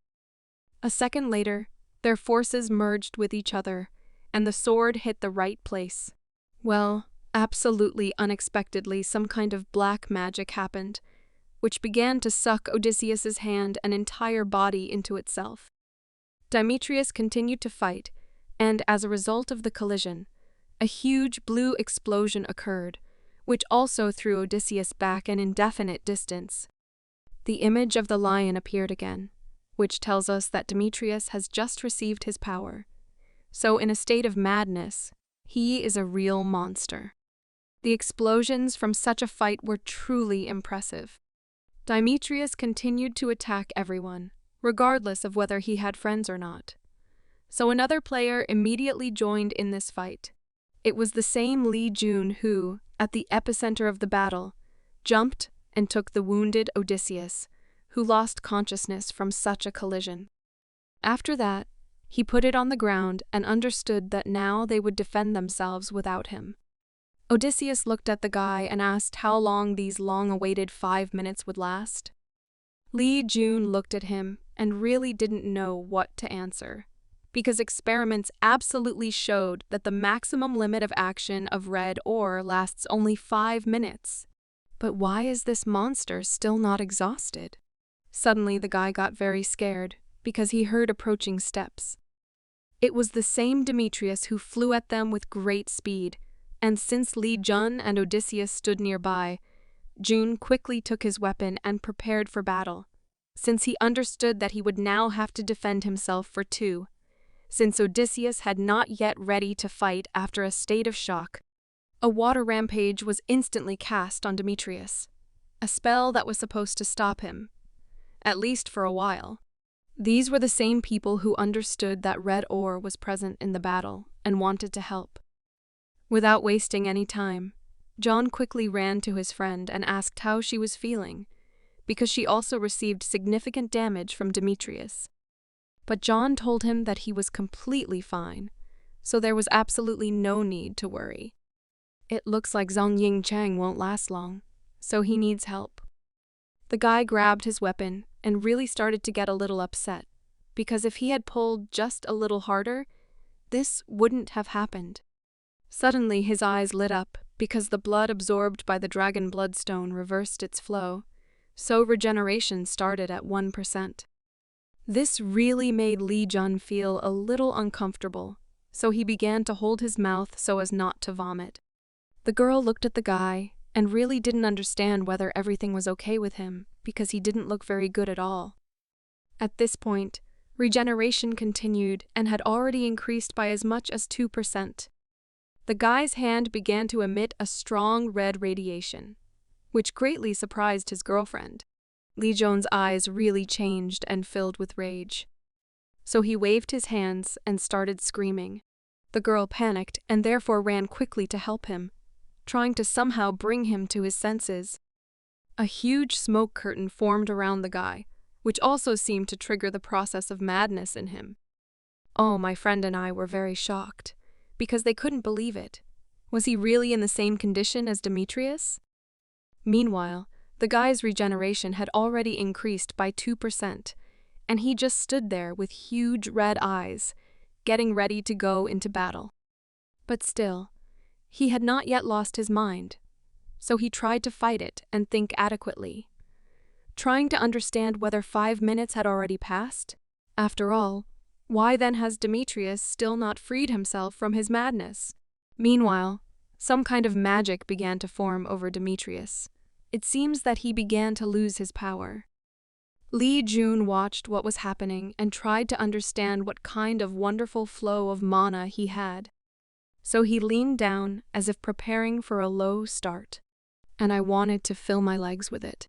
Immediately after this, he took his weapon and rushed into battle. The girl was shocked, so she started screaming at the guy, trying to reason with him. But it already seemed dangerous, because Lee Jun began to fight with the huge catalog that was on his side. A real fight took place between them. Everything was on fire, and Lee Jun was ready to destroy it. His eyes burned, and his strength increased tenfold.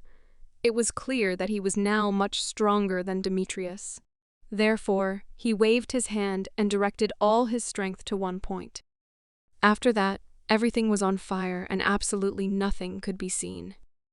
The explosions at the site of their collision were simply terrible, because no one expected that the red ore would affect two people at once.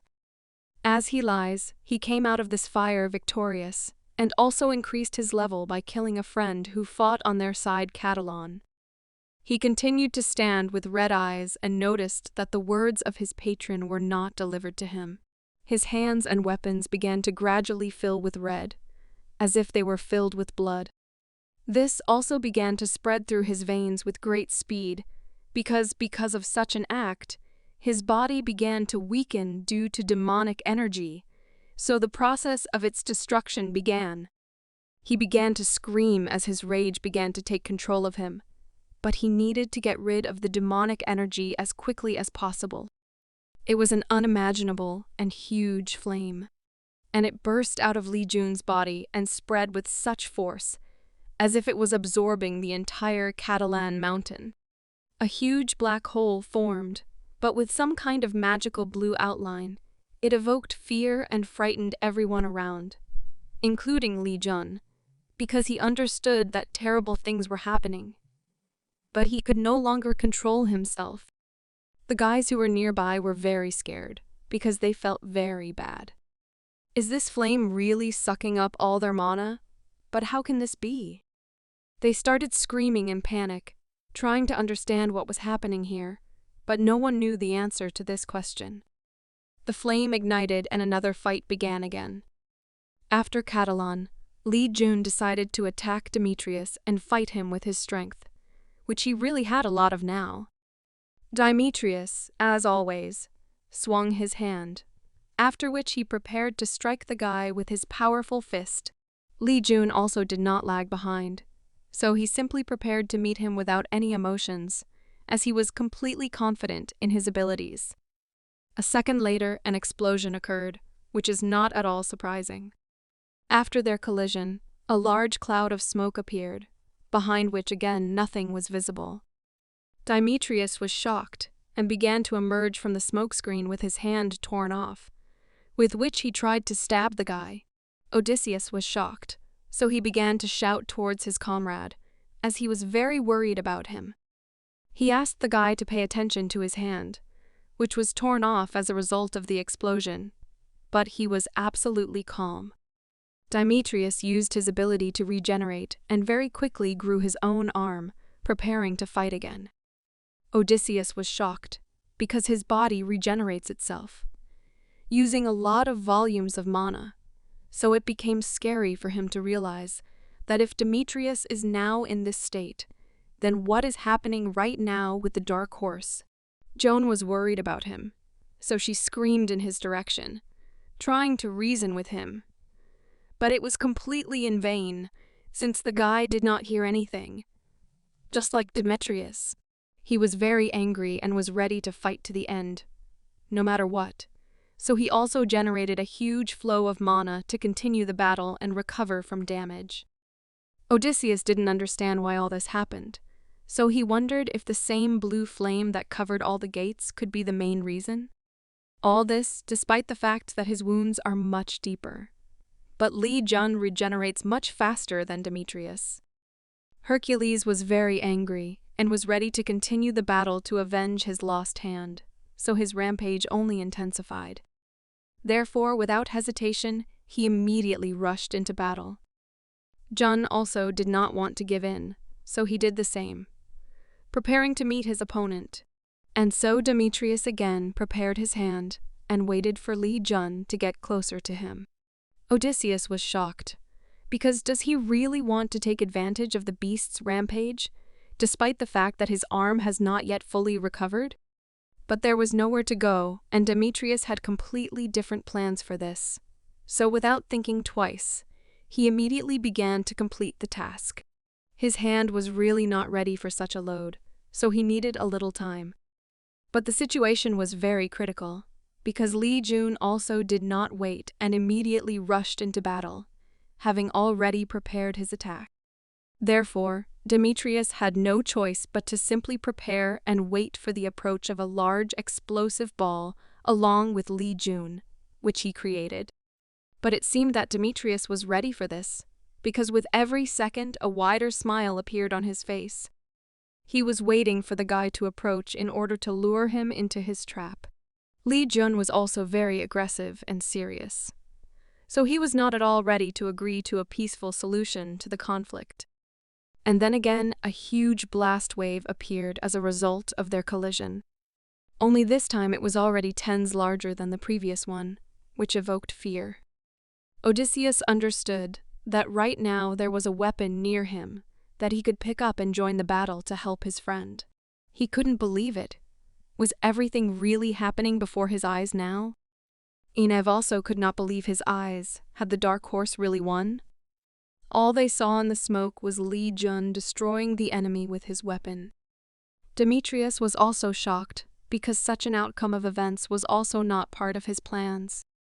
Well, Jun didn't play for a long time, so he kicked him with great force, pushing him away from his weapon. After such blows, Demetrius received critical damage and closed his eyes. He fell to his knees and looked towards the guy. Li Jun understood that in this battle, he emerged as a real winner and all power was in his hands right now. Swung his weapon towards Demetrius, who was kneeling and bowing his head as a sign of respect, and that he had lost this battle. But Odysseus was not at all happy with this outcome of the event, so he rushed to the rescue because he wanted his friend to be alive. But from this moment on, Li Jun will cease to exist, since the red ore affected the dragon's bloodstone. Now the instincts of survival and the desire to kill, as well as the blood of the monsters he had been hunting all this time, as well as the blood of Catalan, mixed with his demonic energy, forming a hybrid crystal. Just like the red ore test subjects that were discussed earlier, so Li Jun will throw out everything that is inside him and then die. Therefore, he swung his weapon and prepared to destroy Demetrius, who stood and waited for this moment. But suddenly a blue flame appeared in the sky, which was directed towards them. And a girl suddenly appeared in front of Demetrius and stood up for him. She was very serious and looked at Li Jun, who wanted to destroy his opponent. The force of his spear was not enough to push the girl away and somehow fight her. She glanced at Li Jun and ordered him to kneel down and calm down. Everything in his mind suddenly turned upside down, and he could not believe his eyes, because changes really began to happen to him. Therefore, Li Jun fell to his knees and began to come to his senses, bowing his head in front of her. This greatly surprised John, who was watching the entire process. What can I say? Absolutely everyone was shocked by this result of the fight, so they watched the situation with interest. Odysseus bowed his head as a sign of respect and said that it was an honor for him to see Athena here. She was very upset, because she could not understand why they were having such a conflict. And now she is also in debt to Zeus because of them. But there are even more important things. Athena looked at the guy and asked who he was. Odysseus answered her with fear that this man was a real dark horse. And Li Jun at that moment continued to sit on his knees and became increasingly charged with mana and rage. Athena was really very shocked, because she did not expect such behavior. She couldn't even think that the reason for all these changes inside was just one person. And also, if you think that he managed to push through her shield, it was really impressive. Li Jun engulfed the entire Mount Catalan, and also began stealing the mana of all flora and fauna, using the sinister flame. She innocently thought that this newcomer was simply lucky, as a result of which he was taken to Asgard. But who would have thought that he could defeat the Herculean evil spirits? After that, her eyes lit up and she really began to understand that this guy was very dangerous. So she made a weapon and realized that she would end it right here and now. Athena became a real monster who was ready to carry out her own orders. But suddenly she calmed down, as people from the side began to shout and order her to stop. It was a bald guy who followed her. She glanced at him and then asked what he forgot in such a place. He was aggressive, so he said that he had exactly the same question for her. Did he really follow her lightning? but Hen stood up to protect our hero and did not allow Athena to do anything with him. This made her very angry, so she started screaming and ordering her to leave, since Lee Jun should die right now. Hen began to speak more aggressively. So if the girl wants to kill him, then first she will have to deal with him, and he will regard her behavior as a declaration of war on Asgard. Athena was very shocked by such words. Declarations of war? Is this guy really that important to you? She thought that there was not a single thing in the world that could offend him. But the guy still continued to defend Lee Jun. An Egyptian approached Athena and asked her permission to intervene. She looked at him and said that she already knew about him. He bowed his head in front of her, as it was an incredible honor for him that she had heard about him. Therefore, he looked at her with his gaze, after which he said that Neil was asking her for the protection of the Dark Horse. Such expressions shocked her even more, because she did not at all expect to hear such things from him. So he continued, "She must know this herself, but this is the Eye of Osiris. It proves his right to represent Neil's wish, so he hopes that she will guarantee this request." After which the fallen angel also blessed Lee Jun and cleansed him of demonic power. He spent the next day in his room. Joan was sitting on his favorite chair, who was next to him the whole day, as I was very worried. Suddenly the guy moved, which forced her to wake up and go analyze the situation. When Joan approached him, she was very happy that Lee Jun had come to his senses. Tears began to appear in her eyes, because it was real happiness that the guy returned her to normal life. Lee Jun looked at her and realized that now it was still difficult for him to speak, because his vocal cords were not working. But the girl calmed him down, saying that now his ligaments were in a terrible state, so she would now call someone for help. A very interesting specimen hung above the doors.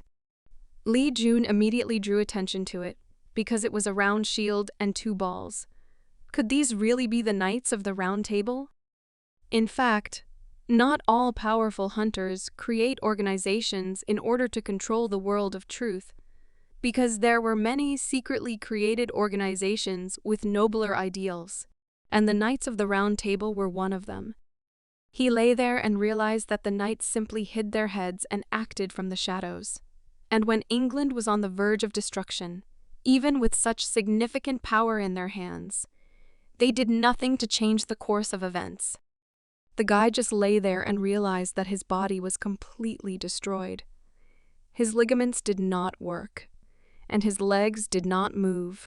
He wanted to use Hyun Mu on his hand. But his familiar was sleeping very soundly, so the guy realized that now there was nothing that he could need. Bed and looked at his statistics, because his level had dropped to almost 50. But fortunately, his fallen statistics were just a temporary effect from the red ore. But still he could not speak yet. Lee Jun understood that he needed to continue to live, because he had finally acquired skills that were not inferior in strength to unique ones. And he also hoped that in the future he would continue to fight shoulder to shoulder with the fallen angel. Hen came to him and decided to ask how he was feeling. He smiled and said that he had already heard that his body was decomposing under the influence of demonic energy. This is truly a rare case, so there are no methods of treatment or rehabilitation as such. But looking at his condition, he does not think that there is any reason to worry at all. The guy also smiled and thanked him for his support. And he also said that thanks to the help of a fallen angel, he has the ability to get rid of demonic energy. The bald man smiled and told him to give Raval time to work on his recovery, after which he would take him for a more detailed conversation. Meanwhile, the court hearing began, to which the bald man immediately went. Athena accused Lee Jun of being too dangerous and abnormal, so Olympus requested research into his skills. Asgard sees no reason to reveal the abilities of any of its hunters. Instead, do they think that Olympus should just explain itself for what happened back? Didn't Olympus terminate the secret agreements between them and Asgard? Asgard had to gain victory in the Battle of the Dungeons, and accordingly, the hunters had to act in the following manner. If they had not known in advance that Hercules would violate all agreements, then they would not have sent Li Jun there. In such a situation, their hunter simply did everything that was required of him. That is why he sees no particular reason to explain anything here, but on the contrary, he hopes that Olympus will explain all his actions. Athena tilted her head and said that the power that Li Jun has is very dangerous. It covered the entire area inside the gate with blue flames and absorbed the mana of other hunters. They had never encountered anything like this before. That is why she demands that the dark horse be given to them for research. Otherwise, Olympus is ready to go to war against Asgard. Hen was very surprised by such a statement. At this moment, it was really very important for him to answer correctly. So he began to summarize again, because he also understood that absorbing the mana of other hunters using flames was dangerous. But this was an ability that they also knew nothing about before. However, don't they think that hunters themselves pose a danger? Everyone at the meeting was very surprised by this turn of events, so they continued to listen attentively. And he continued saying that until the moment all this appeared, they were unknown people, and the abilities of hunters to this day inspire horror and danger in everyone. Therefore, Olympus attempting to start a war over such an issue are degenerate hunters who deserve to be brought to justice. Athena got very angry because she started insulting the guy and said that it was just because of him. She couldn't understand what he had forgotten there. Every time she encounters him, she is bursting with anger and her mind becomes clouded. The guy was watching her very carefully at that moment. He was really just as shocked and didn't quite want to acknowledge what was happening right now. So Athena told him that once this was all over, she hoped they would never meet again. These words really upset the guy, but still it was the only way out of this situation. At this moment, in his room, Li Jun continued to recover and activated the flow of mana, because now he can sense it and use it much better. He actually managed to understand all this while observing the movement and mana inside Demetrius. In order to achieve such power, he used all the mana surrounding him. Therefore, the guy closed his eyes and understood that if he used this for attack, the blow would be many times stronger, but if he used it for defense, then it would be much stronger. It's simple. This is the power of the flow of mana. So now he needs to use its flows to restore himself, which he immediately began to do. His body began to transform, but still something went wrong. Li Jun suddenly started vomiting blood on the floor. This is all the dragon brought to me, the blood that jumped off his body. So now he can heal with the flow of her those places that were previously blocked by impurities. He was very inspired and happy that everything was really working out for him. And after this incident, he began to love and feel his body even more. But closing his eyes, Jun also realized that something was indeed interfering with the mana ceiling. So this gave him an idea. He realized that the ball on his back was really blocking all the movement of mana. Therefore, he will need to get rid of it and change the flow of mana, redirect it in the other direction. During this time, some really interesting events took place in the gym. Some people started visiting it regularly to improve their skills. Therefore, he honed them every time, without missing a single workout. It was Odysseus who began his attack. The girl was shocked and was able to easily reflect it, although she did not quite expect it. Odysseus smiled and said that he was acting very slowly indeed. This shocked John, because until the last moment she thought that her speed was at the highest level. Therefore, she immediately decided to take revenge on him for such words and rushed to the attack. But before that, she jumped away from her seat. Putting all her force into the blow, she hoped to hit her opponent. And said that now it was much better than before. So he asked her to continue working in the same spirit. It is very important for her to understand that the attacks of people and monsters are really different. But this frightened her very much, because her interlocutor uttered 2 long phrases, so she did not have time to understand anything. Well, since she was not ready to listen to him, she immediately rushed to the attack. Odysseus also dodged and swung his sword in response. A second later, the guy's weapon was already near the girl's cheeks, which scared her very much. So she jumped back a few meters, realizing her mistake. Odysseus looked at her and asked if there was enough training for today. But his words upset her very much, because she was useless throughout the entire battle of returning to Catalan. And the fact that she currently doesn't have a title means that her patron still hasn't recognized her. She scolded herself for not even being able to protect the guy, and she absolutely cannot believe that she receives such words from her patron, who at that moment looked at her with pity after these words. The girl understood that despite the fact that they were about the same level, Li Jun was several heads ahead of her, so until she rose at least 1 iota, she had no right to even be called his comrade in arms, lowered her head and said that because of this, he almost died, and only because she was so mediocre. Odysseus decided to take towels and dry his head a little, which was sweating so much after the fight. After which he looked at the girl and really thought about it. Joan, she looked at him and asked for another round. Odysseus looked at her and realized that she seemed to be his reflection, because she regrets that she also cannot protect others. So he is absolutely sure that soon the girl will become much stronger. So he put down the towel and agreed to have another round with her.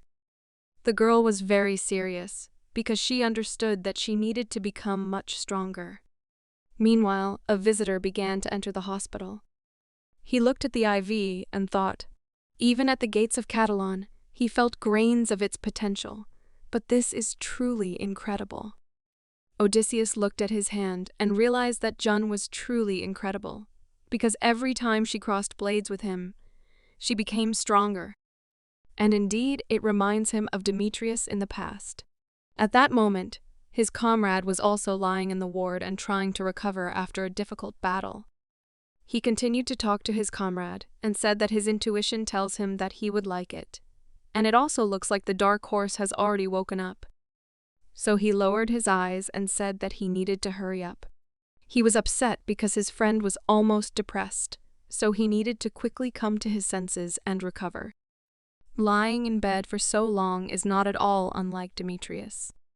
At the entrance to the room stood Hyun, who had been thinking for some time about whether he should come here and was a little nervous. I looked at the guy and was really upset. Li Jun still didn't understand what exactly happened, so his smile disappeared very quickly, and he asked if Hyun was really here for a reason. He smiled and was glad that the guy could already move. As always, he constantly pleases them with surprises. The guy smiled and asked if he really thought so. But Hyun came here to find out some information about what Li Jun knows about lightning. The guy said that this is the sacred artifact of Olympus, which is endowed with the power of Zeus. It is true that there are not many abilities in the world that can be compared to Zeus's lightning, and such skills have always been sought after by experience and subjected to research. The guy laughed and said that it looked like their Bifrost, which really shocked Hyun. After that, Li Jun took the initiative into his own hands and said that he really had something to talk about. Hyun agreed to talk, but was sure that this was really not the best place for such a dialogue. So he asked Li Jun to follow him. They went out to the park together and began to walk around this beautiful place. Indeed, the building looked much better than its hospital, and one could also admire the rainbow. The fountains also relieved the atmosphere and made it more calm, although it was not that. Jun said that this was indeed very impressive, but Hyun could not disagree with him. So he informed him that this was his sphere of influence, Bifrost. The bald man was very shocked, so he asked the guy who he really was. Was he really a prophet or a regressor? Li Jun looked at him and said that he was something in between because he read a book about him and his friend. It was written there about someone who was known as the Demon King. These words frightened the bald man very much, since he was not ready to hear this information now. And despite the fact that a very light and pleasant atmosphere reigned over the building, yet their dialogue was very tense. The bald man did not understand whether the guy was really asking him to believe in all this. That is, that he killed him? But Lee Jun said that the bald man did not kill him. He just thinks that he knew that after this action, everything that is happening now would follow. So it is not a lie. The bald man lowered his head and understood that the guy also knew that he and Athena were once together. So he had no choice but to believe the guy. Bifrost tells him that it's all true, isn't it? However, the book is still not finished, which surprised Hun. Lee Jun continued, saying that everything described in the book is just the beginning, and the future depends only on his actions, and most of the information about the future has already been lost, so everything he knows is only a small part, but it's definitely not lie. He was aware of all this, so he looked at the guy with fear and asked what his intentions were, but he just wanted to change the hellish future he lived in. So from now on, many things will go in a different direction. He understood that Bifrost was not able to distinguish lies from truth, and he was also only able to understand whether the speaker's words contained harm to Heimdall. So he apologized again and said that for now he could not tell him everything. It is important to understand that changing the future is not only his goal. In the evening, Inim also went to the guy's window and observed his condition. He was happy that Lee Jun actually woke up. Lee Jun was really very surprised, and could not even think that the guy would be able to penetrate the territory of the round table, so he really wanted to find out what happened there. Inim immediately apologized for his rudeness, but he took a very big risk by coming here on orders to ask him for something. The guy had heard that he used his veto power to protect him, but he also didn't think that there would be any contact in their interests, so he listened to him carefully. Ying bowed his head and asked Lee Jun to go with them to the Nile. This is his main request. He was very shocked, because the head of the Nile is asking him for something on his knees. How is this possible? After all, they met him at the gate by chance, and only helped each other a little, so this is all very strange indeed. Therefore, he really wanted to know the main reason for such actions. Suddenly, Inem began to panic greatly and realized that he had now been discovered. Therefore, he began to run away and said that all this was connected with the red weapon, so he urgently needed to go to the Nile. There were no more opportunities to talk, since he needed to quickly run away from this place, which he actually did. Lee Jun observed the situation and began to think. He must know something about the red ore madness, but was this Finnish mine really studied in Egypt? Red ore, they should not be known to any hunter. But if you think about it, they began to act as soon as they saw Hercules' changes.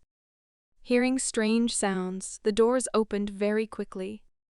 John ran into them. She was very panicked and asked if everything was okay with the guy. But he looked at her, and I was very surprised he said that there was nothing particularly serious.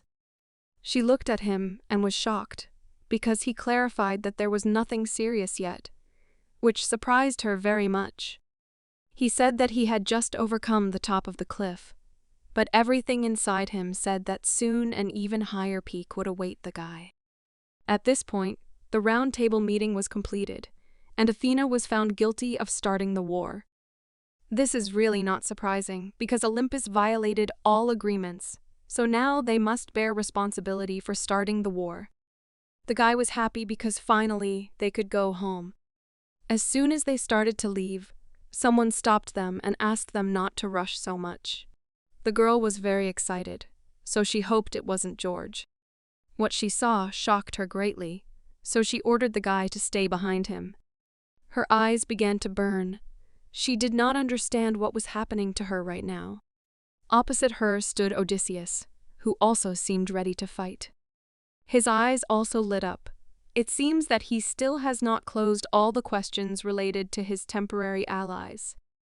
John decided not to play for a long time, so she immediately took out her weapon just in case. This surprised the guy very much, so he told the girl that everything was fine and there was no reason to worry so much. After all, even though he looks a little hostile, it looks like he just wants to talk to him. His girlfriend didn't even think about it, so she just looked at the guy with deep understanding. After this, John approached Odysseus and they began to talk, based on the fact that he is already on his feet, and Demetrius is still not. It turns out that this is a complete defeat for Demetrius. He lowered his gaze and thanked the guy for everything, since after this meeting, he learned a lot for himself. However, he is also sure that next time he will not lose. These words surprised Lee Jun, as he had no plans for next time. But he is also not the kind of person who leaves things unfinished. This made Odysseus a little angry, but he could not do anything. He looked at the guy and said that it seemed that his words were not able to reach the girl's mind, so he needed help in getting them across. Odysseus told how he and John trained together, and he said that she absolutely has potential. So she is capable of becoming much stronger. He told how he noticed that she wanted to earn a title for herself, but she must remember that the reputation and disposition of her patrons towards her are very important, and she must also understand who her patron really is. She should spend a little time understanding what he is like. Joan was shocked and didn't understand what he was talking about now. Lee Jun said that he was saying that she herself needed to become a handsome prince on a white horse, which surprised her very much. After these words, Odysseus also said goodbye and went back to the building, saying that they would see each other again. Lee Jun also wanted to say a few words, so he called Odysseus over. This also surprised him a little, so he turned around and looked on his side. Lee smiled and said that Hercules would become a monster much stronger than before, and would certainly get back on his feet. These words surprised him very much, so he looked at the guy with disbelief. And also Lee Jun repeated that he is not the type of person who leaves things unfinished. So next time, he hopes that they will fight on the same side, shoulder to shoulder. After that, he and the girl turned around and walked in the other direction. Odysseus clenched his hand into a fist, trying to control his emotions. But after that, he immediately let him go and calm down. After all, he also understood that it would be really very good if everything came true as Lee Jun says. But for now, Hercules is in a critical situation. So he urgently needs to be sent to Olympus. There was water near the territory, which was quite unusual. A little later you will find out why. The guy started throwing stones there, one after another. After which, waves formed there. And after the next throw of the stone at the desired point, something began to happen. He took another stone to make sure he got to the right place. But his look changed greatly when he heard the answer from there. And immediately after this, an unusual glow began to appear from the water, which was accompanied by sounds. A girl emerged from them, who was really very surprised, because she didn't understand who told the guy about how she could be found, but all this, frankly speaking, was not particularly tactful. Ask her if her name was really Merlin? She was very surprised that the guy already knew her name, but at first glance, she thinks that he is just a simple person. Lee Jun looked at her and said that he was the true head of the round table meeting. Merlin looked at him and asked him to introduce himself, but Lee told her that she already knew who he was. She understood that in front stood the man who was able to defeat Hercules, as well as a dark horse and an excessively arrogant hunter. Her eyes lit up and she continued talking, because she understood that the guy already knew who she was. So what was he trying to achieve by provoking her? She began to build up mana around herself, rising into the air. A second later she turned into a real guy in military clothes. He looked at Li Jun with his mysterious eyes and was absolutely sure that all the members of the round table knew that he was definitely not the kind of person who should be angry. So he asked Li Jun again who he was. He was also ready to talk to him as equals, so he also began to get angry. He is the one who knows where Excalibur is now. These words greatly surprised his interlocutor, so he was shocked and very frightened. Very quickly, everything moved to the airport. Li Jun and her friend were sitting in the waiting room, waiting for their flight. Joan asked him where he had been for so long, but he smiled and said that he had a meeting that he absolutely had to attend. These words outraged the girl a little, because she hoped that they would spend time together. Suddenly, she noticed a pendant with a necklace on his neck. Joan looked at the guy and began to be very indignant, because was he really dating a girl? These words surprised the guy very much, because he couldn't even think about it, and his girlfriend was already starting to be jealous. Was simply furious, because she knew that everything was happening exactly this way, so she began to blame Li Jun for his girls in England. She really hoped that this was not true, but she was very disappointed in him.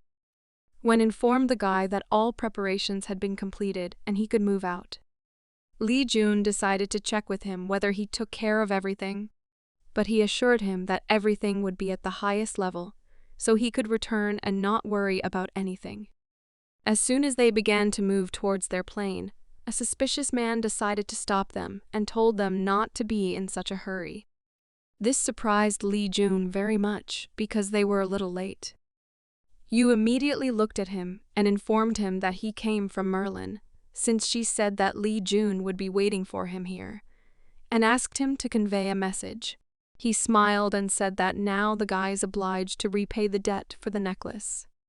Their plane was almost ready to take off, but there were still not enough passengers.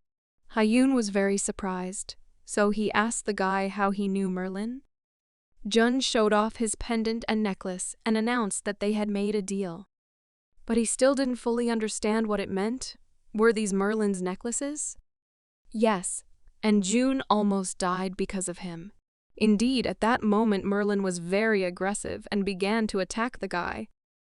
He attacked him with particular cruelty because he wanted to get information. Li Jun grabbed his head and said that meeting everyone face to face is already very dangerous for him. But he really needed this necklace, so he had to step over himself a little. Hyun exhaled and smiled upon hearing this information.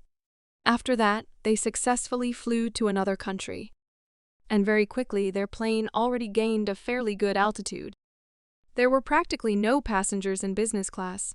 In fact, there were 3 of them flying. The girl decided to chat a little, because there is still something that she still cannot understand. Her words woke up the guy, so he looked at her and asked what she meant. Regarding George, despite the fact that they were enemies, he helped her in training and even gave advice.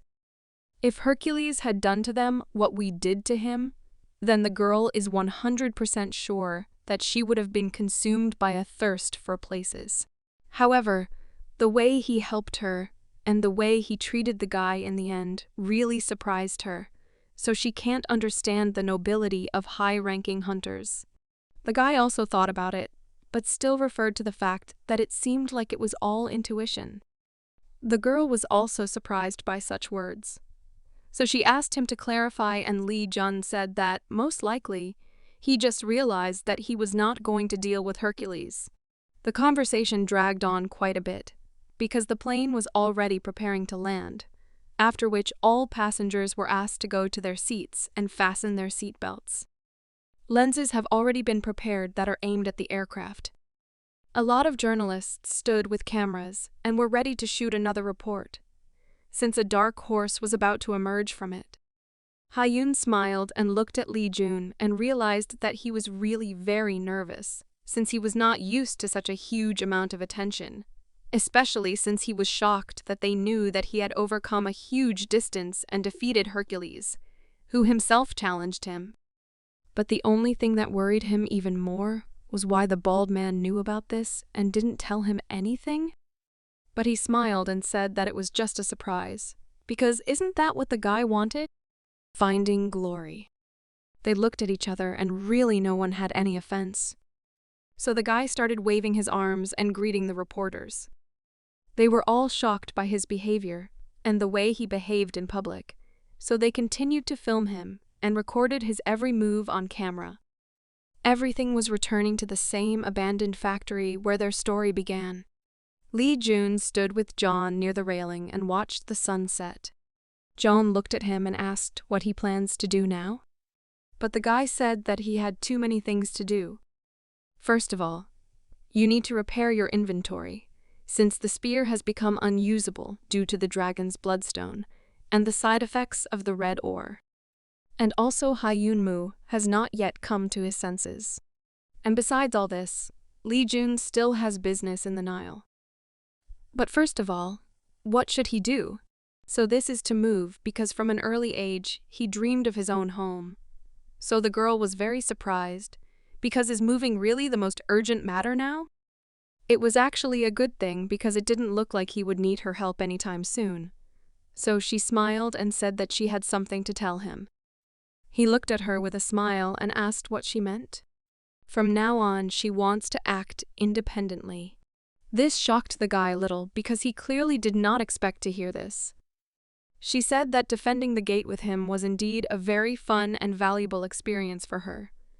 However, after what George said, she needed to find something that she could do on her own. Lee Jun looked at her calmly, although he did not at all plan that everything would develop according to a similar scenario. After that, the girl left and didn't even kiss him goodbye. But still, he was very happy, because apparently she had finally begun to reveal her potential, and very soon she would become much stronger. At such a late time, the guy received a phone call, so he immediately began to answer it. He received a call from Kim Sun-young, who said that the head of the association was calling him, so tomorrow morning he would pick him up to accompany him. These words surprised him very much, so he began to think about a plan of action. After all, Lee Jun accidentally forgot about the most important thing. After all, his main goal is won. The next morning, exactly 10 o'clock in the morning, they were supposed to pick him up. Odysseus began to run in panic, because this could not be at all. He refused to believe in it. Therefore, I ran with all my might to the meeting. There the sounds of blows could already be heard, which intensified each time. Demetrius began to come to his senses and immediately returned to the gym to resume training. He really didn't like being a loser, so despite orders from doctors to stay put, he continued to train. He needed to get in shape very urgently. So Odysseus came to him and was a little worried. Demetrius was very happy to see him and smiled, stopping his training to talk. George decided to ask what happened to him, and when did he come to his senses? But Demetrius didn't like the fact that he was acting like a guilty man. Was this really the first time he had seen a defeated hunter? George was very worried because he realized that he had never lost before.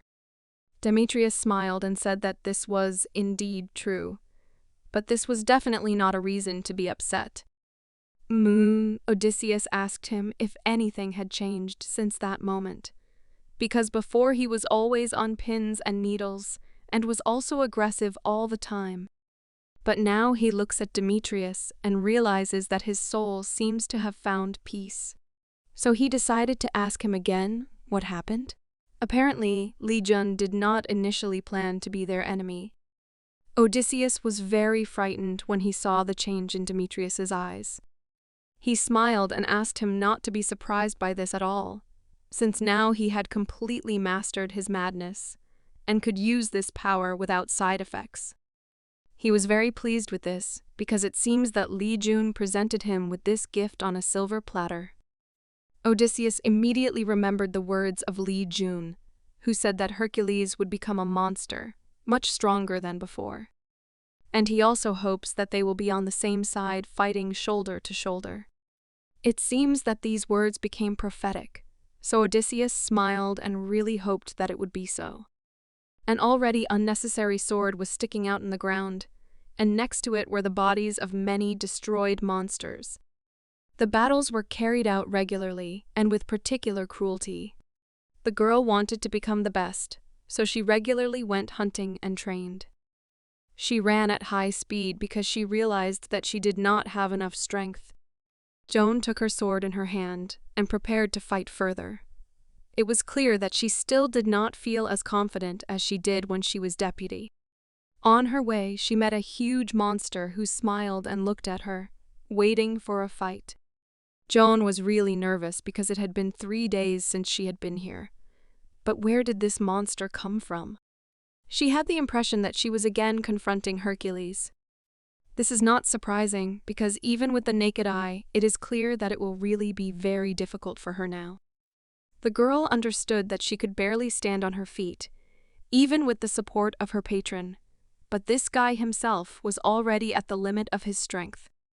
The monster did not decide to feel sorry for the girl, so he immediately rushed to attack her.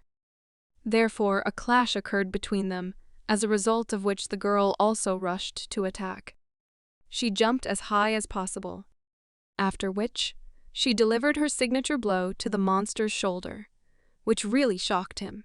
The girl understood that this was not enough, since her peers were already at a completely different level. Therefore, she rushed further into the attack with particular cruelty. Joan didn't know if she could just destroy this monster or if she had to leave him alive. But no one could give her the answer to this question, so she hit him in the heart with all her strength with her sword. And now, the 5-meter monster, which initially seemed so scary and terrifying, is already lying on the ground and begging for mercy. But all this lasted only up to a certain moment, until his severed hand began to activate and fly into the air. He pointed it straight towards the girl, who had already thrust her sword into him. She definitely did not expect such a blow, so now she was in a lot of pain. The monster also lay wounded on the ground and remembered his whole life. Well, the girl was just like that, lying on the floor, beaten and useless to anyone. There was really a lot of pain and misunderstanding in her gaze. It seems that the monster also had his own plans for life, which were no longer destined to come true. Therefore, with the last of her strength, she put her hand on the ground. Then she turned over and lay on her back, since she really no longer had the strength. The girl understood that she had already run out of potions, and even if she had them, it still wouldn't have helped, since she didn't even have the strength to raise her finger right now. So she became very scared. Because could she really die like that? At one point, a black warrior approached her and began to throw a potion. I asked if she wanted to receive it. She was very shocked by this because she did not expect to see him here. After this, the girl immediately passed out and fell asleep. When she woke up, she was already met by Li Jun, who was very worried about her. Joan, the head of misunderstanding, because she had no idea where she was now. Li Jun smiled and said that she is at your gate right now. Where else could she be? She looked at him and said that her body felt much better.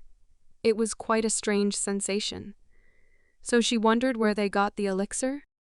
He did not answer her question, but congratulated her on the fact that she had finally come to her senses.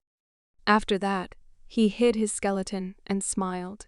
The girl also did not understand where her sword was now. Li Jun looked in that direction and said that he was also very close to stealing this murder from her, earning himself experience. But he also warned her that these were just thoughts, because he was not some kind of monster to act like that. It is very symbolic that the monster still continued to lie in its place. The girl thanked him for his help, and also said that thanks to this, she finally managed to get her title. So she grabbed her sword tightly and inserted it properly into the monster. After that, everything began to glow, and the result was not long in coming. The girl was very surprised because her patron had been a girl all this time.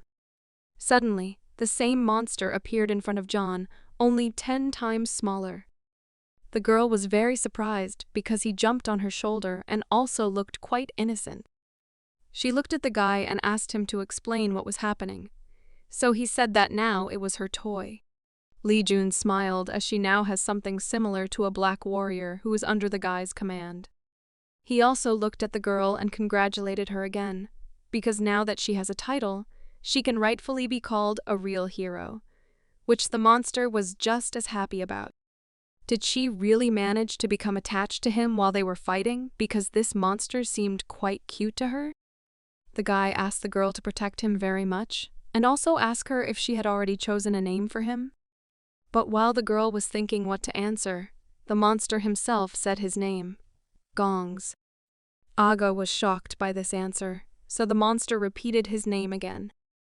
The guy smiled, because the girl was able to win the one-on-one duel against the ogre mage, and he was also happy that her monster was keeping up with the black warrior.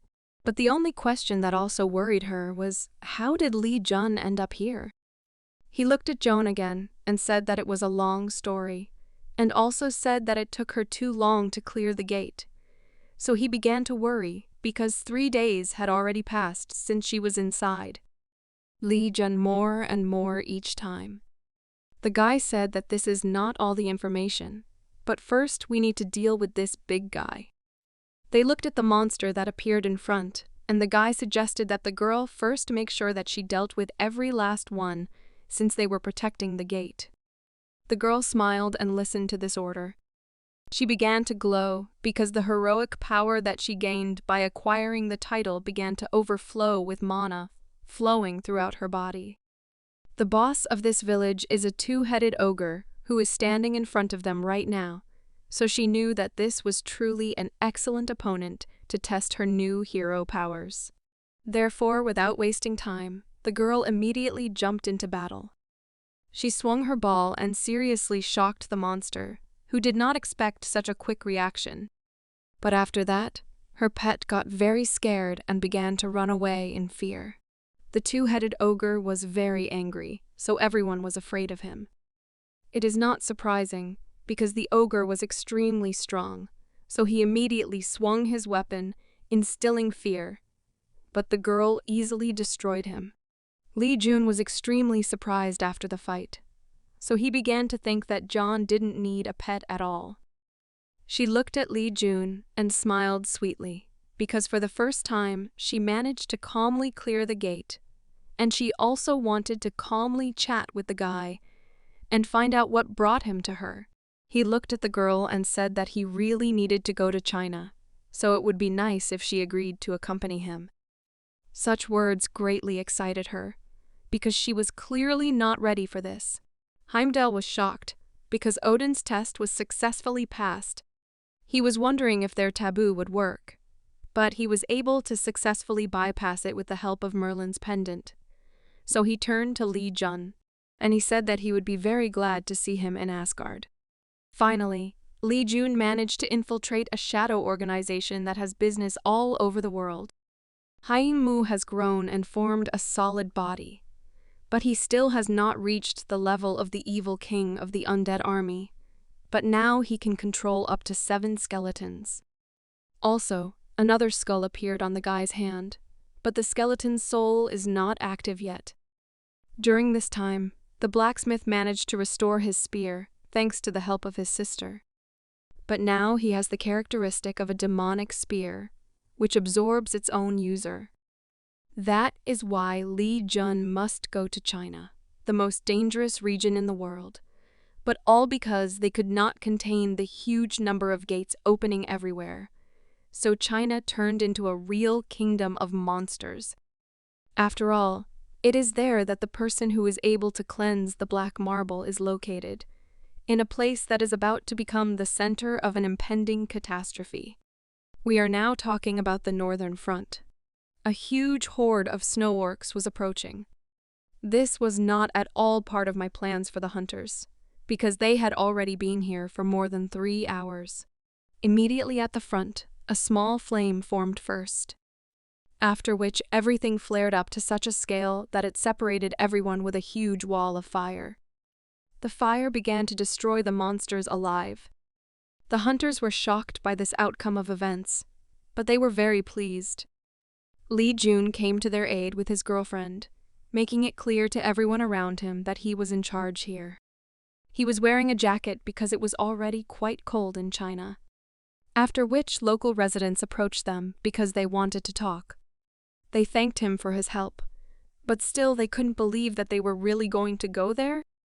Li Jun smiled and said that it was he who should thank them for protecting his country, and there was also something else that he would like to do. His interlocutor was surprised, because he heard that Li Jun defeated Hercules, but he decided to warn him, because there is something like a barrier there that ordinary people cannot pass through, so they will not succeed. The guy smiled and asked them not to worry about this, since he was already able to find a solution. And now they were approaching the main entrance, after which they decided to discuss everything a little. Hyun looked at Li Jun and didn't understand, because he was very interested in how he wanted to travel without the help of Bifrost. Joan was very surprised because she didn't understand where they had come right now. It was a gate. Literally, the entire territory of China is a continuous gate. The girl did not quite understand what he meant, so the guy said that she would understand everything as soon as she saw it with her own eyes. Therefore, Wen immediately put his hand in and prepared to begin. Before that, he looked at his friends and told them to step back first. You need to understand that it doesn't matter what happens, since he won't be able to help them anymore. He extended his hand and said that, now once a month, he would wait for them here, exactly in this place. The portal was activated, so he gave them the last stage of formation, said that if by this moment they could not get out, then he would return here again in a month, and he would do this every month. The guy smiled because he understood that if everything went well, he would be able to get out of there himself. His friends smiled and very much hoped that everything would be so. After that, the guys began their journey. Hen was very happy, because he understood that the guy was literally putting all his strength into it, and all just to save everyone he could.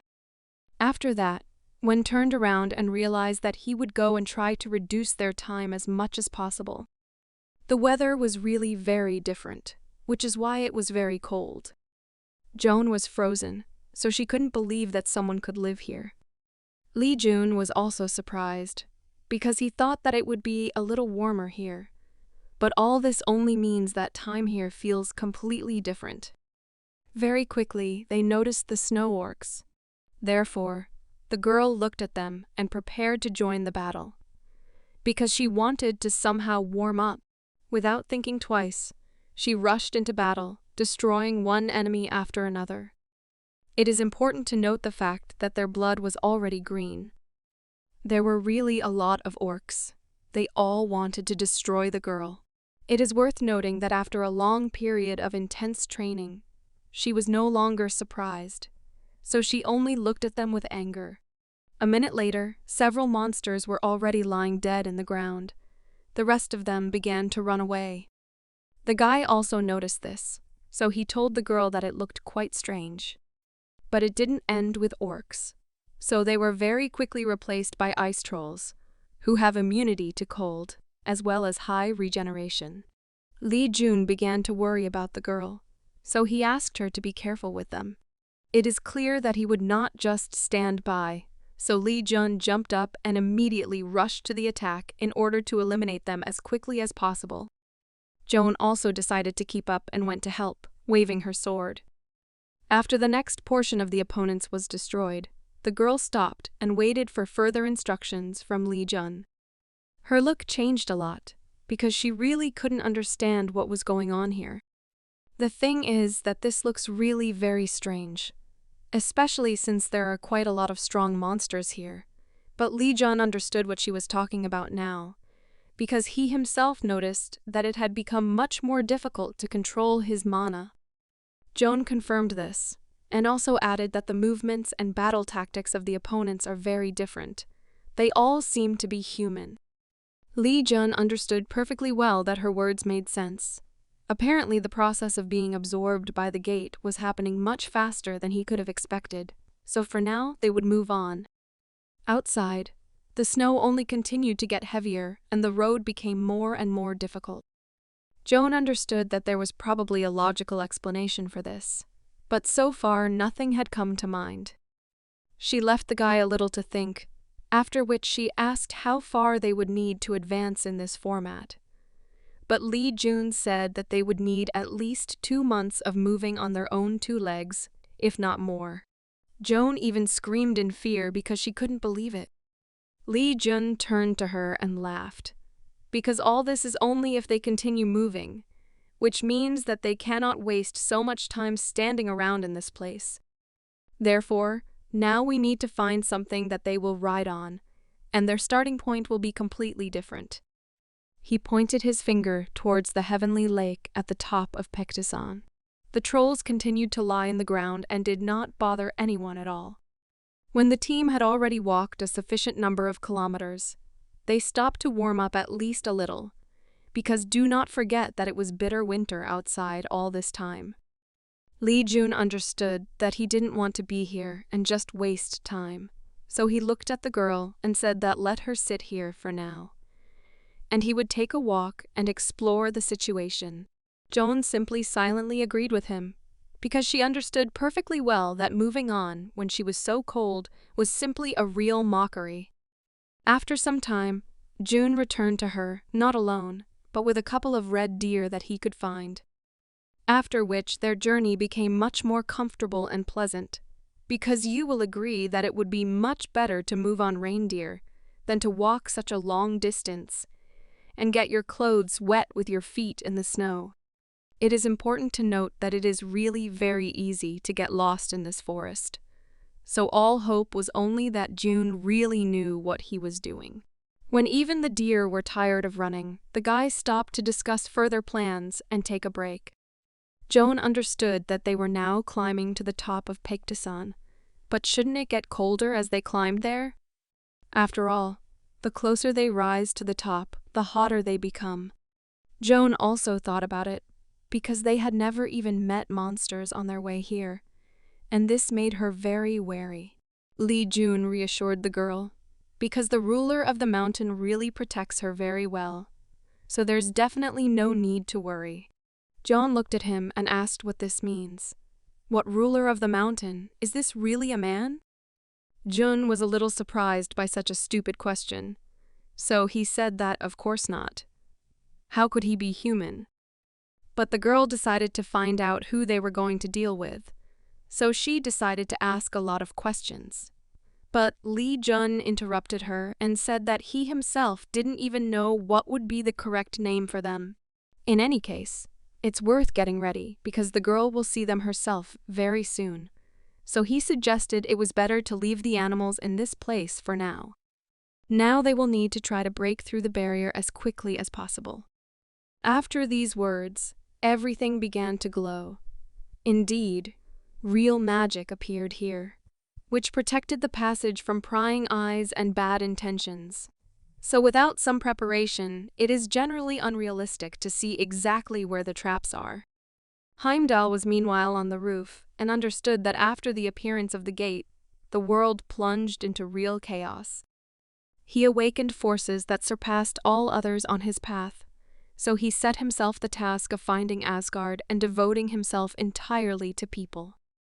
But after he began to use his powers for the sake of humanity, he realized that it is only natural that all those who cannot use magical power will be left behind.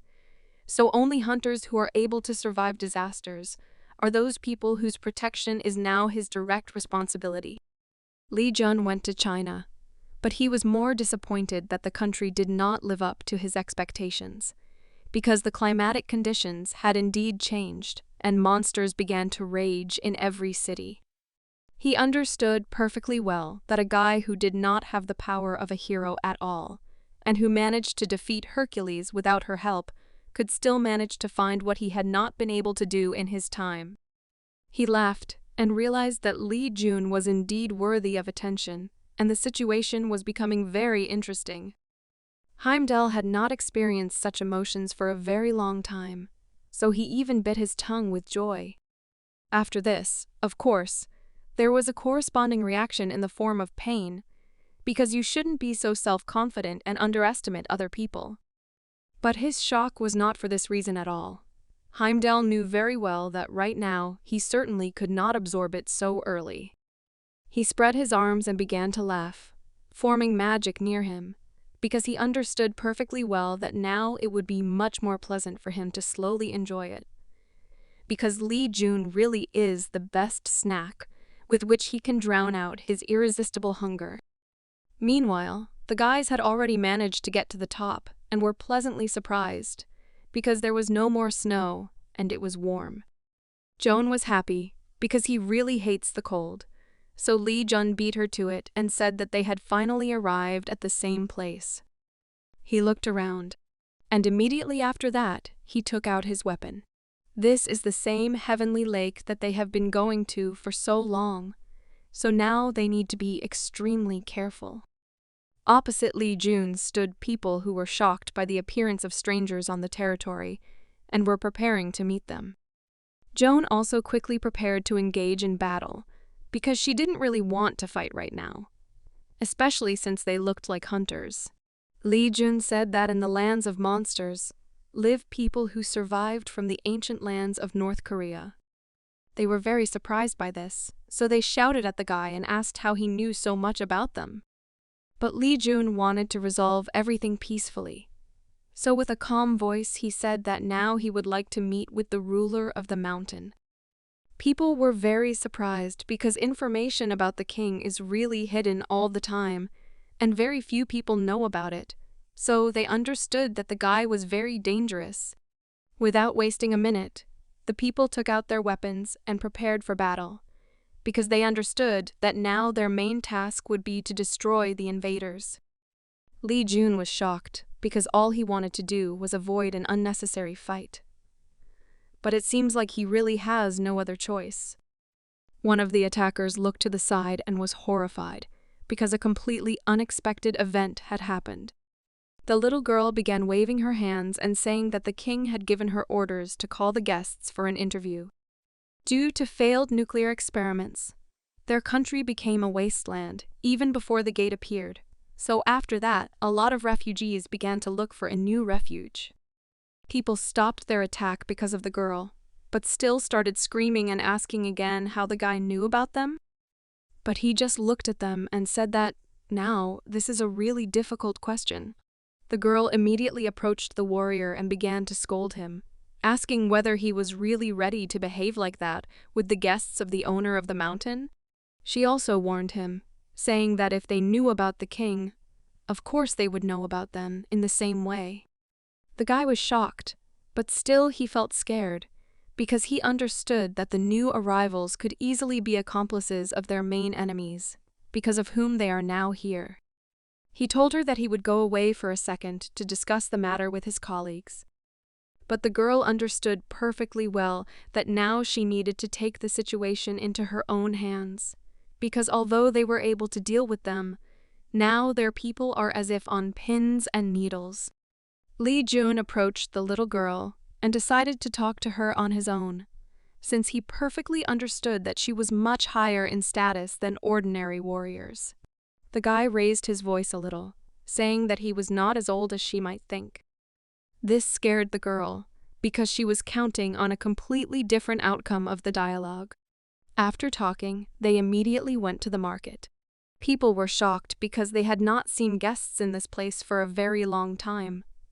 And the guy actually invited the girl to look at their clothes, because apparently they really came from the outside world.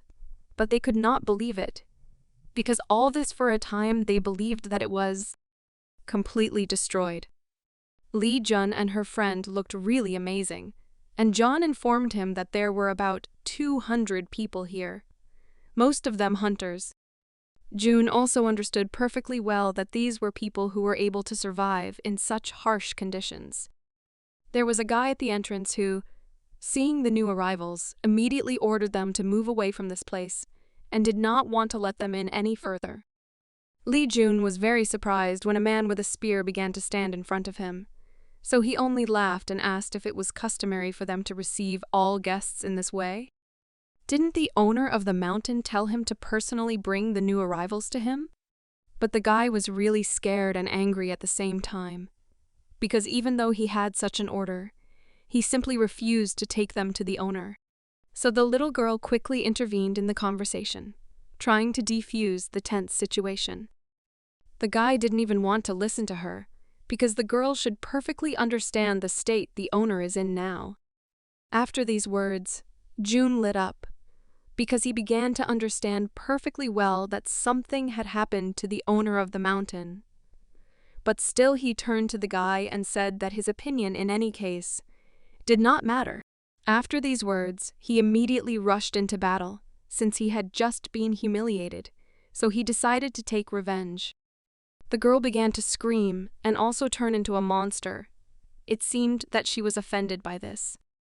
Lee Jun understood that the situation now was quite strange. His opponent was also scared because he didn't know what to expect now. In the name of the head of the village of Chengji, she ordered him to immediately get out of the way and clear the way. He accepted this and immediately lowered his head in front of her, following the order. The girl looked at the newcomers, who were almost fighting for the second time, and told them to continue to follow her. Then their road to the owner of the mountain passed through a cave. Lee Jun asked his friend if she knew anything about the Tangun myth, but she didn't even know what it was. So the guy said that there is a long-forgotten folk myth called the Myth of Tangun, about how Hwanung came down from the mountains and discovered Korea, founding our people there. Joan looked at the guy and didn't understand why he decided to remember this right now, when there were no prerequisites for this. Lee Jun decided to say that the locals clearly know something about this. The girl was very happy when she came closer to her owner. At the main entrance, there was a magical blue field and a lot of fire. And now the new arrivals began to be greeted by a huge white tiger, who was smiling and in a good mood. The guy took a few steps, and having approached a sufficient distance, he decided to ask whether the tiger was the real owner of the mountain. Tiger smiled and said that even though they were superior to all of his military forces, the fact that they knew about him made them honorable guests anyway. He stood up and said that he really was the master of Mount Pektusan, so he wanted to know what exactly brought the guys to him. Joan was scared because she couldn't understand what this terrifying aura was. Lee Jun also understood that this was indeed a real mess. The tiger was a little surprised by this statement, but still decided to just continue listening to what they came with. Lee Jun said that the power with which he protects this mountain will disappear very soon. He looked at him carefully and realized that the tiger was dying right now, because the source of his powers, Mount Pektusan, was gradually beginning to collapse. The tiger was scared by such a statement, so he wanted to immediately find out who Lee Jun really was. He stood in front of him and said that he was indeed the one who could help the tiger, but Lee Jun added that he would like to meet, but not with him. After that, he paused and said that he would still like to communicate with the true owner of the mountain. The tiger began to scream and fell into a rage, because he could not even imagine that the newcomers could be so impudent. Lee Jun also started screaming because he knew very well that they were able to detain the intruder. But it is not at all normal for the owner of the mountain to be a dying idiot, so he ordered the tiger to immediately take him to the intruder, after which he promised that he would save the village of Shongji and him. The tiger was even more shocked, because he had never encountered in dialogue with people who said everything so directly. After this dialogue, Lee Jun and his girlfriend were already standing on the street. Joan looked at the guy and asked who the owner of the mountain really is. After all, Lee Jun has repeatedly told her that this is not a monster. He just smiled and said that she might think of him as the reindeer harnessed to their sleigh. But he was a much more advanced creature. Simply put, after absorbing the magical energy coming from the gate, their personality and appearance changed. But this does not explain his ability to communicate with people, and the ability to absorb such huge volumes of magic, as well as his behavior. Lee Jun understood that the girl was completely right now, because even before absorbing the magical power, he was different from other animals. So he asked if she knew who the alphas were. Their body is larger. They are smarter and stronger than other animals. So over time, alphas can become the main characters of legends and fairy tales. But the owner of Mount Baekdusen is even more special. And all because he has a patron, which greatly surprised the girl. Lee Jun told her that the owner is exactly the same hunter as them. But now he is injured by an intruder who entered Mount Baekdusen. Therefore, now not only is he their target, but also the intruder who injured the owner. Without thinking twice, the girl waved her hands and directed all her strength into the air. She was very serious, so she even started screaming, ordering the world to be opened immediately. Immediately, a flash appeared in the sky in front of her. And from there came a bright white ray of sun that hit the village and was accompanied by quite loud sounds. Lee Jun and her friend watched this process and were really happy that everything was going according to plan. Suddenly, they both decided to jump up and run on very quickly. Joan decided to keep up with her boyfriend, because without him, there is nothing to do in this world and she will immediately die. Real magic was happening. And the most interesting thing was that Lee Jun was absolutely confident in what he was doing, because he knew perfectly well what to expect. After the guys jumped into the newly opened world, the girl immediately waved her hands and immediately closed it so that no one else from outside would jump in there. Therefore, after a second, there was no trace left of the huge flash and sounds. The girl was very worried about them, so she hoped that they would return safe and sound, because the team had just entered the time gate. They again moved to the mine, only this time it was completely different, which was different from the one where the tiger was. Joan couldn't believe it, because could it be that a temporary gate had opened in front of her right now? But the most interesting thing is that she couldn't even understand what it was. Lee Jun laughed and said that these are gates that appear inside other gates. So you shouldn't be surprised, because Korea and China are already gates in themselves. So technically all the gates in them are temporary. Joan said that it's terribly hot here, but just recently they were very cold. But June understood that she needed to calm the girl down and get her ready to work so that she wouldn't worry about trifles. So he suggested that she take this as a hardening, thanks to which they will become much stronger and more resilient. After these words, the beautiful demon immediately awarded them heat resistance, which the guy really liked, but the girl still hoped that they would also give her resistance to cold, which she simply hates. Very quickly they both rushed into battle, and the girl began to destroy the next monster that appeared on their way. When they finished, the girl turned to Lee Jun with relief, noticing that their levels of power over fire were now increased. The guy assumed that the Shangji gate with strong flames was indeed ideal for leveling up.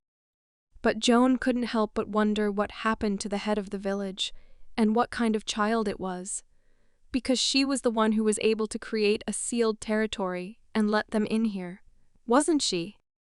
Yes, but it would be more correct to say that she did not seal the territory, but lured an intruder into it, because this place is the center of Mount Baekdusen, where all the power is concentrated, so the source of the power of the owner of the mountain is also located here. This girl is a bear from the myth of Tengun, so she can also use this energy for her own purposes, because she is the one who bestows this power on the owner of the mountain. Joan was shocked by this answer, because she could really imagine anything, but not this. She waved her hands and began to think about the answer. It turns out that the strongest here is not the owner of the mountain, but the head of the village, right? Lee Jun turned to her and said that she had analyzed everything correctly. But the intruder who was now trapped here was much stronger, although he was most likely stronger than any monster they had faced before. Joan looked at the guy with surprise in her eyes, but she couldn't believe that the name Unyo really belonged to her, because it was quite unique. Lee Jun said that he doesn't know her exact name, But it doesn't matter. Unyo is just her nickname. And this child is a hero. Joan was embarrassed by this, because she understood that the world was not so huge. After all, she had just become a hero when she realized that they were now surrounding her everywhere. Xianji was the best place for the growth of the Demon King, which he himself spoke about several times in his autobiographies. So Li Jun knew full well that he had to become as strong as possible, because he would have to be prepared for any changes in the future. Therefore, he began to train hard and destroy opponents in his path. He did not spare anyone and spent all his free time on improving himself, because time had not yet played in his favor, and he needed to improve his level. Joan noticed how the guy was growing quickly and raising his level, so she also praised his patron, because he really gave him a lot of blessings. The guy turned to her and said that he considered Prince Charming a much better patron, because Li Jun becomes stronger just thanks to the player's ability. Unexpectedly, they were both very surprised, because after these words, the fallen angel decided to give the guy even more power and points for development. And also a second later, Prince Charming gave his blessing to the girl, so they were both pleasantly surprised and happy that they really had incredible patrons. Meanwhile, a girl approached the owner of the mountain and decided to ask him how he was feeling. The tiger just looked at her and said that so far everything had not changed, because he was really dying due to the fact that he used his powers to protect Mount Paektusan and the village of Qianji, and also while he was sealing the intruder. Because of this, all his life force began to melt before his eyes. The girl looked at him and said that they had to deal with those powers of Mount Paektusan, but he was immediately injured, so she asked if she should take her powers back now. The tiger rose to his paws and told her not to even think about saying anything stupid. Li Jun was preparing because he understood perfectly well that although they were indeed very strong, the invader would be a much more serious opponent. Unyo asked the owner why he sent them to Shangji then. This question got him thinking, and although he didn't see his strength, he still perfectly understood who was behind Li Jun. This is about the same thing as what he saw behind the intruder's back. It was not for nothing that thunder and an earthquake appeared in the sky again. The portal opened again. A violet flame began to appear near the guys, lighting up everything around and instilling good fear. Joan was scared, because did the intruder really appear so early? From there appeared the same little girl who came to them, definitely for a reason. It seems that she began the process of preparation, because she began to look around intently and analyze the current situation. But still something worried her. Joan was even more shocked, so she asked the guy whether this little child was really the intruder she was thinking about. But Li Jun made her understand that she was very mistaken, because this is not a person at all, and you shouldn't judge a book just by its cover. Joan thought about it and simply looked in the direction of the girl. Although she was small, she used her skills very skillfully, forming lightning near her body. Immediately, she was able to summon a huge blue wolf that was behind her. The guys were shocked by such strength of a small child. Joan was scared, because she wasn't sure that they could defeat him. The girl clenched her teeth and now looked like a real monster, who was clearly no longer ready to talk to them peacefully. Therefore, without further ado, she immediately rushed into battle, realizing that she now needed to destroy the newcomers before they stopped her. Joan immediately got into a fighting stance and got ready, but she was also quite surprised when her pet jumped out and also ran away from her. He also decided to fight and protect his mistress, so he was ready to challenge the enemy. Immediately after this, they grappled with the wolf and began to fight. It was a real shock, because until that moment, it was even impossible to imagine that a pet could be so strong. Joan also shouted and rushed into battle to help, because after what happened, she's no longer afraid of anything. Therefore, without further thought, she immediately jumped up with great speed. and with all her might she was preparing to strike at her enemy, who was not quite expecting it yet. But still, the girl jumped back and now turned her entire focus to John, who dared to challenge her. But she is not an ordinary girl, so in a fit of rage, John was preparing to strike a very accurate blow. But something stopped her. She was simply scared, because she couldn't understand what kind of force was opposing her right now. While the enemy was busy with John, Lee Jun did not waste time and attacked the girl, trying to destroy her and also take her by surprise.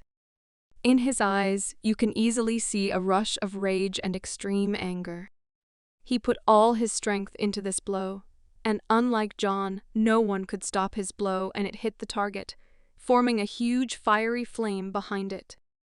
The monster jumped back and just crossed her arms, preparing to launch a counterattack. This is a truly terrible sight, but Lee Jun is absolutely ready for this, and understands everything perfectly. Therefore, without waiting for an answer, he quickly rushed to the attack in order to be able to destroy the monster while he was still at a loss. A second later, everything was in huge blast waves that formed after the force of the fire.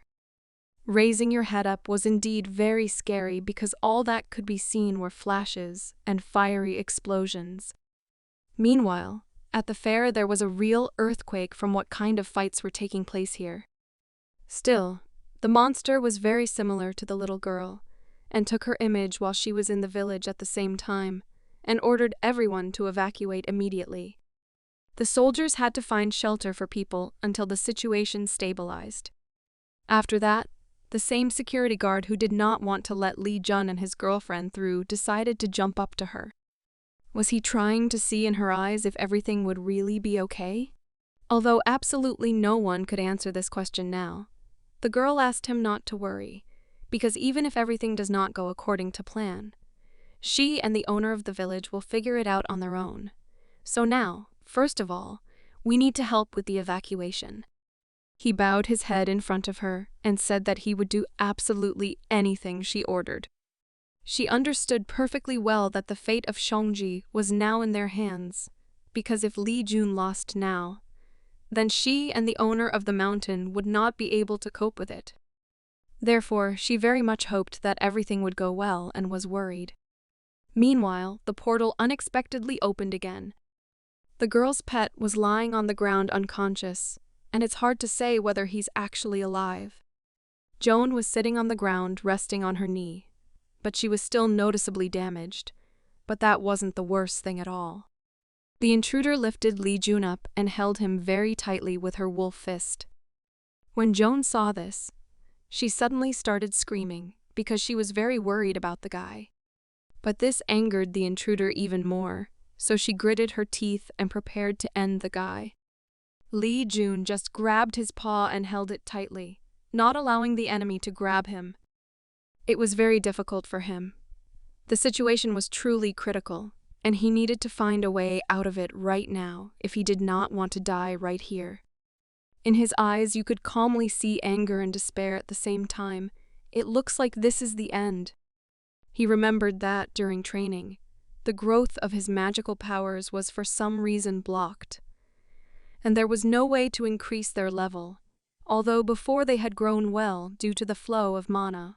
But his mana flow was still level 1, and his power over fire had not increased either, so he concluded that it would not increase any further in Shongji.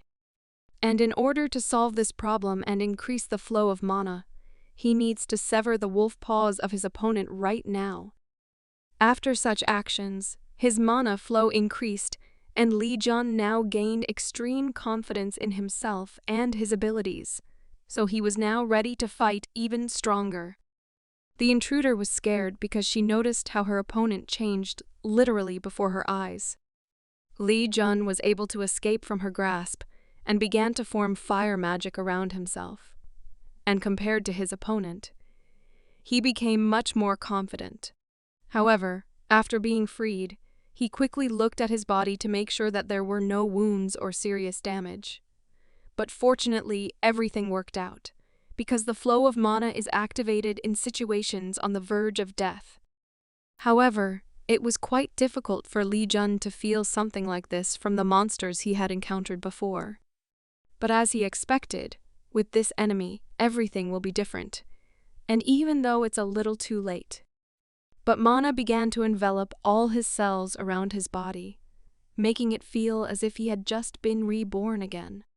Li Jun immediately created his magic weapon, and he prepared for the second round of their battle, where the invader was already really furious, because his victim had just literally slipped out of his hands.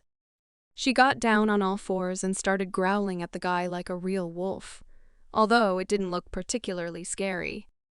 But Li Jun didn't care, so he immediately rushed into battle. But like a real gentleman, he first warned the lady that it would hurt a little.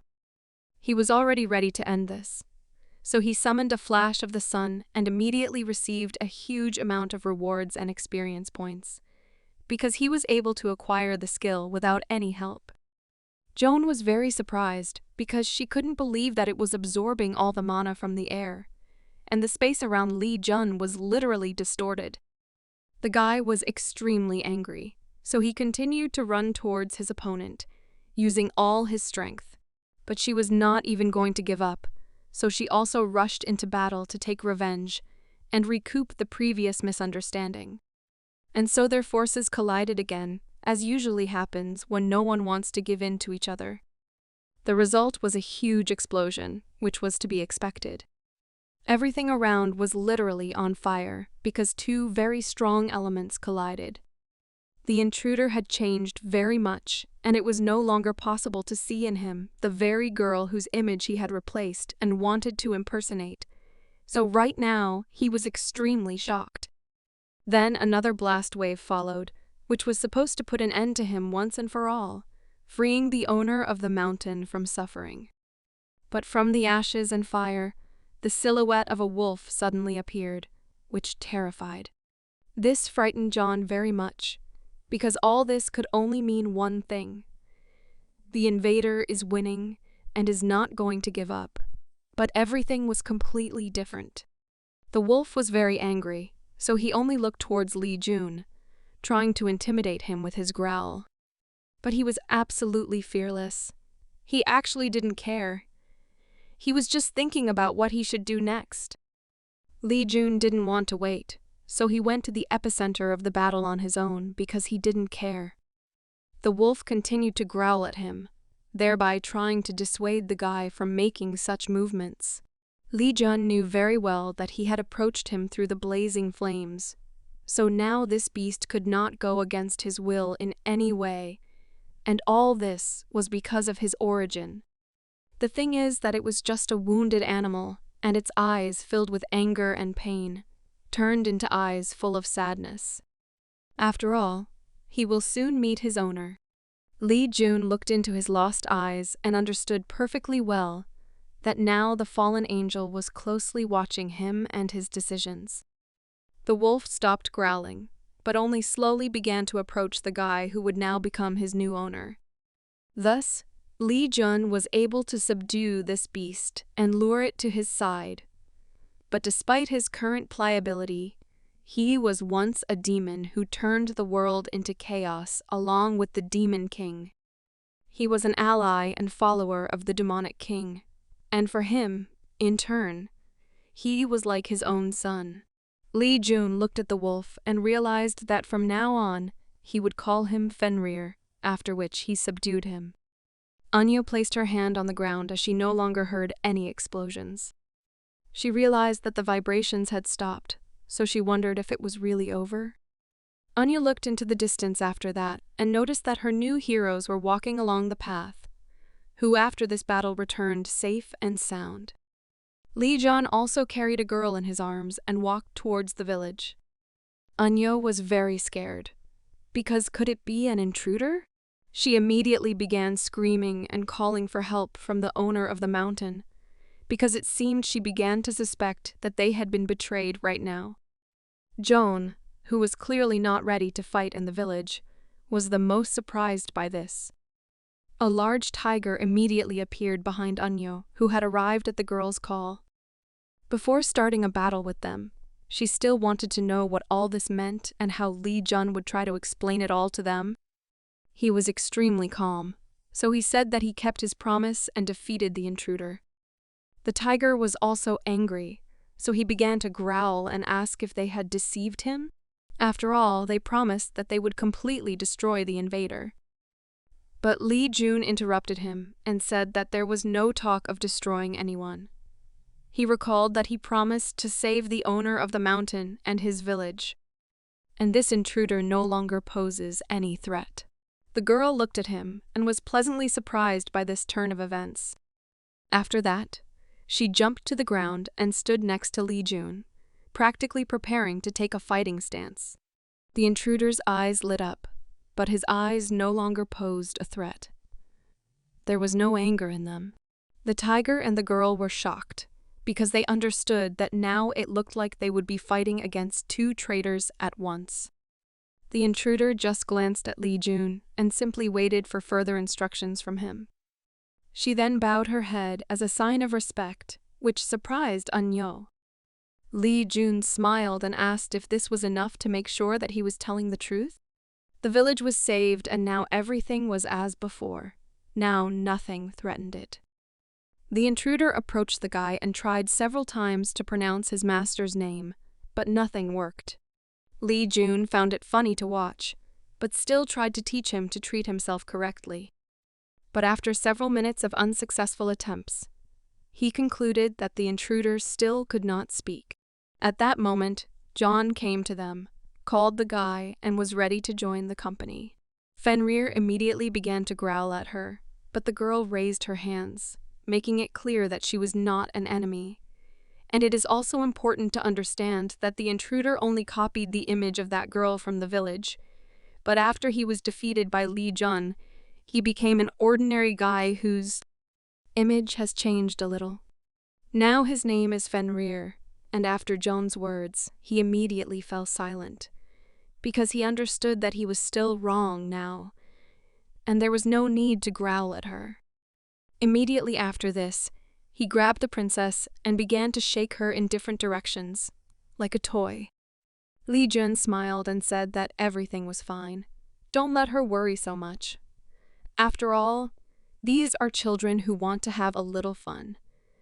But something told John that this was not the case at all. The next meeting was to take place near the lake. Anyo stood there and didn't understand why Li Jun called her here, to this particular meeting place. He looked at the lake and said that he had made a promise to the owner of the mountain that he would deal with the intruder and help with its restoration. And if he succeeds, then he intends to take her away from here, which shocked her quite a bit. She looked at the guy and understood that he really knew what he was doing, but still she was very scared. Li Jun reassured her, said that this would not happen now, but only when he came for her as soon as he dealt with his affairs in China, so he asked her to prepare for now. He took out his sword and held it tightly in his hand. Then he just threw it into the lake for fun, because why not do that, right? Li Jun laughed and said that the girl should take care of this sword for now, until it comes back, and it would also be great if she performed one of her rituals here. Li Jun was very surprised, because so far she did not understand what the guy was talking about. But he wanted the sword to be safe, because he plans to give it to someone later. The next meeting was planned at the bazaar, to which Li Jun arrived with his team, and local warriors were already waiting for them. They apologized for the last time, explaining that the foreigners who came to them before only tried to rob them all the time. Li Jun smiled and said that he understood everything perfectly and did not hold grudges against anyone. And John added that everything was fine and there was no need to worry. Anyo came closer to the guy and asked if they were going to leave already. Li Jun said that he needs to move because he really doesn't have much time. But he will be back soon and will definitely take her with him. The girl could not understand what this meant. Li Jun was a little upset by this, because Anyo didn't remember their conversation yesterday at all. It seemed her side effects had gotten worse, so Jun said to find out about it from the owner of the mountain. Joan turned to the guy and suggested that he leave already and not linger here. Li Jun also said that the owner of the mountain must take care of his health, because he really needs to be protected. Their road again passed through the cave. After that, the tiger's eyes only lit up and ordered Li Jun to hurry up. Their journey was very difficult, so Li Jun allowed Fenrir to hunt the drake for a snack. So he immediately rushed into battle so as not to waste precious time. He then took the leap, as drakes were his favorite delicacy. After which Fenrir caught fire and again looked like a monster who was definitely ready to tear his victim to pieces. The wolf he regularly turns into will not let him lie about this fact. The drake noticed the attacker, so she also quickly began to growl and react to the situation. She launched her magic blaster and pointed it towards Fenrir. The wolf felt his strength, because it was indeed very similar to his fighting style. Therefore, he ran in a rage to attack his opponent, trying to destroy him as quickly as possible. And here again, a clash of two forces occurred between them. But quite quickly, Fenrir's energy began to win this confrontation and displace the drake's energy. And the wolf won this battle, receiving a portion of the delicacy for himself. Li Jun watched this process and was very surprised, because now he even began to doubt that Fenrir had become weaker, because he was able to defeat the huge drake so easily. But he also understood perfectly well that this was all over and he could go back.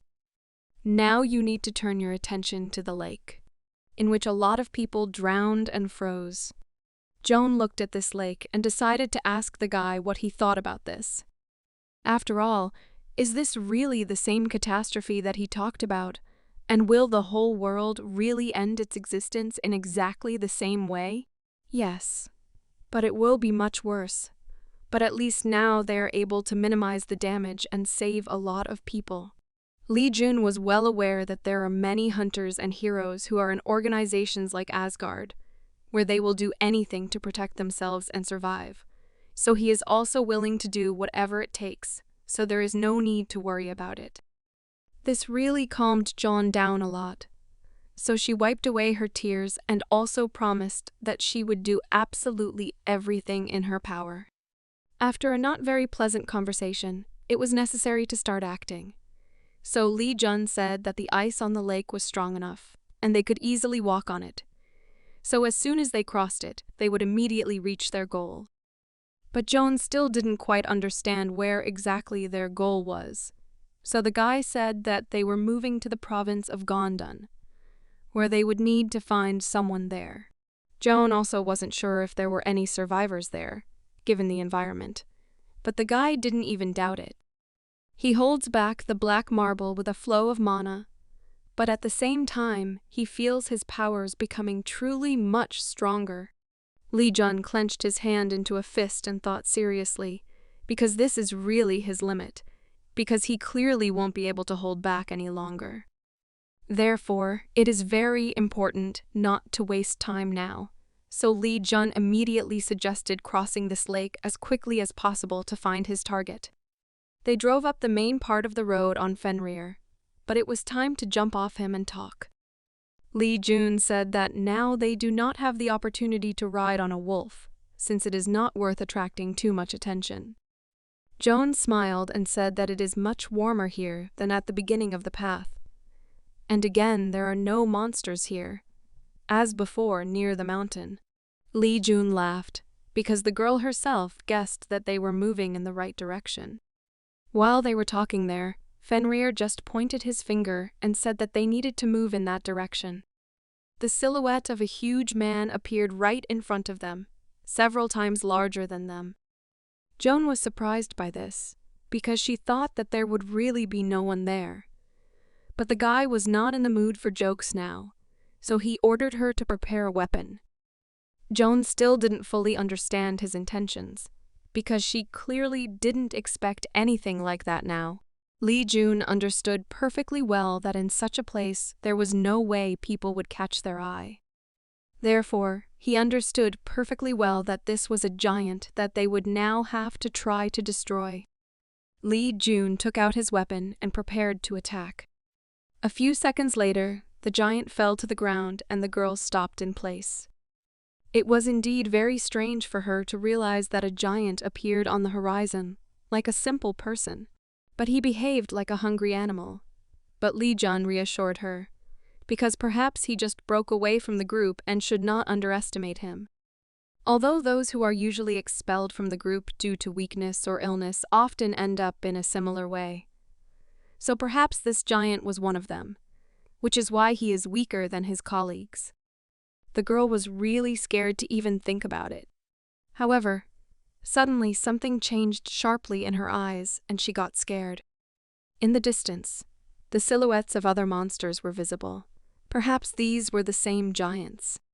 Lee Jun also understood perfectly well that there was clearly much more than one of them. And John was still upset that they were not even given time to rest. But what surprised her even more was that the opponents were riding on ice drakes. It was really hard to even imagine. One of the giants came closer to them and decided to ask who they were and why they were hunting for this small rabble. The monster continued to look at the newcomers and was a little perplexed.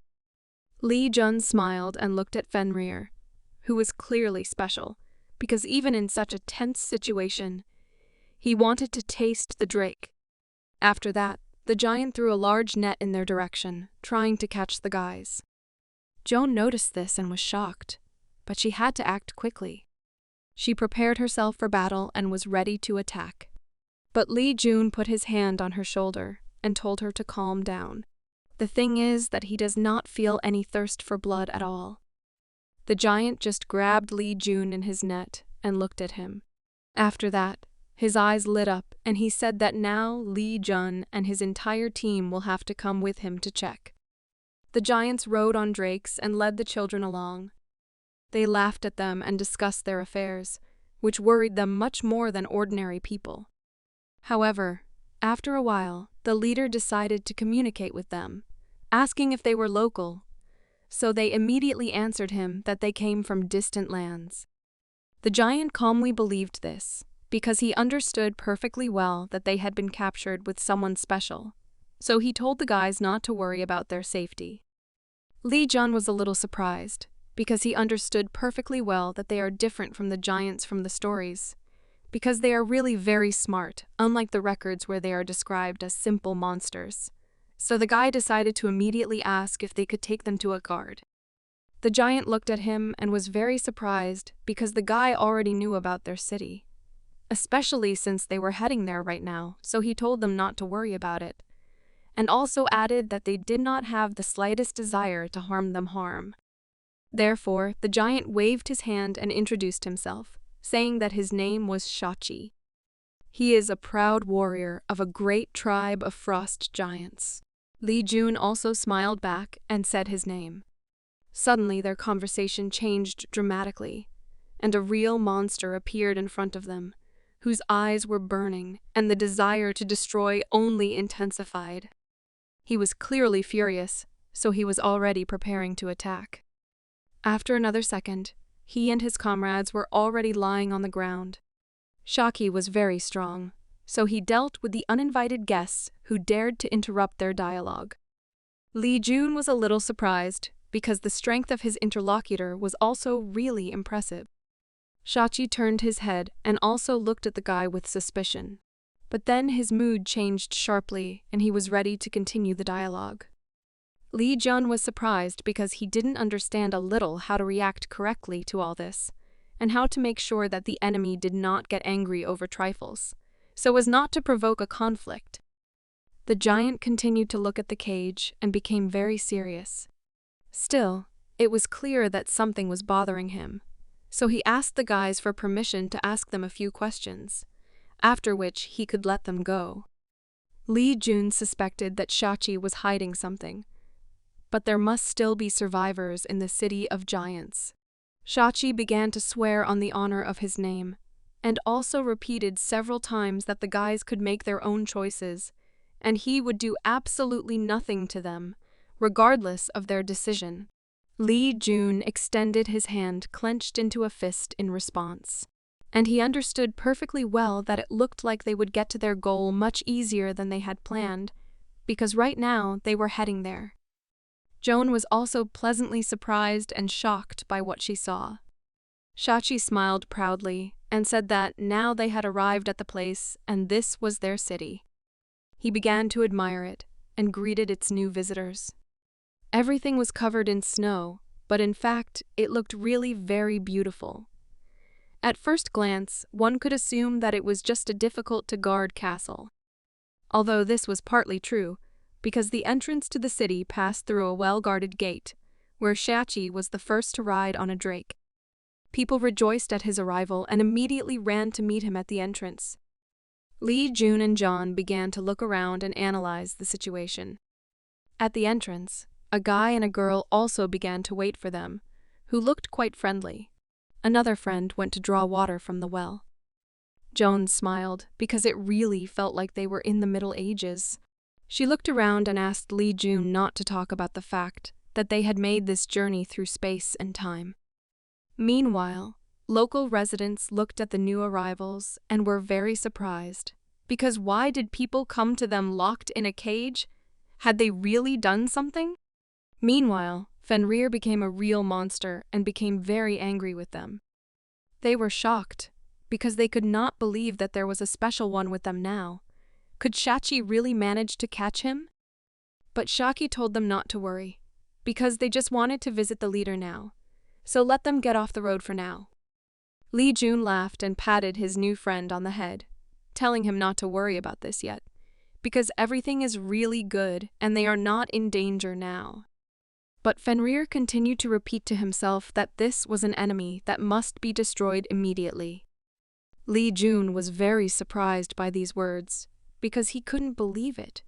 Was there really an enemy there? The building at the main entrance began to shine and be wrapped in magic, which was truly quite an amazing sight. There were guards at the entrance, whom Shachi ordered to inform him that he had arrived. After that, the doors at the main entrance opened, and the giant began to walk along the path towards the leader, carrying in his hands a cage with new arrivals. The leader sat on his throne and waited for Shachi to come closer to him and report the stop. For now, he was shocked and angry, because he could not believe that Shachi had brought another uninvited guest to the city. Fenrir began to get very angry, so Li Jun concluded that it was him that the guy was talking about. It must be him he fought with before he got to Mount Paektusen. Shachi knelt down and looked at the leader, saying that he had brought the werewolf and his companions to him. It looks like he wants to stay with them. The leader was truly shocked by such information, because he refused to believe it. He started waving his arms because he couldn't believe that these two were able to defeat this werewolf. But Shachi said that it was exactly like that. The leader began to get angry and ordered the warrior to immediately leave the uninvited guests and go back. Shachi just looked at him and said that he made his promise that everything would be fine and no one would harm them. So he was extremely insistent that the leader should not do anything like that. The leader fell into even greater rage at such words, but Shachi continued to say that after the dialogue, these guys should return back safe and sound. Shachi bowed his head as a sign of respect, and only asked the leader to preserve his name and rank as a warrior without breaking this promise. It got dark quite quickly, so people started turning on the lights in their rooms.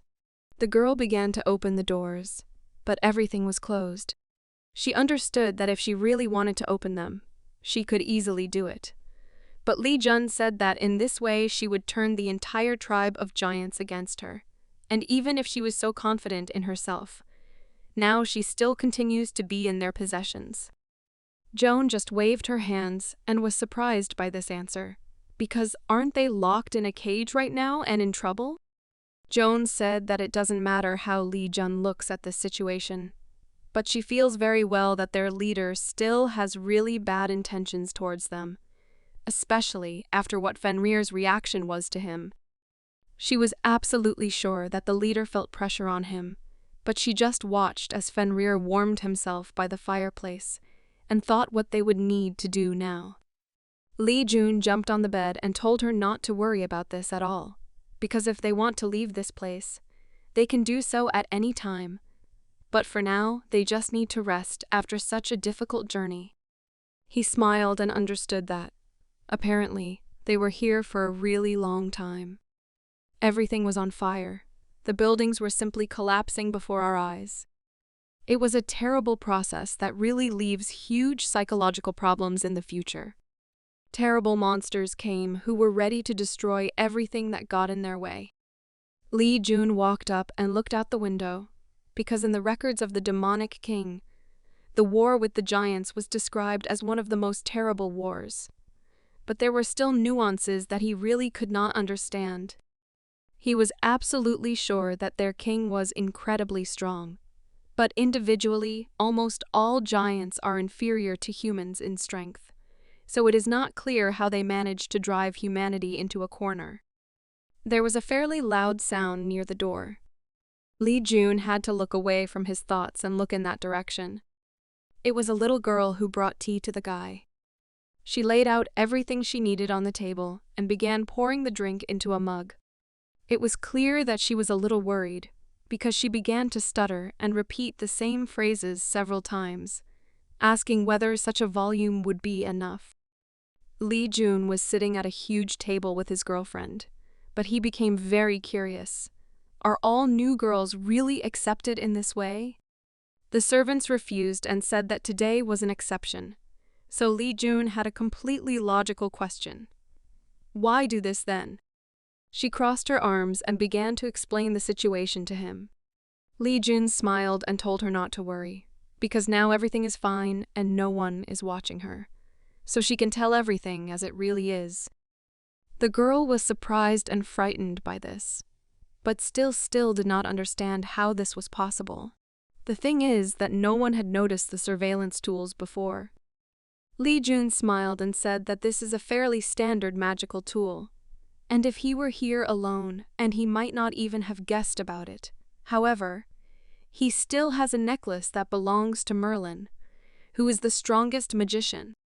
Therefore, he got down on his knee and decided to talk to the girl, who had already said that her name was Sion, and also said again that everything was completely safe and no one was listening in on anything, so she had no reason to worry.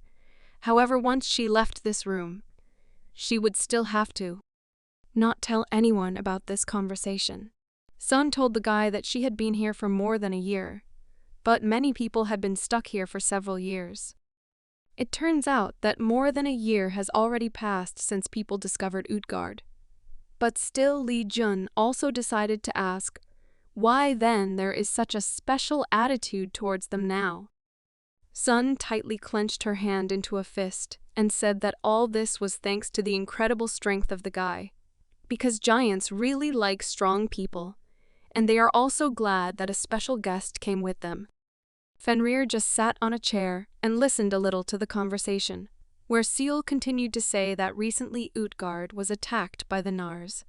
But at that moment, Fenrir quickly turned into a monster and killed many giants. After this, the king of the giants decided to fight Fenrir to stop him. So all the giants simultaneously confronted the guy and won. Li Jun now understood perfectly well that it was for this reason that Fenrir retreated towards Mount Pektusen. He waved his hand and asked Sayun to do a small favor for him, where in return he would give sweets. But the girl refused and said that she was not at all interested. Her look changed a lot, and she was upset. But she still asked Li Jun for the iron, because if she sold it, she could buy medicine for her mother. Li Jun agreed without any problems, but in return asked her to find someone named Manhwa for himself. She was extremely shocked by this proposal, because was he really asking her to go and find Manhwa now? But only Vada came to her mind, so she decided to clarify whether it was necessary to find him. Li Jun just smiled and said that this was exactly what he needed. Indeed, several days have passed since their arrival at Utgard Castle, and during this time, the Li Jun group has done absolutely nothing. Every time they went for a walk at the same time, they were brought food, and they fully enjoyed life, as if at a resort. Joan was already starting to get very annoyed by this. Because why were they here then?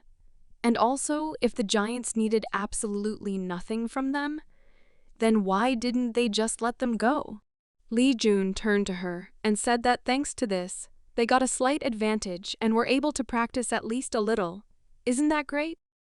The girl agreed with this, but still she preferred to die rather than live the rest of her days in a cage. Jun looked at her and hinted that he would definitely not let her get bored.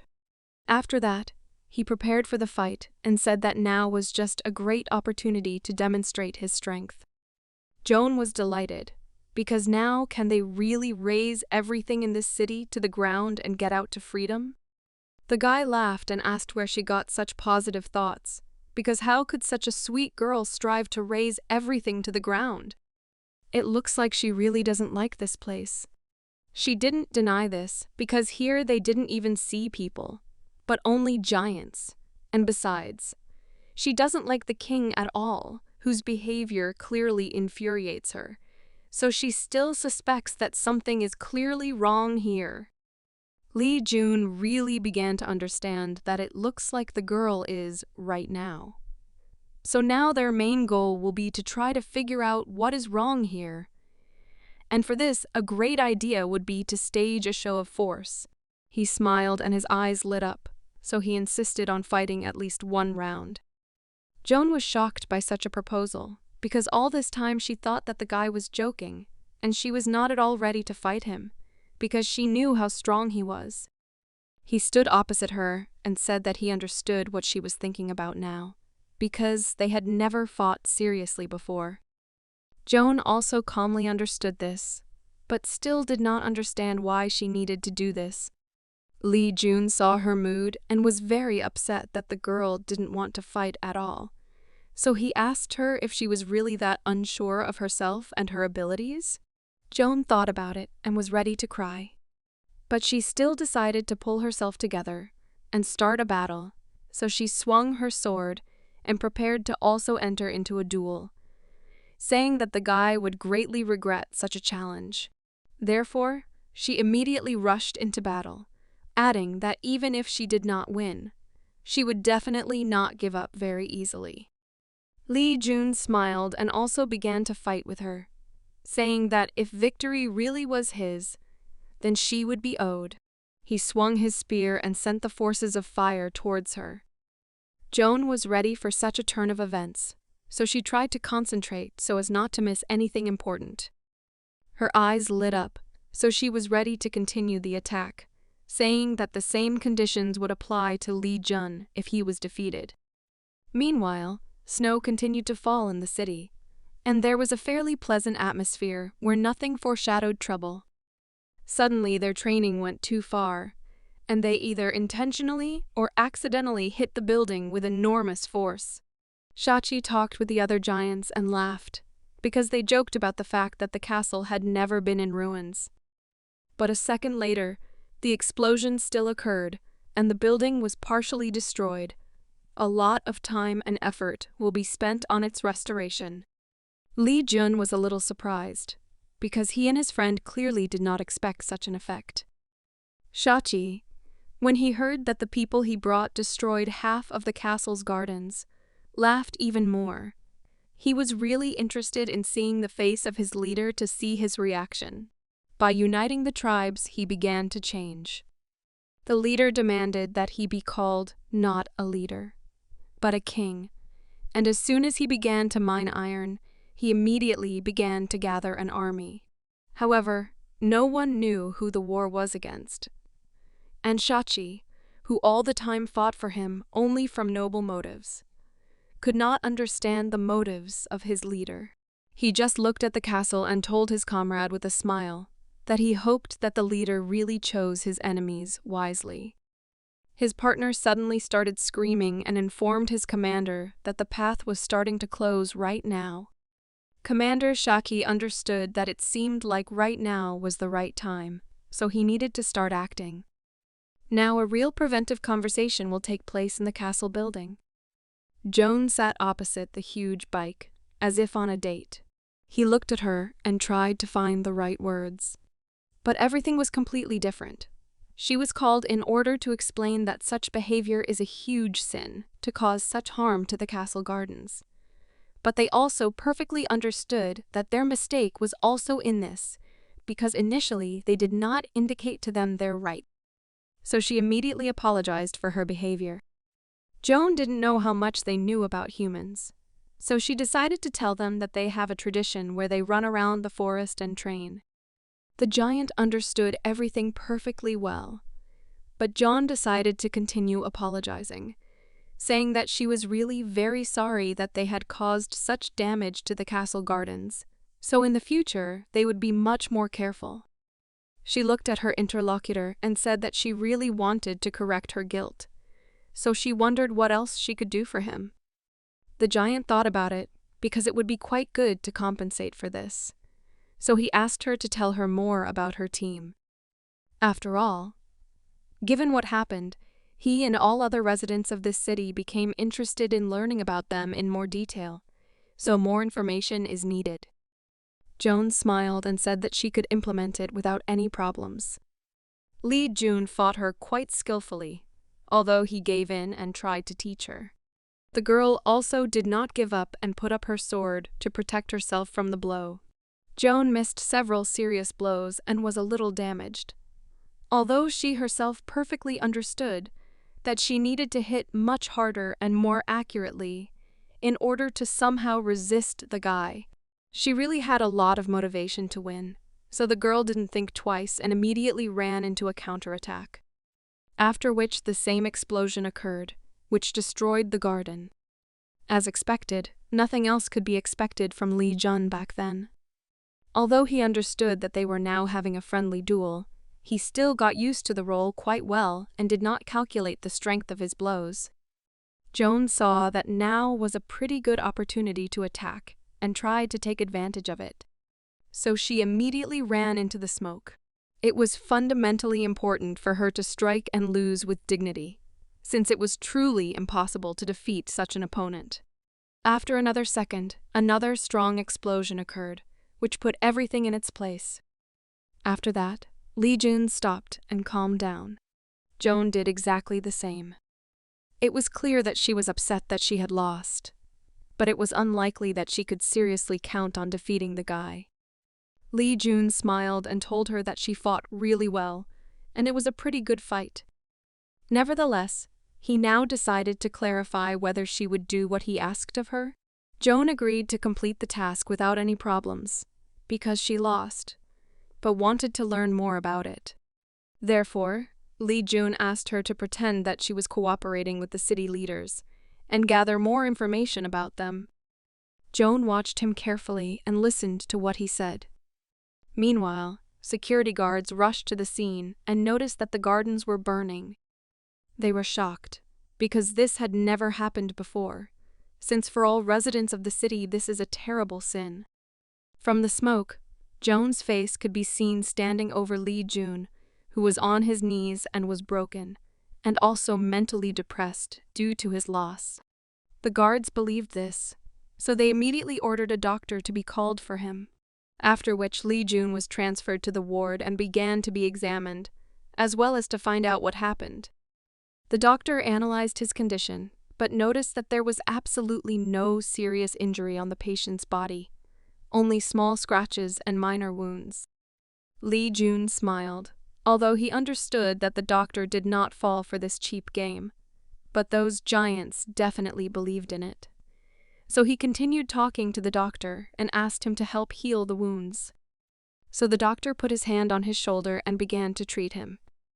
A second later, the wounds on the body began to heal. Li Jun understood that the doctor, with his technique, not only stopped the bleeding, but also completely healed all the wounds. The doctor was happy that the patient felt better, and a girl who was also watching the process ran up to him. Li Jun said that it was indeed a great honor for him to meet him, because it was the same Vata. The doctor was a little surprised, because he was not used to strangers immediately addressing him by name, even though he had not introduced himself. Therefore, His view and form of communication changed dramatically, and he also decided to find out more from the guy. How did he know about him? Lee Jun decided to play dumb and say that he didn't know anything about him, so the doctor began to believe that the guy found out about him thanks to Seon. Lee Jun smiled and said that actually no, but it would be better if they could get to know each other better. But Hada only got angry because another stupid person was sitting in front of him again. He turned around and told Seon that they were leaving and wouldn't even waste their time on it. Lee Jun got out of bed and said that he was still sick. Do they really want to leave a patient here who hasn't been treated properly? Shvada thought about it and told him not to pretend, because he did not at all look like a person who needed treatment. Lee Jun told him that the wound is not external, but why is he diagnosing him like that even if he didn't even examine his organs? Fata was shocked because he was really to blame for this situation. He took Lee Jun's hand and first decided to take his pulse. The doctor's eyes changed again, and he fully concentrated on the process.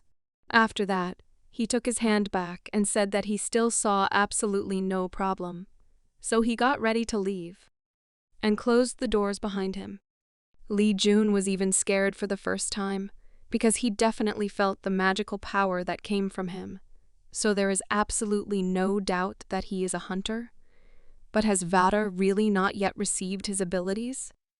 After checking Lee Jun's organs, he still didn't notice anything. But how is this possible?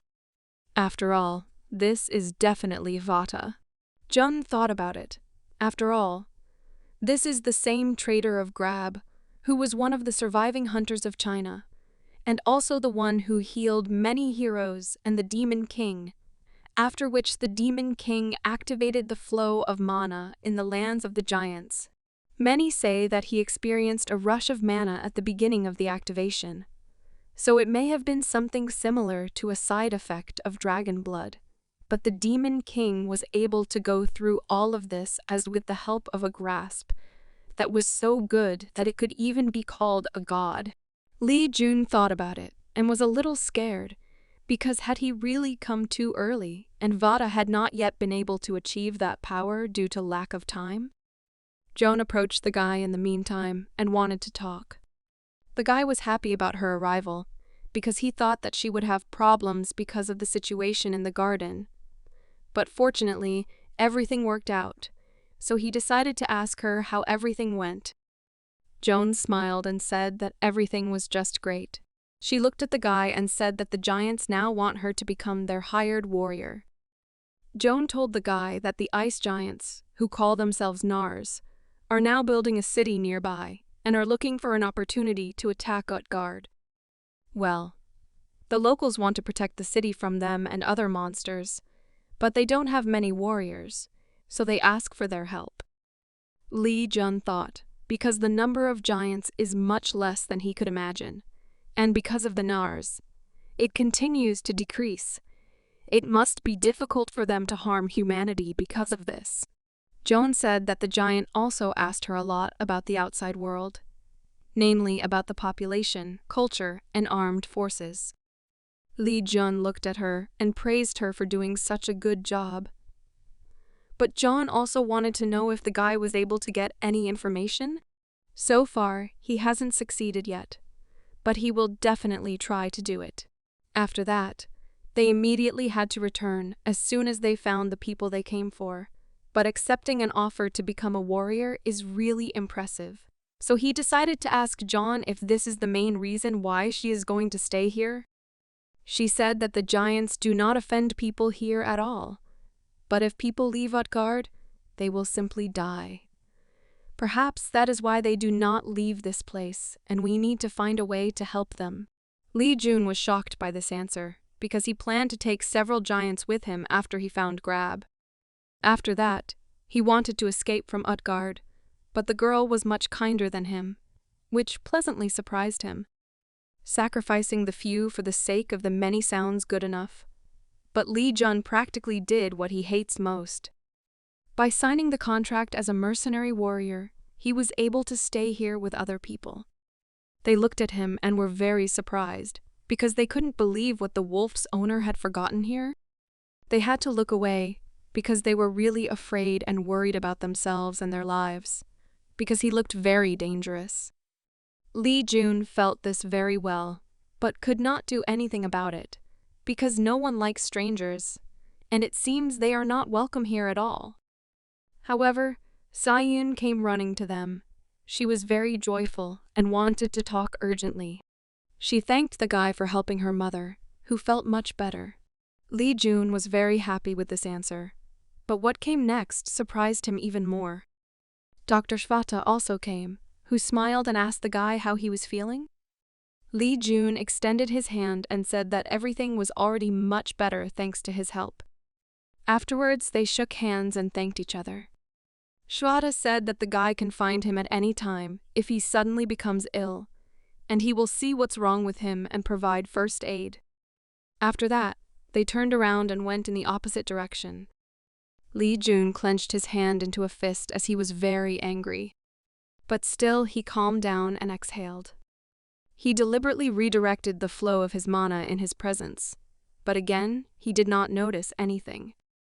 Li Jun understood perfectly well that Hwada should have noticed that something was wrong here. But did he really understand something wrong about the old man?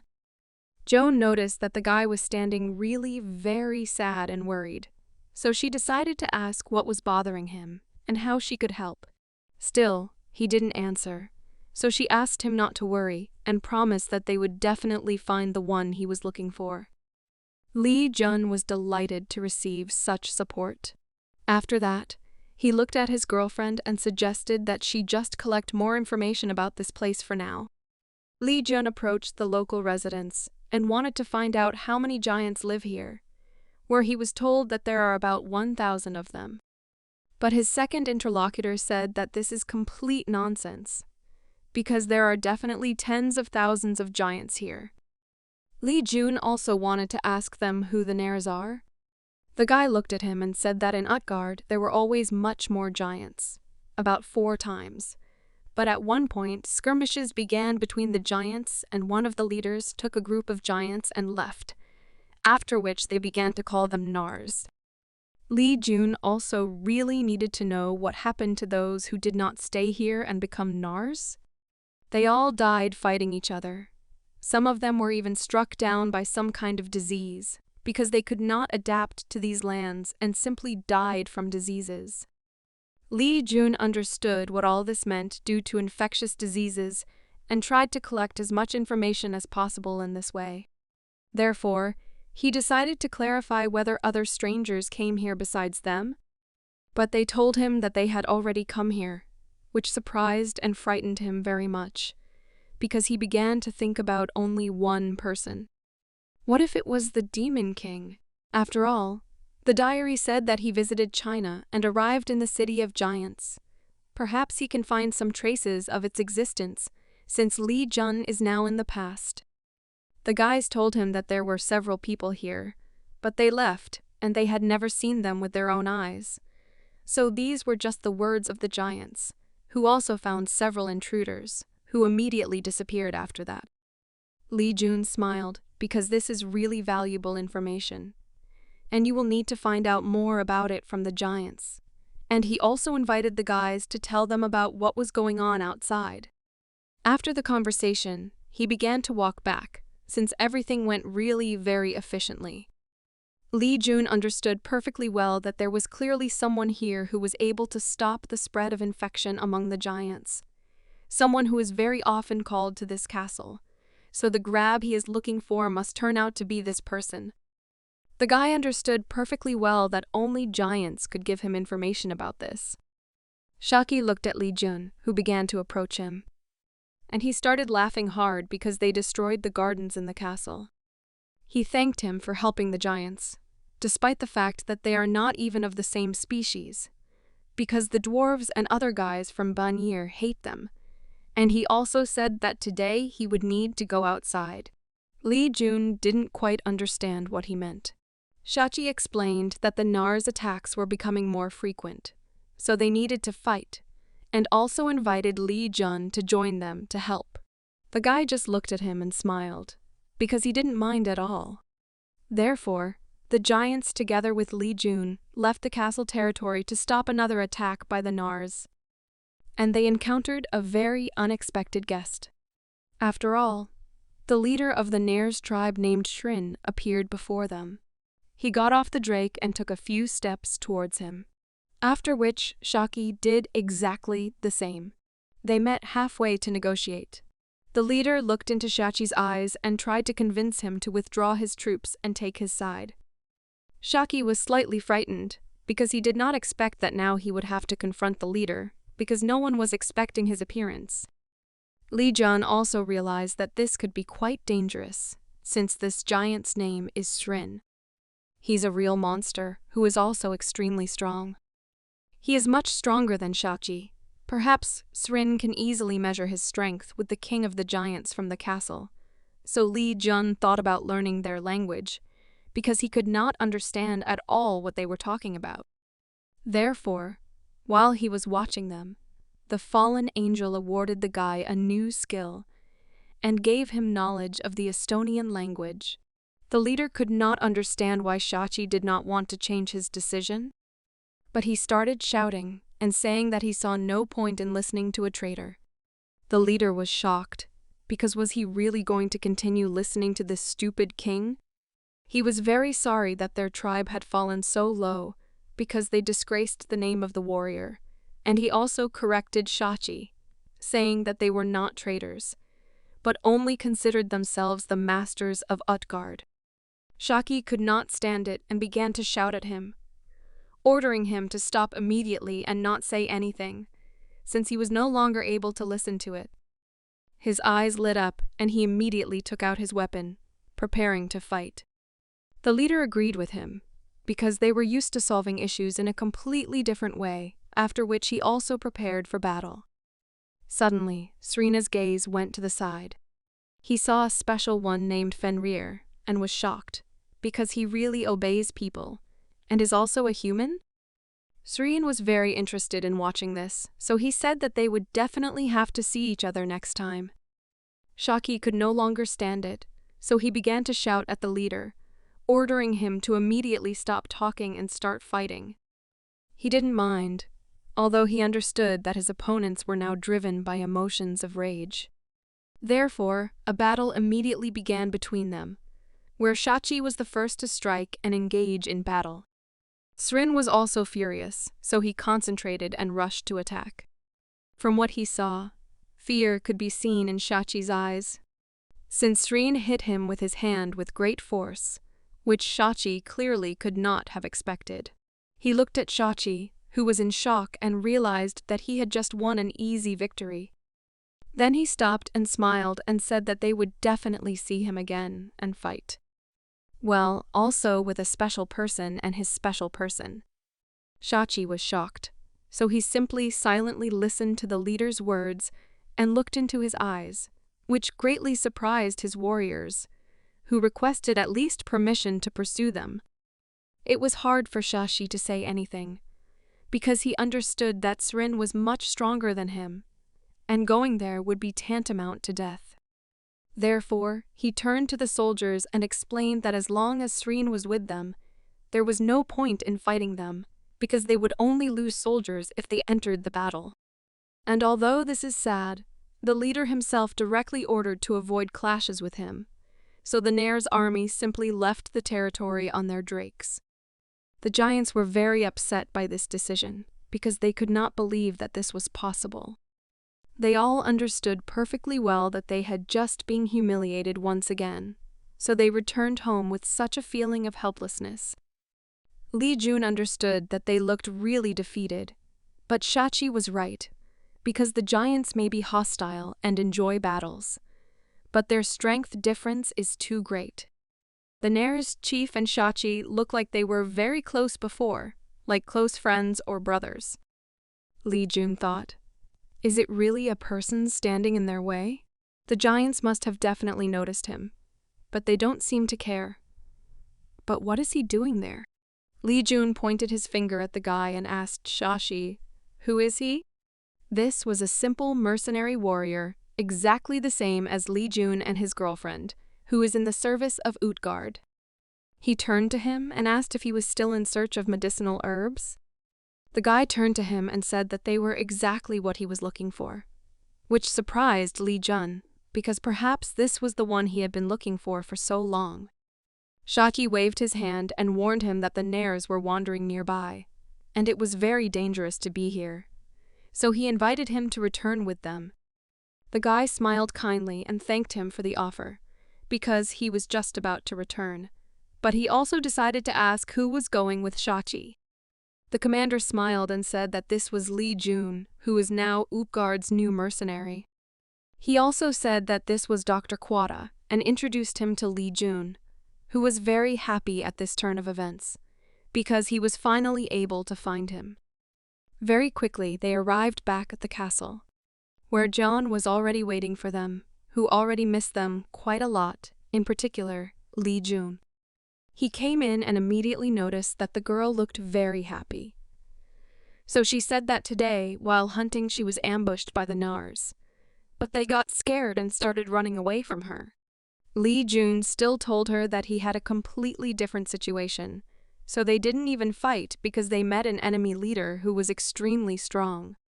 Joan was a little upset, but also said that there were also people among those who attacked her. Li Jun was very surprised by this, because how is this possible? Among them was a Chinese who was able to deflect her blow and protect everyone, as if it were not a powerful blow with a two-handed weapon, but with a feather. In addition, she said that he used a spear, but it was longer than Li's and also quite strangely shaped. The guy was surprised by this, because who could be the Chinese hunter who could easily repel Joan's attack? He couldn't even think that any other people could survive here. But still, he also came across a person. Joan noticed that the guy still looked unhappy, so she decided to ask him what was wrong. Li Jun thought about it, because he wanted to go and talk with Vata, but he was worried that something might go wrong again, so he invited John to go with him to be on the safe side. She of course agreed, but she understood that even if she went, she would understand absolutely nothing in their language. But Li Jun took out his pendant and handed it to her, asking her to do a favor for him. He said that this was Merlin's necklace, which would easily allow her to understand their language, and he was absolutely confident that she could handle it. Meanwhile, there was a huge line of people entering one building. It was a hospital where everyone was screaming and calling for help from Vat, and the old doctor was panicking and simply asking the patient to be patient a little longer. Vata was completely immersed in the process and understood that very soon the warrior would be able to come to his senses. Li Jun understood that in China, doctors who succeed in their field are called Huada, and now he understands perfectly why, but he still wondered why there were so many patients here. Still, despite them, he decided to approach and communicate with Vata. He turned his head and said that he was extremely busy right now, and asked Li Jun to come over later. But he only took out a huge bag of magic potions and handed it to the doctor. He smiled and said that this should help, and also suggested that he use them as he saw fit. Vata was surprised, because there were too many of them, and thanked the guy for his help. Thanks to the potions brought by Li Jun, Huada was able to heal a huge number of patients. And after all this, they had the opportunity to talk normally. Vata left the hospital and asked Li Jun to give him the opportunity to measure his pulse. But the guy didn't understand why he wanted to do this. Shvata said that perhaps he was deluding himself, but he couldn't shake the idea that he felt something strange after they shook hands. Li Jun was happy because he was finally able to find the guy he had been looking for so long, and kindly gave him his hand. Vata thought a lot after that.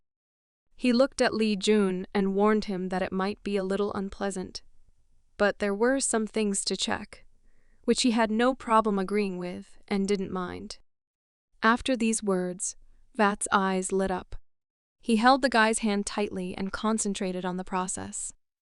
I immediately remembered the situation where Lee Jun holds his hands on Joan's shoulders and transfers a flow of mana to her, which is not an easy process.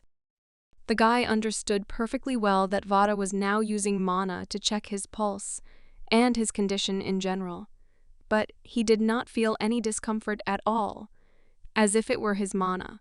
After this, Shava abruptly took his hand back, because he was shocked and understood perfectly well that it looked like an unusual person was standing in front of him, the one he needed. Wada was shocked and even a little scared, so he asked Lee Jun if it was really him. The guy looked at him and understood perfectly well that Shvata was also the one he was looking for. Therefore, Hwata decided to ask if Lee Jun had also studied key cultivation, and he only responded by asking if Hwata had studied mana flow, and how the first one was completely bewildered when he heard about the flow of mana. The second one had exactly the same condition.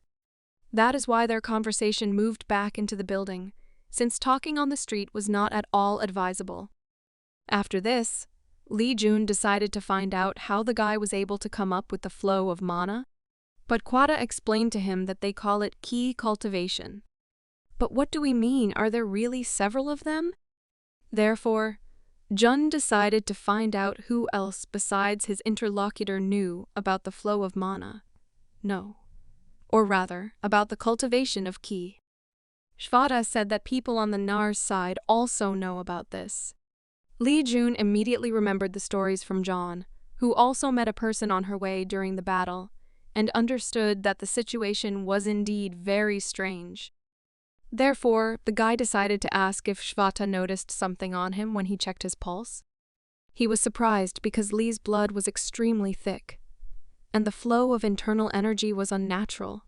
But still he noticed that he had not fully studied the guy and decided to ask if something was bothering him.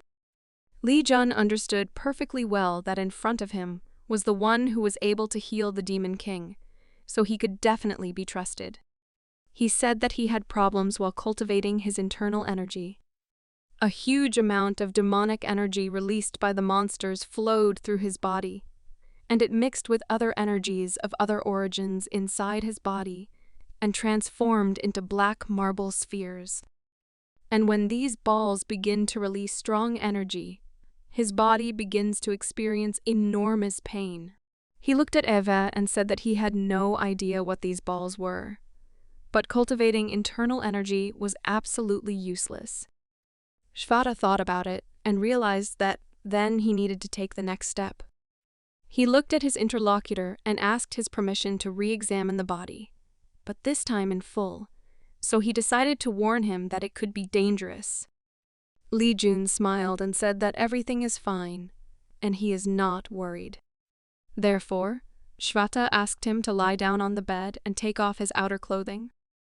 He understood that Lee must have felt like his organs were being torn apart, but he was able to bear it well. The guy just looked at him and wanted to know how it all went. Hwata said that the black spheres inside the body are very unique. Usually they absorb all the life energy of a person until he dies, but the spheres inside Lee Jun are completely different because on the contrary they stimulate the flow of mana inside him. Lee Jun was surprised because he didn't understand what this could really mean. Vata said that they really do not cause him much harm, but the reason why he experiences pain is because of the forced changes in the flows within the mana. However, he noticed that this is quite dangerous, because the spheres become stronger along with him, which surprised Lee. Therefore, Wada warned him that if the spheres became stronger than Lee Jun at any point, they would simply suppress him as an entity. After this, he will become a true psychopath who will be consumed by the desire to kill. But surprisingly, with his unusual mental toughness, he is able to suppress it easily. Lee Jun decided to find out if the psychopathy that Fatah spoke about is connected with the one that haunts the Nars abandoned in the ice. Fatah looked at him and sadly lowered his head. People on the Nair side are psychopaths, obsessed with the desire to destroy everything in their path and the cultivation of internal energy. Still, Li Jun was indeed able to collect a lot of new information, which he has not yet understood, but still it will definitely be useful to him. He understood that the black spheres were safe, and also helped him improve. It's really a natural process where you start to improve while facing danger, so he concluded that everything was fine. He wondered if the Demon King could learn about the flow of mana by studying ki cultivation. Li Jun began to get dressed, but he knew that if this was really the case, then through ki cultivation in the future, he would also be able to improve his mana flow, so he needed to talk to the doctor even more. Fada didn't mind doing this, because he also has a few more questions regarding Li Jun. But first, it was necessary to completely close all the doors to the room so that there were no prying eyes and ears. Jun sat opposite him and asked about patients who did not even participate in battles. But then why are they all sick? Fada took a mug of coffee and said that there is too much energy here. Where hunters under the supervision of patrons can benefit from such a place if they are used to energy, but ordinary people are not able to cope with such amounts of energy, which is why they begin to get sick. Is that why there are so many sick people here? The thing is that with the advent of the gates, lands unsuitable for human life began to appear all over the world. Before China experienced the gatification, Quada studied medicine in Europe and returned to his homeland after news of everything reached him, in the hope that he would be useful. Outside of these lands, everyone called them unrecoverable, hellish lands and the realm of monsters. So he looked at Li Jun with fear in his eyes and decided to ask why he actually came all the way here, and also wanted to know if the rescue group would come for him. Jun thought about it, because in history there was not a single mention of a rescue group. So he decided to tell the guy that there would definitely be no rescue group. His appearance changed dramatically after these words, and he became very upset. But Li Jun decided to cheer him up, because she actually already exists and is right here. Fada couldn't believe it, but Li Jun smiled and understood that for now it would be difficult for his interlocutor to even imagine this.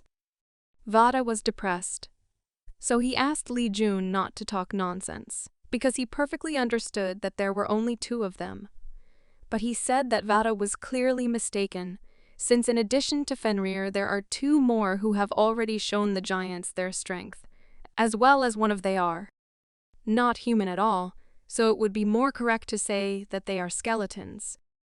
Shvata understood that it makes no difference whether it is a group or one person, since nothing changes this.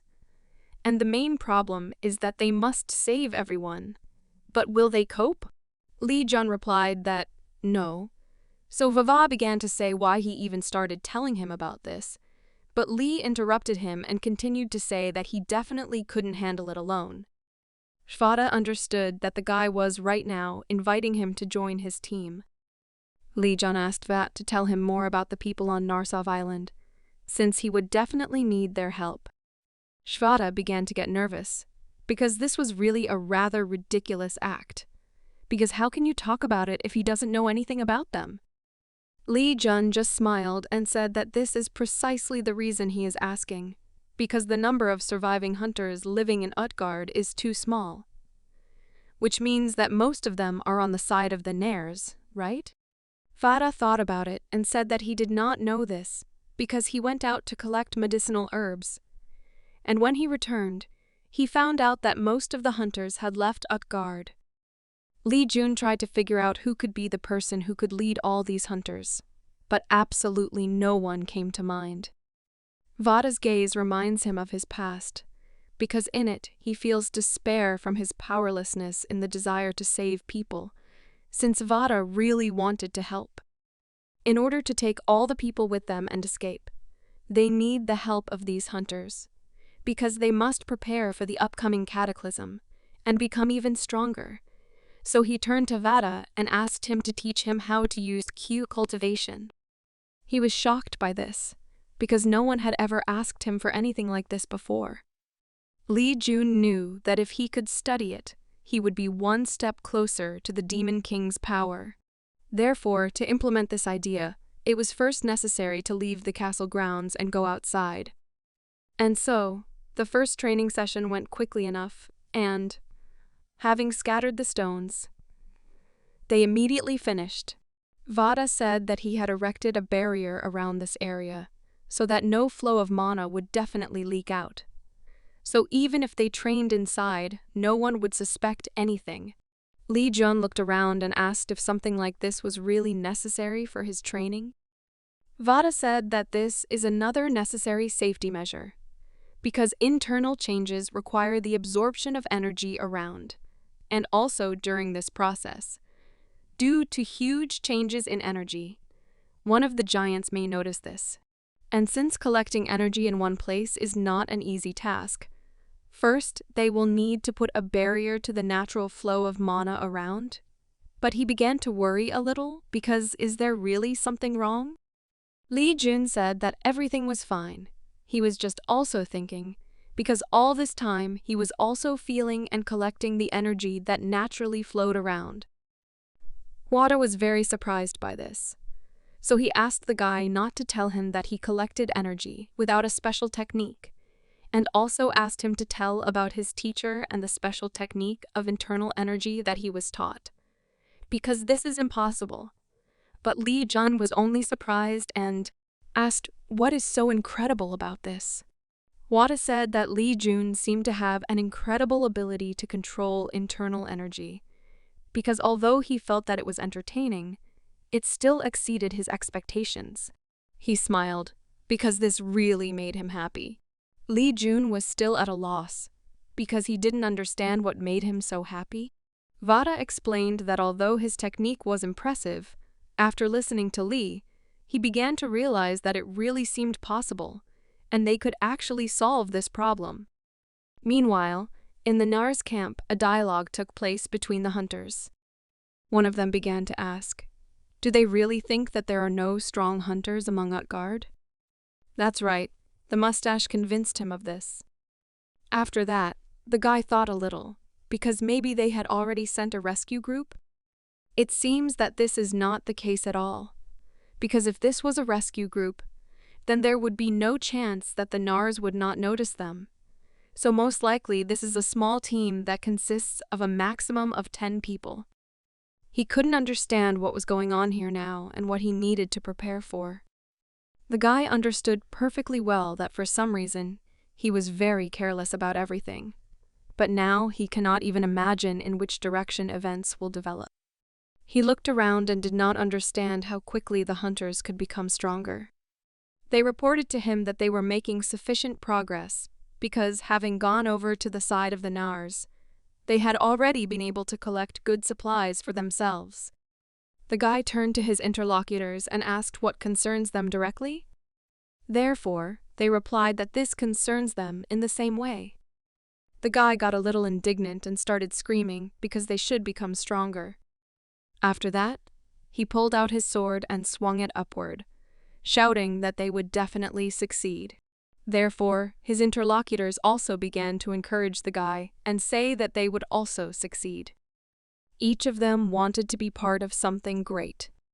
Therefore, each of them took out his weapon and they crossed it among themselves. Meanwhile, Hada called Li Jun to another training session, where he performed exactly the same ritual that the guy had previously done for John.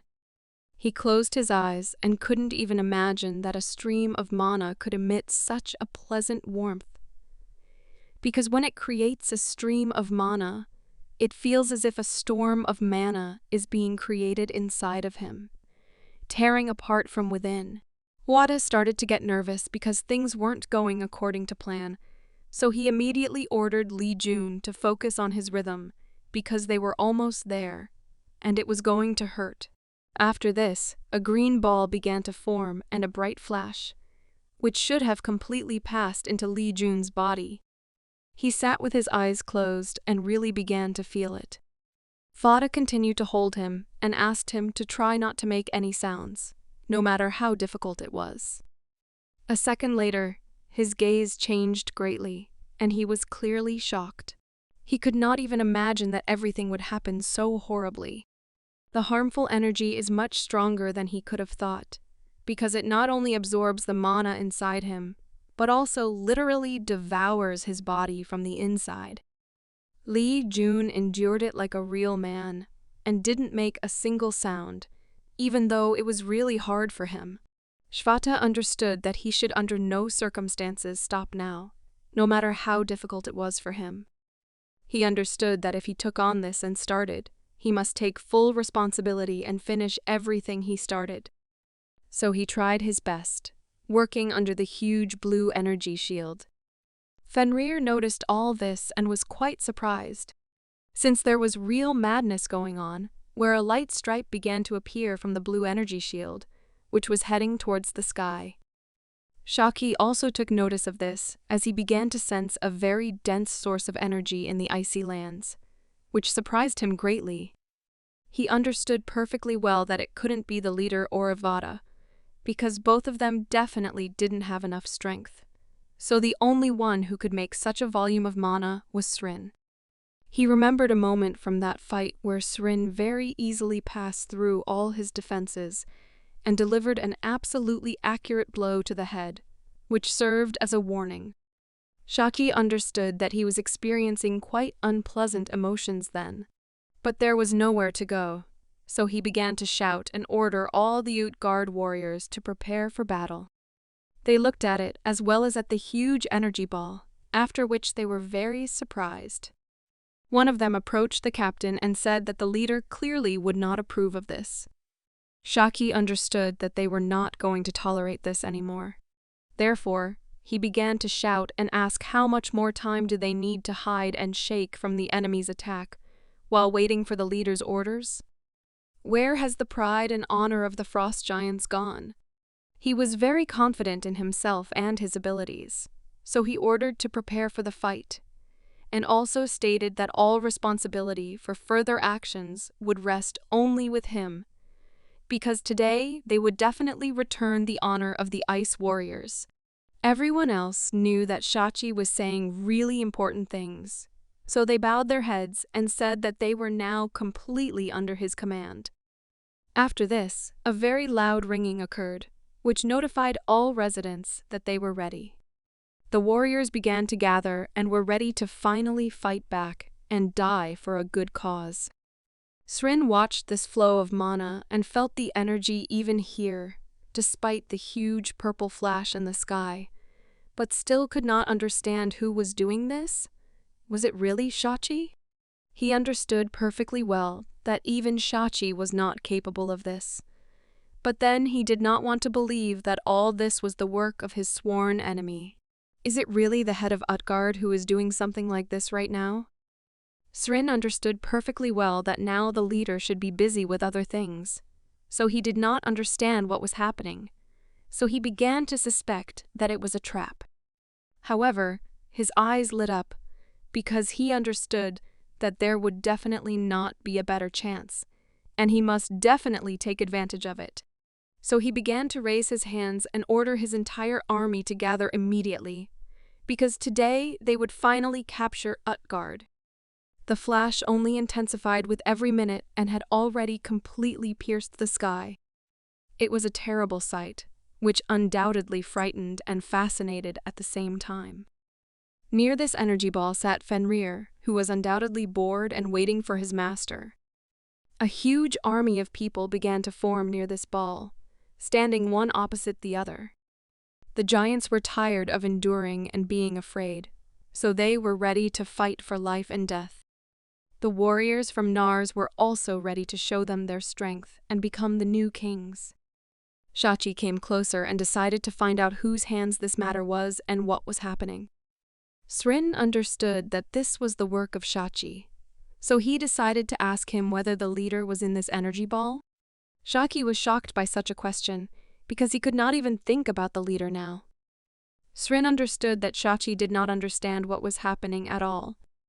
However, Fenrir understood that he needed to somehow save the situation now, so he stood near this energy field and also prepared for battle. Seeing the enemy, He began to get angry because he understood that now his owner was really in danger.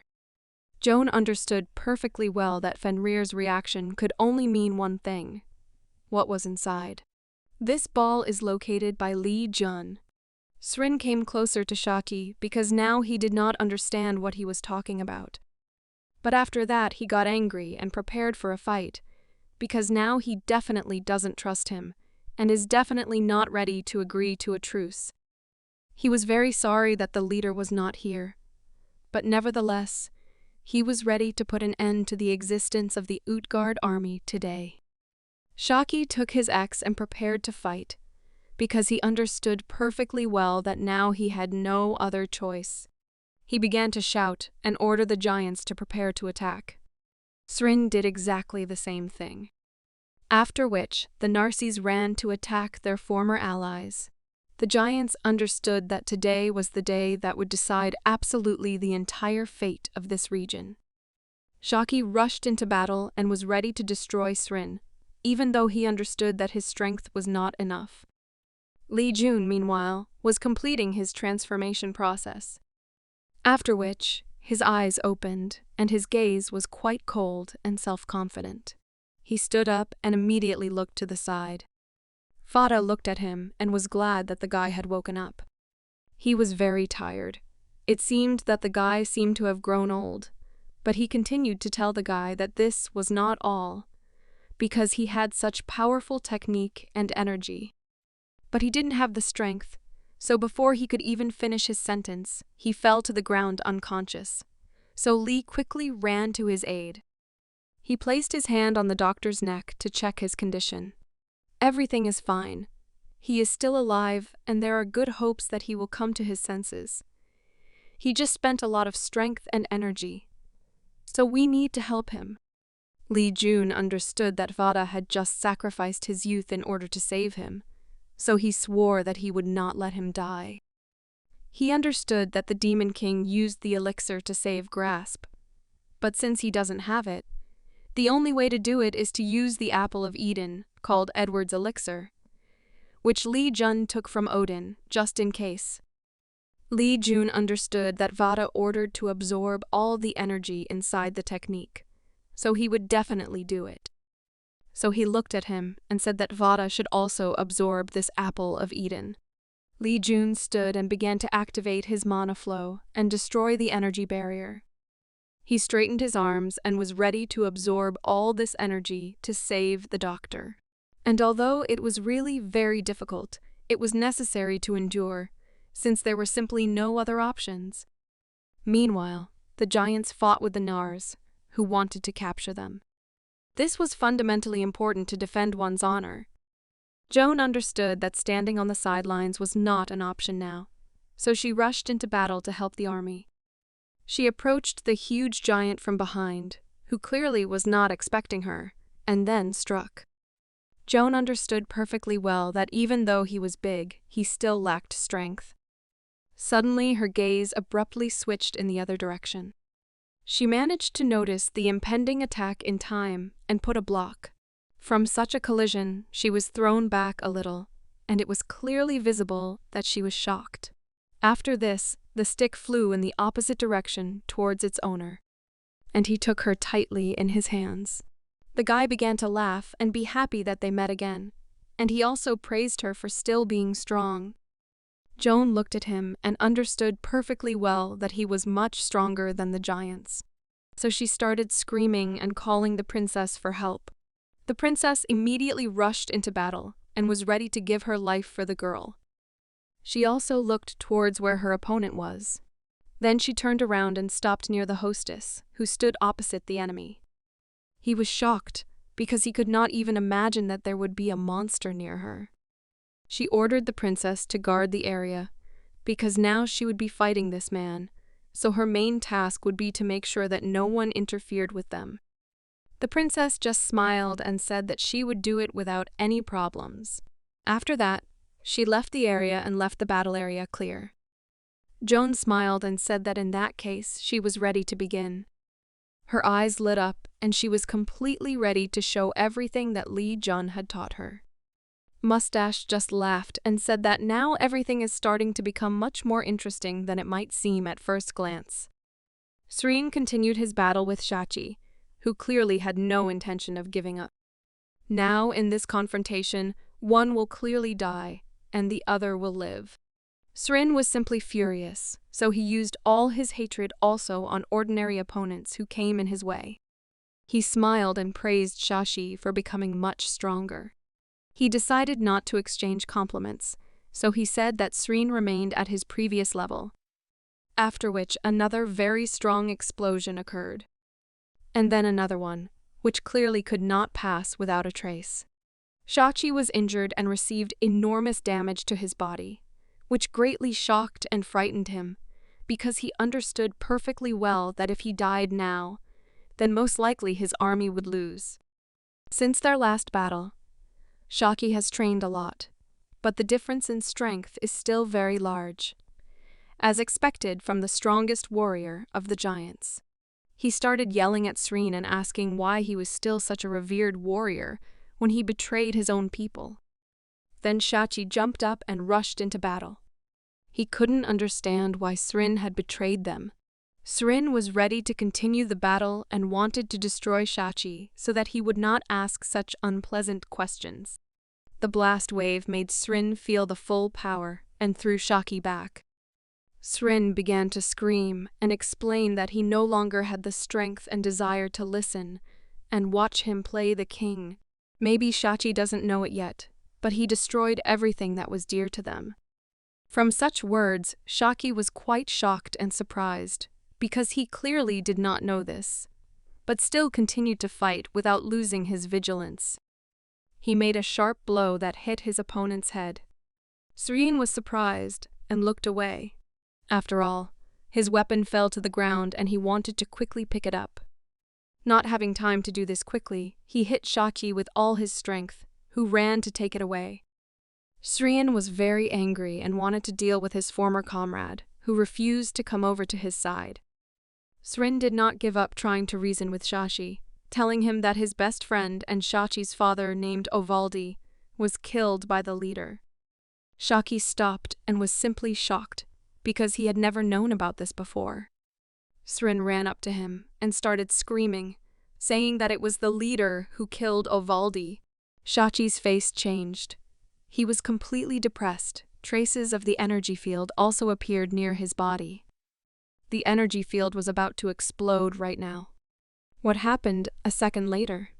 Srin was scared and surprised. Well, when he was there, absolutely everyone was shocked, including John and his opponent. The energy field was extremely strong and blinded absolutely everyone around. After the explosion, Li Jun was visible through the smoke, standing in the center of this ball. He was extremely upset because absolutely nothing helped. Li Jun looked at Vat, who was lying unconscious and had no more strength. Hwada grew old and actually sacrificed himself to help Li Jun. The guy watched him and realized that his condition had now improved a little. It seemed that everything had gone exactly as he had planned, because the Apple of Eden is a treasure, many times more powerful than the elixir. But it looks like it barely saved his life, since Li Jun doesn't feel the flow of mana at all. But he didn't understand why this was happening. Maybe the whole point was that he absorbed the effect of the Apple of Eden while collecting mana? He squeezed his hand tightly and began to suspect that perhaps this is why he now feels such a huge flow of mana. Li Jun collected his thoughts and realized that it looked like right now he could easily defeat Hercules. But suddenly, he was surprised and frightened because he did not understand what these streams of mana were around him. He was shocked because there were tens of thousands of them, and he did not understand what was happening. At that moment, John ran up to him, wanting to help and make sure everything was fine. Joan smiled and asked if everything was okay with him. But suddenly the fallen angel began to express his contempt for Li Jun, which surprised him very much, because he did not understand why this could happen, but also all his indicators improved, including Hun Mu's level. The warriors were shocked that there was an ordinary person in the energy field, So they decided to immediately rush to the attack, because now this is a great chance and opportunity for them. But a second later, they were completely destroyed. Li Jun lit up like before every fight and understood that he needed Hyun Moo now. Now it was a completely different skull than a simple keychain on his hand, so he began to wait for further instructions from the guy with a smile. He approached Li Jun and asked him to trust him, asking if he wanted him to destroy these giants. But the guy just smiled and said that since Hyun Moo had changed quite a lot, he should take Vat to a safe place. Hyun Moo looked at him and said that he would fulfill his wish without any problem. Li Jun understood that Vata would now be safe, so now was the time to deal with his opponents. Therefore, without wasting a second, he also jumped into battle, since he himself understood that he had become happier. Li Jun looked like a real demon, which he partly was, and also wanted to destroy all opponents in his path. Sreen had already come closer to Shachi, who was in a state of shock, after which he swung his fist and wanted to destroy him. But Li Jun managed to come to his aid in time and strike back, which definitely shocked Sri. This caused his opponent to fly several meters to the side, but it is still worth recognizing that striking after you have told your opponent the story of who destroyed his father is a rather wrong decision, because you could have negotiated and lured him away to your side. Shachi watched Li Jun help and was shocked that the guy was able to throw him so far. Li Jun had become much stronger compared to their last meeting. His eyes were burning. He was ready to destroy his opponent right here and now. The princess, meanwhile, also destroyed opponents on her way. Li Jun looked towards Fenrir and said that he could do as he wished. After this, Fenrir caught fire and was ready to rush into battle because he was truly overwhelmed with hatred. So he quickly turned into a wolf and was ready to fight a little. Then he quickly jumped and left Li Jun, who was still standing still for a while and thinking about what to do. He looked towards the hunters and invited them to start talking. There were 3 of them and they were all ready to fight. Their commander asked Li Jun who he really was and what he needed. The guy understood perfectly well that they definitely should not be underestimated, because they are all heroes, and the 2 behind are not inferior in strength to John. Li Jun decided to act cautiously, so he said that he would like to ask them something and find out who they are. The commander's name is Yubi. Li Jun was surprised because he didn't know anyone with that name. But he also understood that someone with similar abilities must have been in the Demon King's records, so Li Jun took out his weapon and said that he would ask him one more thing. He looked at him with hatred in his eyes and asked why he decided to betray people. Was it really because they were not hunters? Yubi began to get angry and panic, because he did not betray them and tried to convince his interlocutor of this. Then he jumped, and he immediately rushed into battle, because this was their fate, and all this is done primarily for the highest good. Li Jun immediately entered into battle with him, because he did not believe a single word he said. Yubi was amazed by the guy's strength, so he retreated a little after missing the blow. John started shouting at him and asking how great is it to betray people.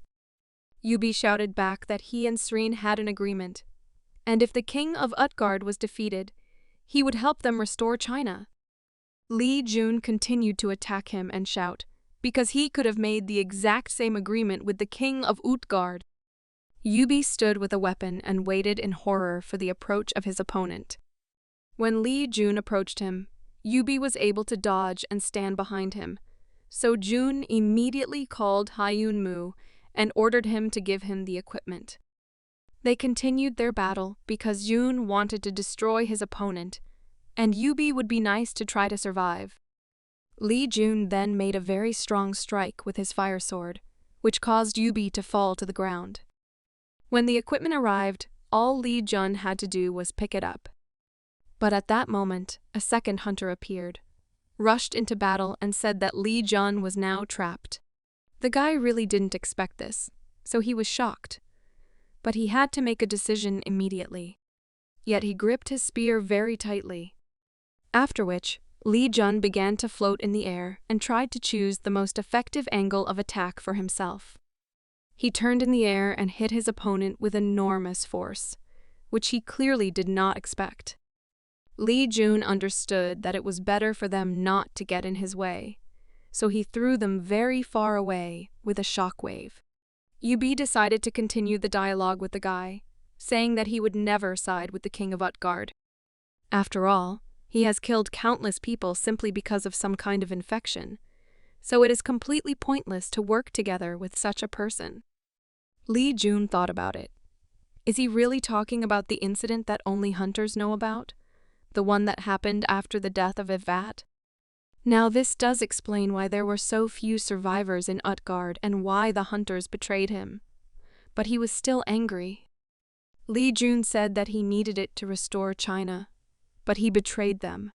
Yubi started screaming and saying that he had absolutely not betrayed anyone. Now they, with their entire team, prepared to attack the guy in order to close his mouth and destroy him. Li Jun understood that now he did not know the whole situation. So first he would need to defeat them. And only then he could talk to them, so he suggested with a smile that they should attack. Shaki also continued to dialogue with his opponent, who told him that Ovaldi noticed that the leader was planning something. The leader wanted to turn this land into Jotunheim. Shaki was surprised because he didn't understand what he meant now. Loki wanted to completely cleanse these lands and make them the lands of giants, so he planned to destroy all creatures except giants, and Ovaldi tried to stop him. Shaki was filled with hatred, but he could not understand why this had to be done. And he also did not understand why Srin was telling him about this only now. He swung his hand and rushed to fight him again. Srin understood that the enemy was serious, so he was a little shocked, because it seemed like he didn't really want to fight right now. Shachi hit him with great force. But Srin managed to block his blow, but Shachi still could not leave the thought of only one thing. He couldn't understand why Srin was telling him about this only now. Why didn't he say this before? Srin understood perfectly well that now he could not afford to lose another friend, because he was too loyal a warrior of the giants. So he was not sure whether Shachi could betray the leader, knowing that he killed his father. He quickly released the hold and threw Shachi away, and also explained to him that even with all this information received, his body still spoke for itself. After this, Srin rushed to the attack, and he hit Shaki with all his might, who was still in a state of shock. But is this what real friends do? Shachi received a huge amount of damage and began screaming in mental and physical pain. Srin made a knockout blow and placed Shachi on his hand. He decided it would be best if he slept until this was all over. Then he heard a loud scream that made him stop. Srin looked behind him, but could not see anyone yet.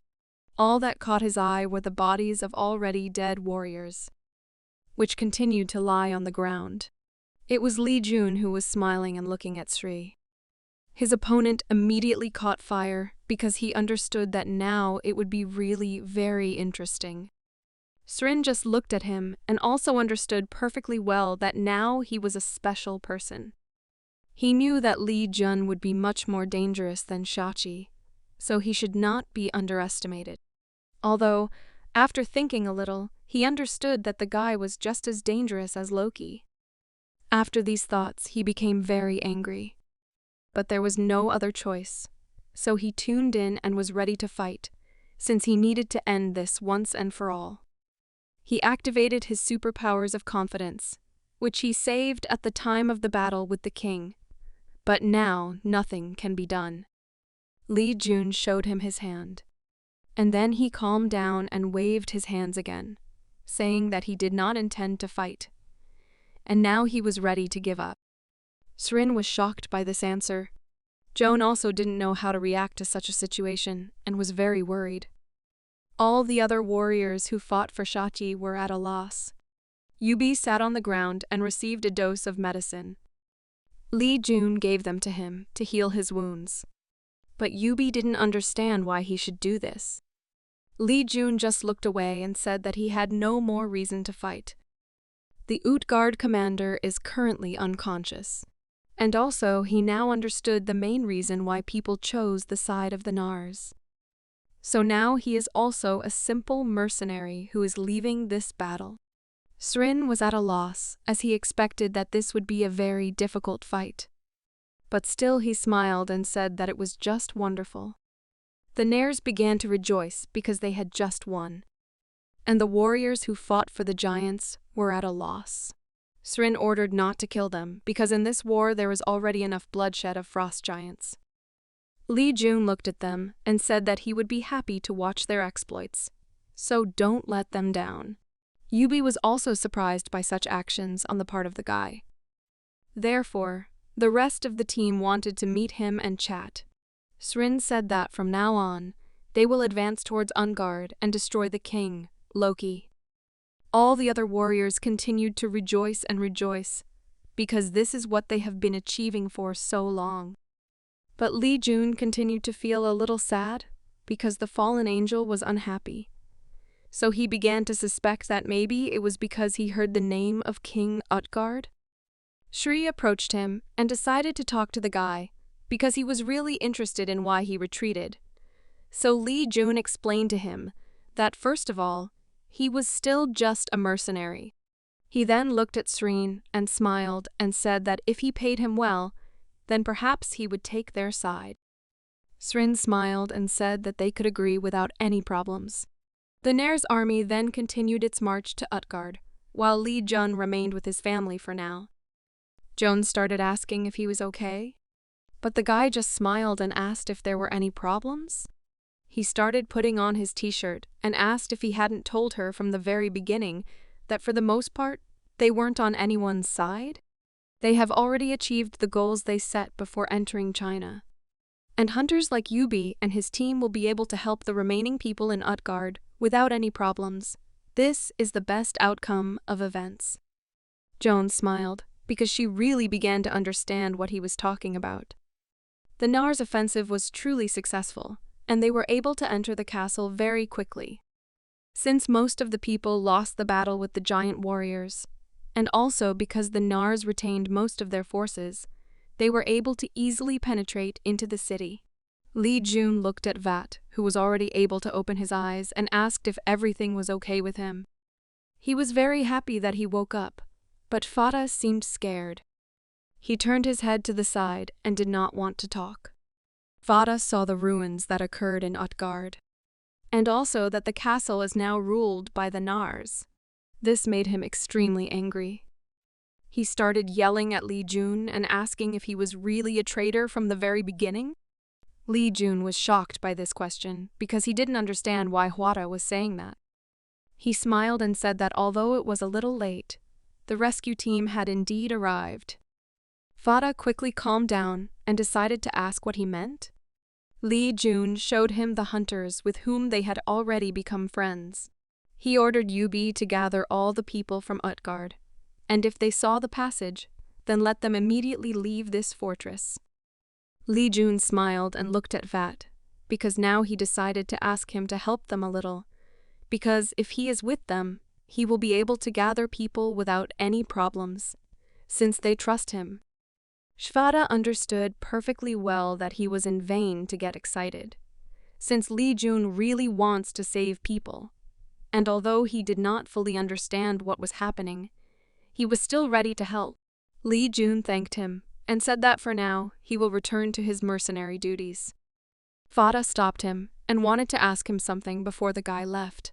Namely, he was interested in knowing Li Jun's well-being.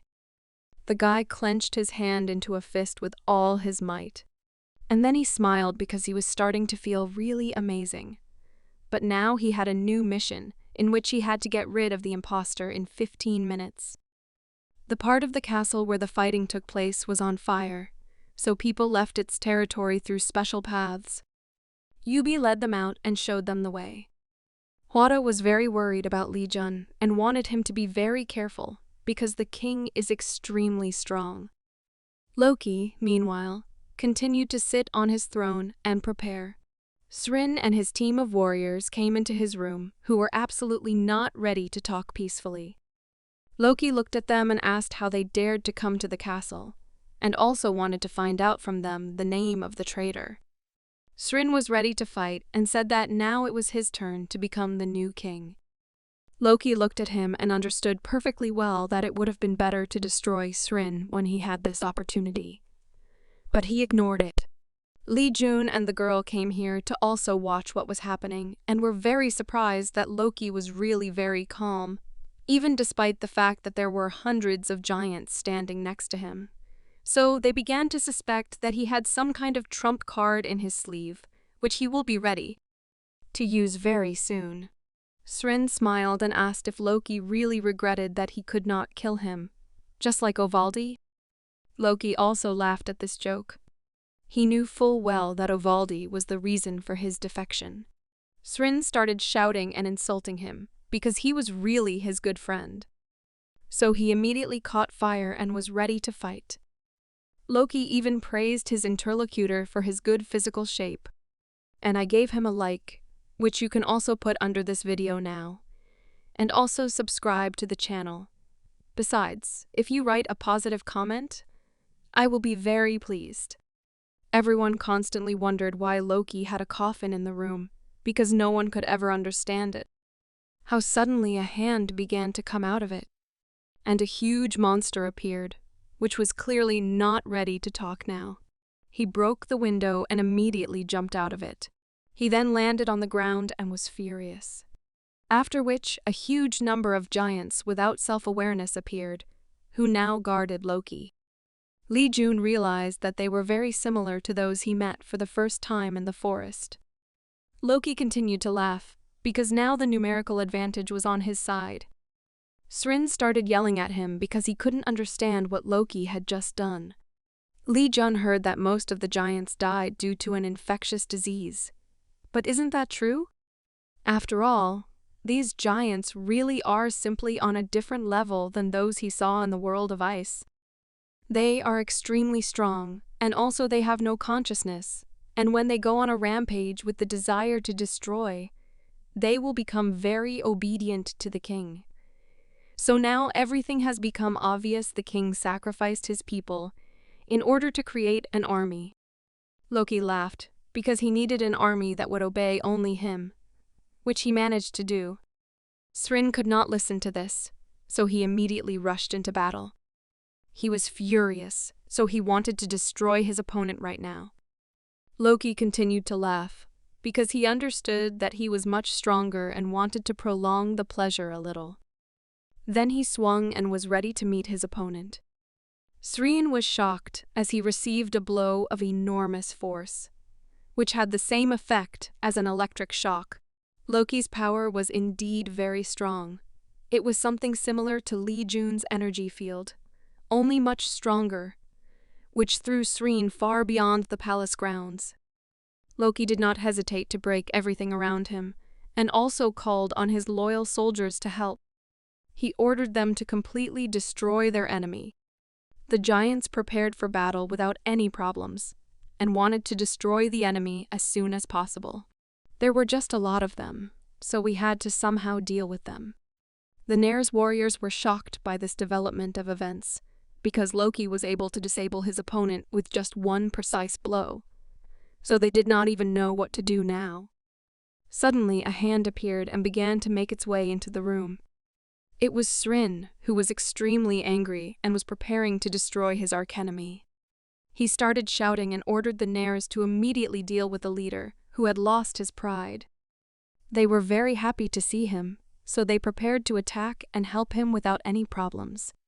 Lee Jun was getting ready to fight, but John wanted to at least get an explanation from him about what was happening right now, so he told her that Loki needed a personal army. And it looks like he reassembled the giants for this purpose.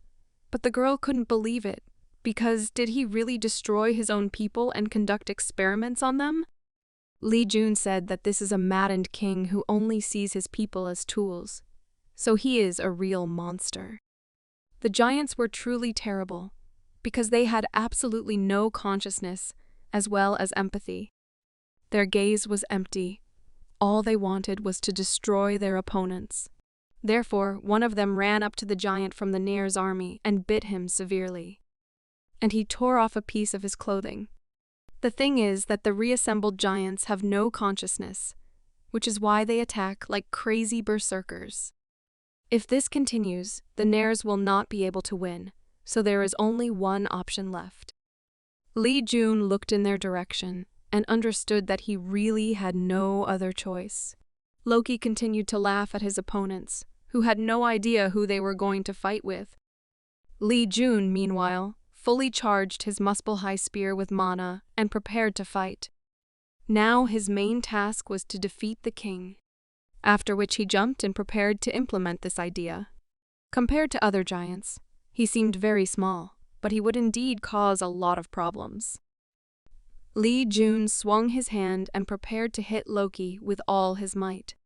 He just looked in the direction of this little man and became extremely serious.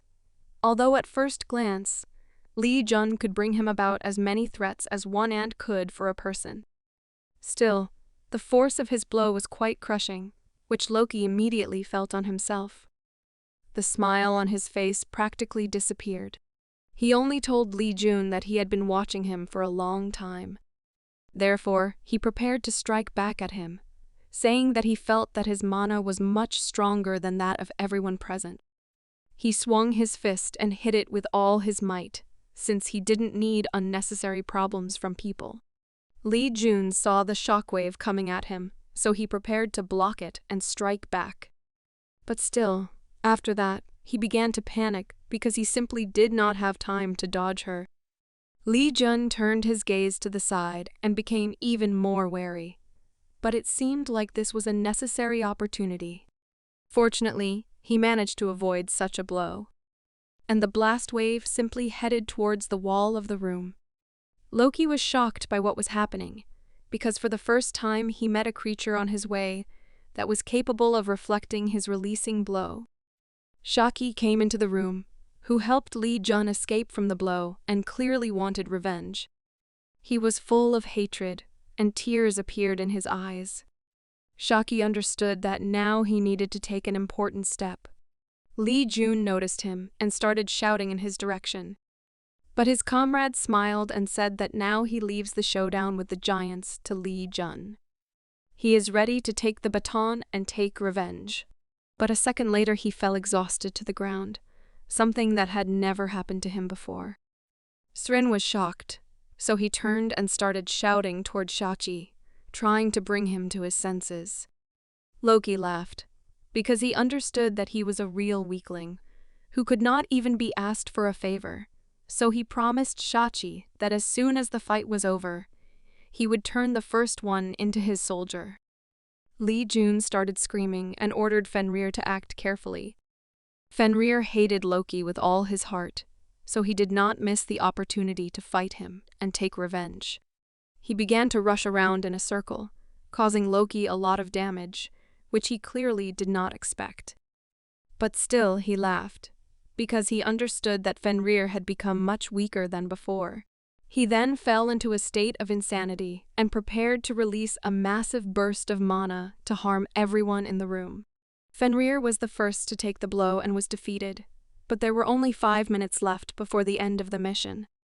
Fallen Angel ordered Li Jun to immediately erase Loki from the face of the earth, so he asked John to try to delay him for at least 1 minute.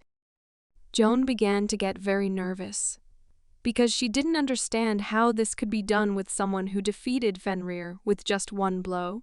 Srin rushed into battle and wanted to destroy his opponent. Loki just looked in his direction and was ready to accept this fight. Therefore, right now there is a clash between 2 forces that were previously ready to give their lives for each other. Li Jun said that Srin alone is not enough, so he really needs her now. From such words, she realized that she was truly valuable to the guy and was ready to detain her opponent for at least an hour. John jumped and immediately rushed into battle. Li Jun didn't waste any time, so he activated his spear and started charging it with mana again. It had already reached the limit of mana release, but Li Jun understood that this was still not enough and more was needed. Loki continued to destroy everyone in his path and swung his fist to finish off Srin. Jon quickly ran to his aid so as not to fight these monsters alone. But Loki didn't even take her seriously, but only put up a simple defense against this blow. Jon realized that a retaliatory blow was now flying in her direction, so she immediately put her sword down to block it. There was a violent clash between them, which was quite likely to be expected. Jon was happy because his spear had now increased its level due to the high temperature. But it was still not enough. He understood that he needed a little more mana for everything to be successful, because it was extremely important for him to finish off the enemy with just one blow. Now the spear has become so hot that it can no longer withstand the temperature and begins to collapse. Jon was furious and immediately rushed into battle, as he was well aware that right now he only had one chance. He ran up and threw the spear at his opponent with great force, after which there was an explosion of enormous force, which would be difficult to even compare with anything. The spear did its job and hit the target. Loki was shocked, and the smile completely disappeared from his face. The mission was accomplished as his body was pierced through. Shvata watched this spectacle with other people and could not even believe that all this was really happening. And for the first time the sun appeared, which had not existed since the time of problems in China, where under the incredible light of the sun, Asgard Loki died. The king himself and his castle were completely burned to the ground. The giants who were under the influence of the king were also destroyed by the Nars. One might even call it liberation rather than death. After all this, 4 leaders gathered at the ashes of the castle, the first of whom was Shachi, Sraith, who finally defeated his enemy, Yubi, who trusted his captain, and also Jun, who was one of the main reasons for the victory. But this fight is still not over. Srit looked at Yubi and said that he would definitely keep his promise. Yubi was happy because he really trusted the right person. After this, Srit wanted to talk to Shaki. He ordered Shaki to kill him immediately. After all, whatever the reason, Srit considered himself a traitor, and the blood of his own people was on him. And although his revenge has been accomplished, he still hopes that he will spare the Nasrs who followed him. Shachi looked at his former partner and thought about the right thing to do. He took the axe in his hands, and he said that he would fulfill his wish without any problems, and Srit stood on his knees and waited for his punishment. When it was all over, Shaki looked into the distance, along with Jun, and thought about the future. Jun decided to ask Shachi, "Doesn't he hate him?" Shaki turned his head towards the guy, and with a smile he said that he didn't even have such thoughts, because he was very grateful to him for being able to make the right decision. He looked at the guy and said that he was like one of their warriors, and he was not against it. Now there is finally peace in the castle. Everyone helped restore it as best they could. The hunters commanded the people and told them what to do. Yubi stood with Lee and thanked him that everything was fine now. Jun looked at Yubi and asked what exactly did he need help with. He looked at the guy and said that they had already done everything in their power, but ordinary people would not be able to last long on these unsuitable lands. He also said that they were thinking about going beyond the wall, so they asked him for help to do it. Jun immediately agreed, although he understood that this was not a very good decision, since indeed a lot would change soon. Yubi was simply shocked by this, because he didn't understand what he was talking about now. Jun decided to repeat to him that he really didn't think that going beyond the wall would be a good decision. So he needed to stay here since the whole world would soon become a gate. Yubi understood everything, but did not know what to do with food and cold. Therefore, Jun gave him a monster called Purimora, which can be used as a food source and also grows very quickly in any environment. He also said that Yubi can fertilize him with monster bones, so he doesn't have to worry about hunger at all. Yubi asked how he knew all this, but Li Jun just smiled and said that he could also help with the cold. He thanked him for his help and said that next time they would definitely not be in debt. Meanwhile, Li Jun went to the tent for another meeting. Srin was happy when he saw the guy and asked how the new leader of the giants was coping. Li Jun said that it would be much better if he asked him about this directly, without intermediaries. But Srin was still worried about the fact that the guy clearly did not want to see the enemy on his territory. The guy smiled because maybe they are enemies, but at the same time they are not? What is the problem? Srin understood that one who shed the blood of his people cannot become a leader, so he rejected this proposal from Shachi and decided to lead the Nars, and also for the ice giants, who are very aggressive in battle. They can only grow when they have an enemy. Srin also said that when monsters are just like prey for them, then the only ones who can be enemies. It's just them. Real people. Li Jun was shocked by what he just heard.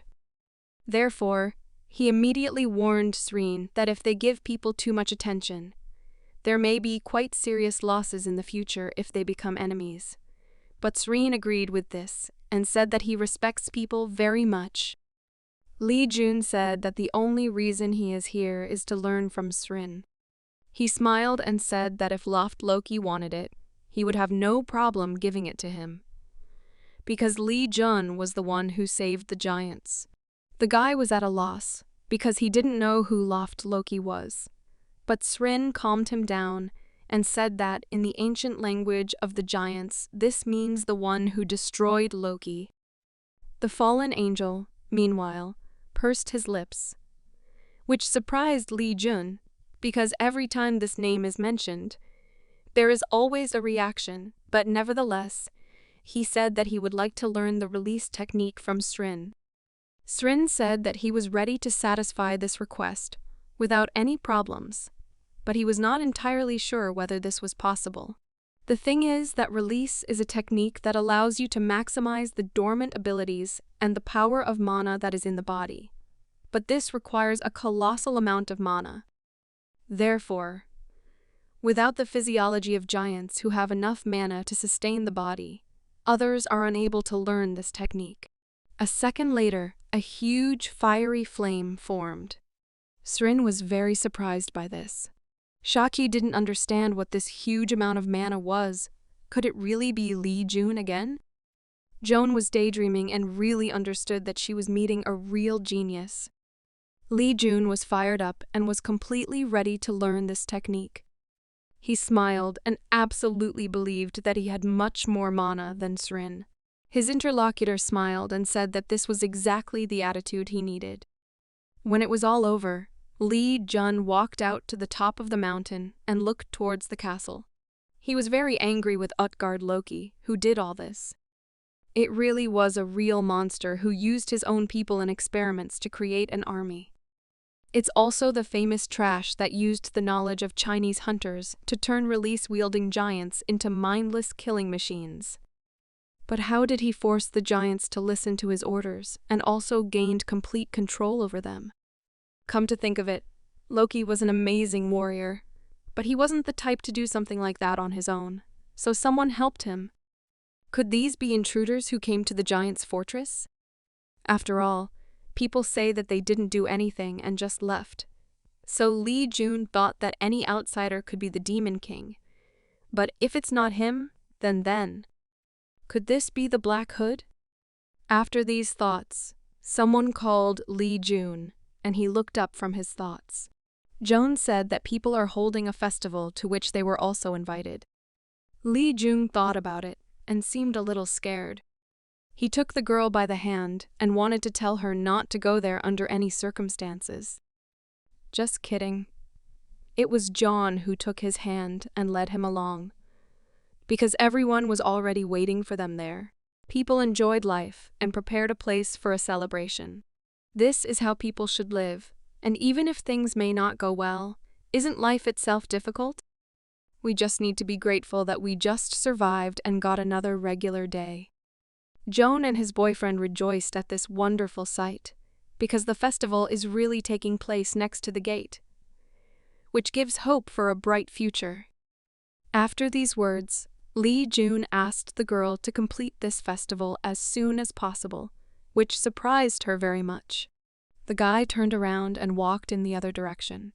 He walked onto the podium, where hundreds of people watched him, who began to call him Loki, and glorify him. They were happy and understood that Loki now wanted to say something. Lee Jun only increased the flow of mana in his body, and he increased the amount of magical power, after which he was completely ready. He was like a real monster who decided to ruin everyone's holiday, because he looked pretty terrible right now. Yubi, along with the other hunters, were shocked and scared. On the contrary, John continued to admire him because he really was very handsome and chose her. In the tent, Serene also watched what was happening, and I was really glad that Loki was truly a unique person. People couldn't believe it because the sun began to appear for the first time. Lee Jun made the sun appear in the sky. He was happy because he understood that all this was really his great merit, and he was happy to give happiness to people. However, after the celebration, he still went to the top of the castle to talk with Yubi. He started asking him if Lee Jun was really going to leave. He has nothing else to do here, so he introduced heat into all the supports outside the settlement. And also using the magical power of implantation that he learned from watching Park Jae-hyun, he will also use the protective magic from Merlin's necklace, thereby stopping the flames from growing. So as long as the supports do not break, the flames will be stable. Yubi was very happy about this, but still decided to ask the guy if he really needed to leave now. After all, he was counting on being able to repay his debt. But Lee Jun just smiled and said that they would definitely see each other again. After that, he ran to his team, who had been waiting for him for so long. Joan was happy about his arrival, and wanted to spend time alone with him as quickly as possible. Lee Jun was a little surprised by this, so he asked if the girl was really not joking now. But she spoke absolutely seriously and just smiled, saying that she would be pleased if he showed her a few of his techniques. Lee Jun was even a little embarrassed by this. But still, he said that they now need to leave, and also said that he had already made sure that the people could maintain the heat themselves, even after they left. Fenrir stood opposite his master and also waited for further instructions. After which, blue magic with flashes happened again, and the little guy turned into a huge blue wolf. Lee Jun turned to Yubi and said that now it was time for them to move on, but he hoped that when they returned, Yubi would be much stronger. He just smiled and really hoped that they would definitely meet again. The road was again quite long and difficult, so at night the guys began to sit by the fire and warm up.